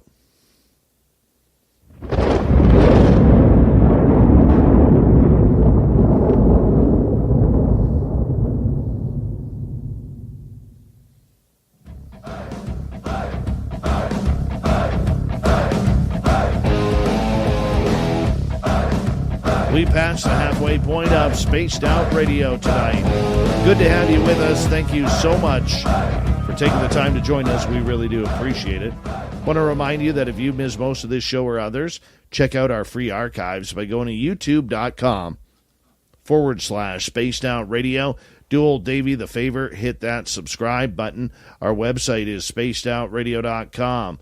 We have a plethora of features for you, including rocking out to Bumblefoot, reading Shirky Poo's Newswire, checking out our swag as well. Follow us on Twitter at Spaced Out Radio, Instagram at Spaced Out Radio Show, and on TikTok at Spaced Out Radio. Red Panda Koala is here until the top of the hour, where we take a good look at a newer set of eyes when it comes to ufology. He's got great documentaries that he puts one out every few months regarding UFOs and how to understand what is going on. One of the incidents that he very much enjoys is looking down at Brazil for the incident called Colares. Red Panda, welcome back. Got to ask you, tell our audience a little bit about Colares. Cool, yeah, so I'll just run through that. So in 1977, I believe it was September, the fishing village of Colares and the surrounding state of Bada, I believe, the capital there is Belém, started reporting UFO sightings. And in my video, and there's been some like great archivists on the internet and stuff like that. There's like a lot of newspaper articles from the time. And basically, it initially just started off with like glowing orb type UFOs, just kind of like being seen. But then pretty soon people started getting injured by them. And there was like testimony of like people would be in their house and then it would come through the wall and then like they'd be frozen and like couldn't move. And then like it would hover over their arm and like they said it felt like they were taking some of their blood or something. And then when they would go to the doctor in town, like they had radiation burns in that area.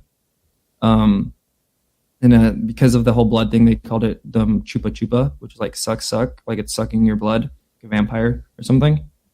And then so the physician in town, because in Colares it was a small city, she initially didn't believe it, and as more and more people came in, she was like, "What the heck is this?" And then she eventually had her own sighting, and then she was like, "Okay, like something's up." And it basically got to a point where like a lot of the women and children left the village and like went to other parts of Brazil, and the men like stayed there, and no one was fishing. There was testimony that like no one was fishing, like everyone was hungry, like everyone was just afraid to go outside.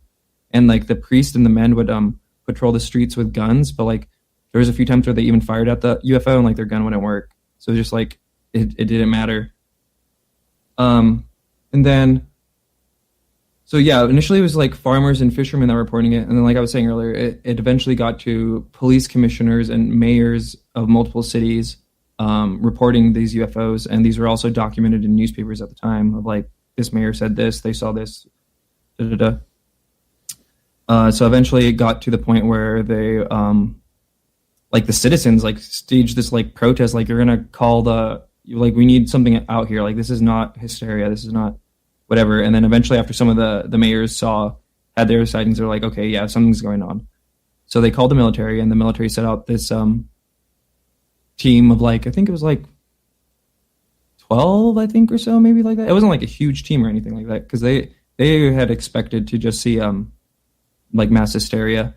And then when they get there, eventually they have their own sightings. There's multiple testimonies of the people on the because it was a Brazilian Air Force delegation or whatever. So you have multiple testimonies from now military people who were sent there. And there's even a testimony of Holanda, who I told you about, like had like a humanoid encounter, which was like pretty weird. And he said it like spoke to him in like robotic Portuguese. I don't know. Like, yeah, it's all weird, right? It's all super weird. And then there was even some people claim that like there was Americans mixed in with the Operação guys, but that was kind of like not really as well established as like just that it was Brazilians there, but that's just something to be aware of for people. And then yeah, they had and then it even ties into like Bigelow and stuff, because I guess Bigelow, it's rumored that like he bought some of the tapes or something. I don't know. Have you heard that? I have heard, but yeah, I heard that a lot of that money came out of money that he got from the U.S. government, the $22 million. Oh, really? Interesting. Because I do know it was like an ATIP guy who went down there, or an OSAP guy. I think it was even the guy who was on the Marine airplane during the Nimitz thing that was like potentially going to go rendezvous with the Tic Tac. I forget that guy's name, but I think it was the same guy. So yeah, and then eventually they basically just said like, we don't know what to do, we're just going to leave. And then they left, and then eventually like after 2 or 3 months it all stopped. And yeah, like I said, the official statement for years was that it was lighthouses offshore causing the hysteria. And there's even there's even one person who like pretty much died. Like she was like frozen, and then when they took her to the hospital, like to the big city hospital, like she passed away. And when the local hospital lady tried to get her records, like her records were destroyed from the bigger hospital. So there's even like a little bit of a layer of like cover up. And then yeah, like I was saying, there AJ Guevara interviewed Holanda like in the in between period when it was still kind of like, that's fake, like da da da da da. And his I really recommend you guys should go watch it and find his interview he did with him. It's really interesting. It's a really good piece of like UFO history to familiarize yourself with. And yeah, he's basically just talking about like, yeah, like we went there expecting to see nothing, and we saw all this crazy stuff, and like people were actually getting injured and stuff like that. We didn't know what to do. And yeah.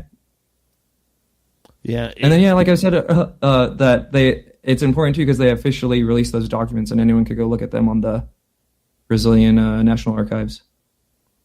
Oh, and there's another interesting angle too, which it comes up in my other videos, is the National Enquirer angle, because I'm pretty sure that Terry Hansen was a great researcher. He wrote the book Missing Times. He unfortunately passed away in 2014, but he had found some circumstantial evidence that the National Enquirer was part of the entire like UFO psyop cover up, whatever you want to call it, just like muddying the waters. And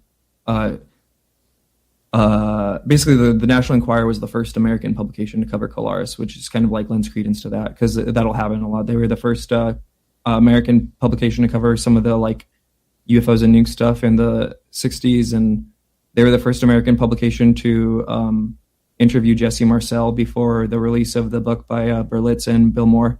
So you kind of see this thread pop up here and there of like some weird stuff's going on, and the National Enquirer is here now covering it.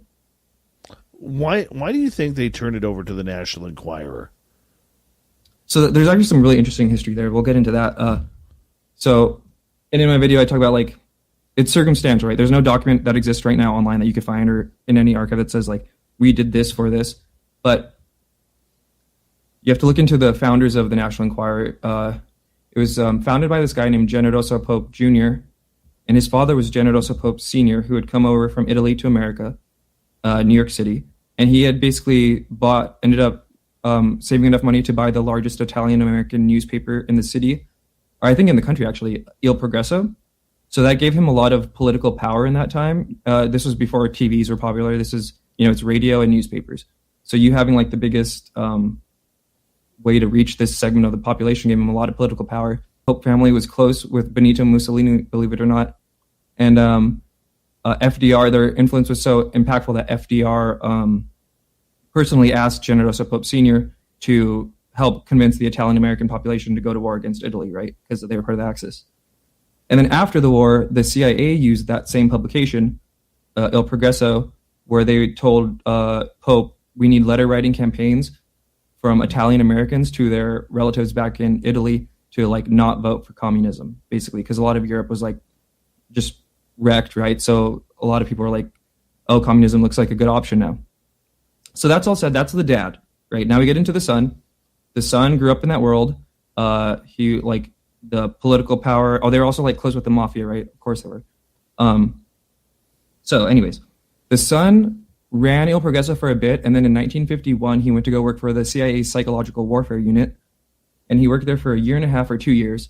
And right after leaving there, and this is 1952, the big wave over DC, he buys the New York Enquirer and changes it to the National Enquirer. Before he had bought it, it was kind of like a more serious paper, but when he bought it, he changed it to having like covering like celebrity gossip and like stuff like that. And then in 1953, the year of the Robertson panel, is when they started covering UFO stories. And by the end of the year, they covered the most UFO stories of any publication. And then they were the first tabloid to be carried in every grocery store in America. So if you weren't actively looking for UFO information, you'd basically see like the National Enquirer. And then even in 1966, when those congressional hearings were happening and the whole Condon Committee was happening, Generoso Pope Jr. was still running the National Enquirer. And he launched this other Weekly World News, or one of those ones, but like totally dedicated to aliens. And so yeah, when you look at that whole history, like he literally went from the CIA to, and in my video I talk about too, there's better documented evidence for them creating National Enquirer type papers in other countries, like in India. There was this like instance where some senator like came across it and was like, what's going on here? And yeah, just this whole like kind of disinfo, muddying the waters campaign. So I personally think it's pretty likely that it was part of the whole cover-up, muddy the waters. You know, it's funny because I was talking to a friend of mine who used to work at Area 51, and he was telling me that out at the Dreamland there, they have a good laugh with a lot of Hollywood movies because a lot of the things Hollywood will put on their movies has already been tested or flown at Area 51, and they just think it's funny that the public is just getting a look. It's one of those little pieces of dry humor that they get out at the base. And with this one, like even with what you're saying, you know, it reminds me so much of another Hollywood movie where in the original Men in Black, you literally get Tommy Lee Jones stopping at the magazine in New York and you know, picking up the world news and everything, saying that this is a source of information, and we all laughed at that, man. Isn't that crazy, right? I was like, yeah, it's wild. And like, yeah, I didn't know that Generoso Popes had this whole history, and it's just wild. And like I said, I think that's why I made that video, because it's like important to just see all the different angles that like, because it wasn't just that, it was that plus the Avrocar plus JANAP 146, which made it illegal for military and commercial pilots to report UFOs, plus Air Force Regulation 200-2, which made it so only positively identified cases were to be shared with the press. It was like all these different things. It was the TV script modification, all these different things compounded over like basically 2 decades of like official policy is how we get a culture where it is today, where it's like stigmatized and people don't report it and stuff like that. It is kind of weird. It's very weird with how that works. So, I mean, the idea behind Brazil, though, going back to the original topic of everything here with Brazil and Colares, you know, there are so many different stories coming out of Brazil. And it's funny because most of the aliens that you hear, or alien reports that you hear coming out of Brazil, are like these murderous killers, you know, right out of horror movies. What do you think that's all about? Yeah, I think it's just kind of like what we were saying earlier of like, there's just a spectrum of everything, right? Like not every, whatever this phenomenon is probably going to be totally benevolent to us. So I think that's just hopefully what it is. Maybe, and hopefully our government's just better at covering it up for us. But no, I don't know. Maybe just different groups of ETs or interdimensional beings have different control over different parts of the world. I don't know. But yeah, you're right. There's a lot of really, like the Colares one is just the most, I think the most probably violent mass UFO sighting I've come across. Do you think aliens walk among us? So I think honestly probably, like some of the technology that like you see, like you think like, oh, if they could do that, they could probably do this, or you know what I mean. But also, who knows? But I'd say if I was like forced to say something, probably. But I don't know. What do you think? Oh yeah, Yeah, like I just haven't figured out who, what, where, when, why yet. Mm-hmm. I haven't. Are you an alien, Dave? Me? No. Me neither. How about? Are you sure? Pretty sure, yeah. Yeah, I do know that I question some of my audience. There's some weirdos in there, and I mean that in a very polite, positive way, and I like them weirdos. You know, but, you know, am I an alien? No. I got into this game way too late to figure that out, you know. But I think I don't know if I've met any per se. Not that I know of. Maybe Lou Jimenez. He looks half alien with that mustache of his. Good friend of this show. But no, I just don't. I wish Lou well. Yeah, Lou's awesome. Lou's a good guy. Fantastic mustache. That's why we call him the lip blade around here. But moving on here to another one of your documentaries. You have one that you did a couple of months ago called How the CIA and the Air Force Created the UFO Stigma. What's this all about? So that one kind of is like the one, it goes like, I was saying the Robertson panel, it ends with the Robertson panel. So that one just kind of goes with when they were first starting to really influence media. So it starts with like Project Sign. Oops, sorry. And Project Sign was, kind of like internally divided, if you've heard of like the estimate of the situation or whatever, on what the UFOs were. And the Project Sign report was kind of a little bit open-ended, and it kind of spurred on like a lot of extra press coverage. So after that, when they went into Project Grudge, you see them start getting into like manipulating the media. And there was a few articles in some very popular magazines at the time, which introduced the language of like I was saying, crazy, like not exactly the words, but basically just crazy, kook, people who report this are kooks. And then, after 1952, with the UFO wave over DC and the Robertson panel, that's when you see all the other things. Like I was saying, that's when you see the introduction of the Avrocar, an increase in coverage of the contactee movement, where you saw a decrease of coverage of people like Kehoe. And then, what I was saying earlier was there's this Air Force Regulation 200-2, which mandated that you only could share positively identified cases with the press, and that was getting updated like every few years too. Like they updated it after Ruppelt's book came out. They updated it after Roscoe Hillenkotter came out in support of the first director of the CIA came out in support of UFOs in the 59, 60. And then same with JANAP 146, which was they basically they sat down a bunch of the airline executives at the Roosevelt Hotel and said that and remember, and this is what I said in the video too, the mentality of the people on the ground was like, we're preventing the Soviets from being able to use this as in a nuclear war setting, and it was like the 50s and 40s. So it was like peak, like we could get nuked at any moment. At least that's their official stance.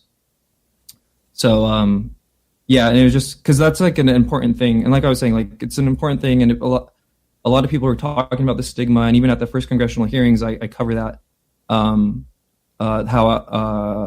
forgot what's the congressman? I can't forget his name. But you're invited to take a vacation from everybody else's vacation to a place where you can explore cypress swamps and magical gardens and see a 65-foot waterfall that once powered an old mill that you can walk through today. Or just float along the cool, rushing waters of an old-fashioned swimming hole. See the places and plan your journey at visitmississippi.org/outdoor adventure. Mississippi. Wanderers welcome. I'm Amy, and this is my life with California Closets. This is an amazing time in my life. We got married, new home, baby on the way. I needed my own sanctuary space. California Closets worked with us to give us everything we wanted. When I enter my closet, it's calm, it's organized, it's its own oasis. This closet is my dream closet. Schedule your free design consultation today at californiaclosets.com. And Moultrie even said, they both mentioned the stigma, that we need to get rid of this stigma. So it's like, it's important for people to understand, like, the reason that there is a stigma that we have to get rid of is because like it was intentionally created, and seeing those mechanisms, I think, is important to understanding just the entire UFO story. And then, that video is actually pretty cool too, because I start the video off with just this like montage of just like from the Muhammad Ali clip where he's talking about UFOs and the crowd just starts laughing. I go from there, and then I go to a clip of, I can't forget. It was like a conservative political commentator. I forgot his name. He died, but it was in like the early 90s or late 80s. And they basically just have like, I think I have like 6 or 7 clips just going from like the 70s all the way to today, like every decade basically, of just an example of somebody mentioning UFOs in a very serious manner, and then just like the entire audience just like instantly laughing like on cue. You know what I mean? So it kind of just sets the tone of like, this is why it's like that. This is why, like, I wasn't like anti-UFO, but I just didn't think anything of it. So it's like, this is why that our society is like programmed and conditioned for that. Do you believe then that is still happening today? Oh yeah. Why so? Yeah, I don't like that's with everything, and with the phones and with YouTube and like censorship. Yeah, Alan Dulles wishes he like probably could have had the phones. I mean, isn't that what Doty said the other night? Like on I forgot which show, but he was like, yeah, well, if I lived in this day and age while I was working, which he probably still, you know what I mean? They could do so much. Oh yeah. You know, and I agree with you. I mean, I still think he's working. I don't think you ever get out. I really don't. I really don't think you ever get out. Yeah, I think that's probably true, right? But it's not a saying like you never leave the CIA or something. It would be one hell of a good time, though, being involved in this, you know, seeing it kind of work the way it is. I'm not going to lie. I would be very interested with it. I wouldn't mind that job. just like the 50 Cent Army pictures you see where it's just like a wall of phones and just different Twitter accounts on UFO Twitter just talking smack to people all day. Yeah, absolutely. And that's really, really what it is. And I mean, look, I mean, the easy part for the government these days when we talk about social media is we put it all out there. You get somebody like UFO Joe who transcribes absolutely everything on Twitter, or you get somebody, you know, who, you know, instead of asking questions in private like most of us do, you get many people out there who are you know, asking questions publicly and getting answers publicly from the figures that they are questioning, whether it's somebody like Gary Nolan or somebody, you know, as annoying as Mick West. I mean, there's no need for these secret phone calls anymore. Everything seems to be going on Twitter regarding it. Yeah, and it is interesting, too, looking back at the history, like, I feel like ufology has always been this, like, mudslinging, like, low-key drama fest, you know? There's Jim Mosley. He used to have this magazine called, like, it would kind of highlight a lot of just the drama and just over-the-topness that happens in this community. It's just funny to know, just, like, some things just never change. No. You know, as we have time winding down here, and we have a grand total of about 2-minute project coming up here.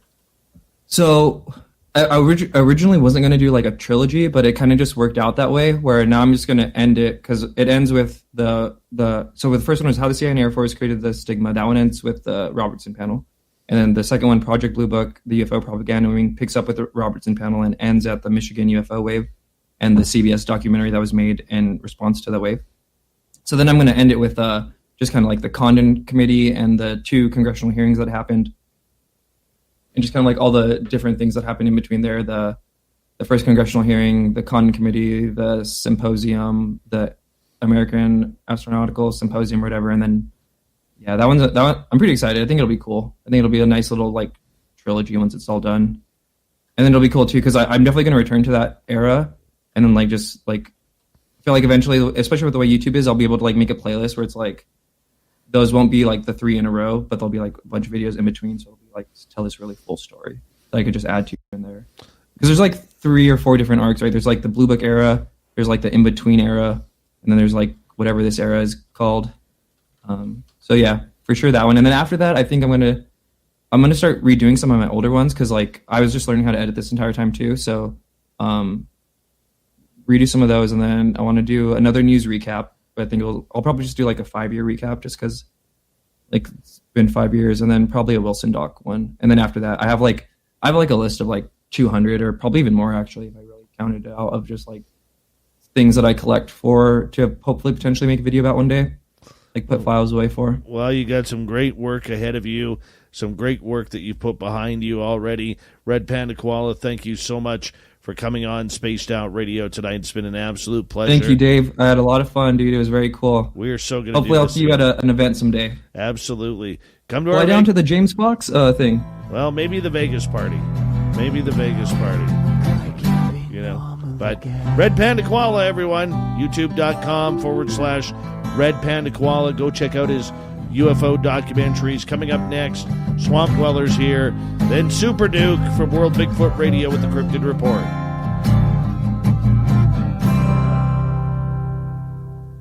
All right. Dude, that was fun. That was fun. I had a great time, yeah. Yeah. Tupacabra showed up in the chat room here. Should we? Oh, heck yeah. Hey, Tupa. Should we maybe, keep it quiet now and apologize how we were just totally bashing him and insulting him? Oh, yeah, sure. Yeah, let's just keep that The quiet. grift on that guy. No, I'm just kidding. Total grifter. Total UFO grifter. That guy is riding the Milky Wifting away on a surfboard made of UFO parts. It's hilarious. Yeah, look Lisa Menez is in the chat. Yep, my first ever UFO interview was on their show. Yeah. I really liked the vibe and stuff. Yeah. It was a good time. That was a good... Lou has a hell of a memory mustache. A hell of a mustache. Great mustache on him. Jonathan Davies said, Red Panda, you should do when the UK government disclosed and the media looked the other way. That'd be a good one, too.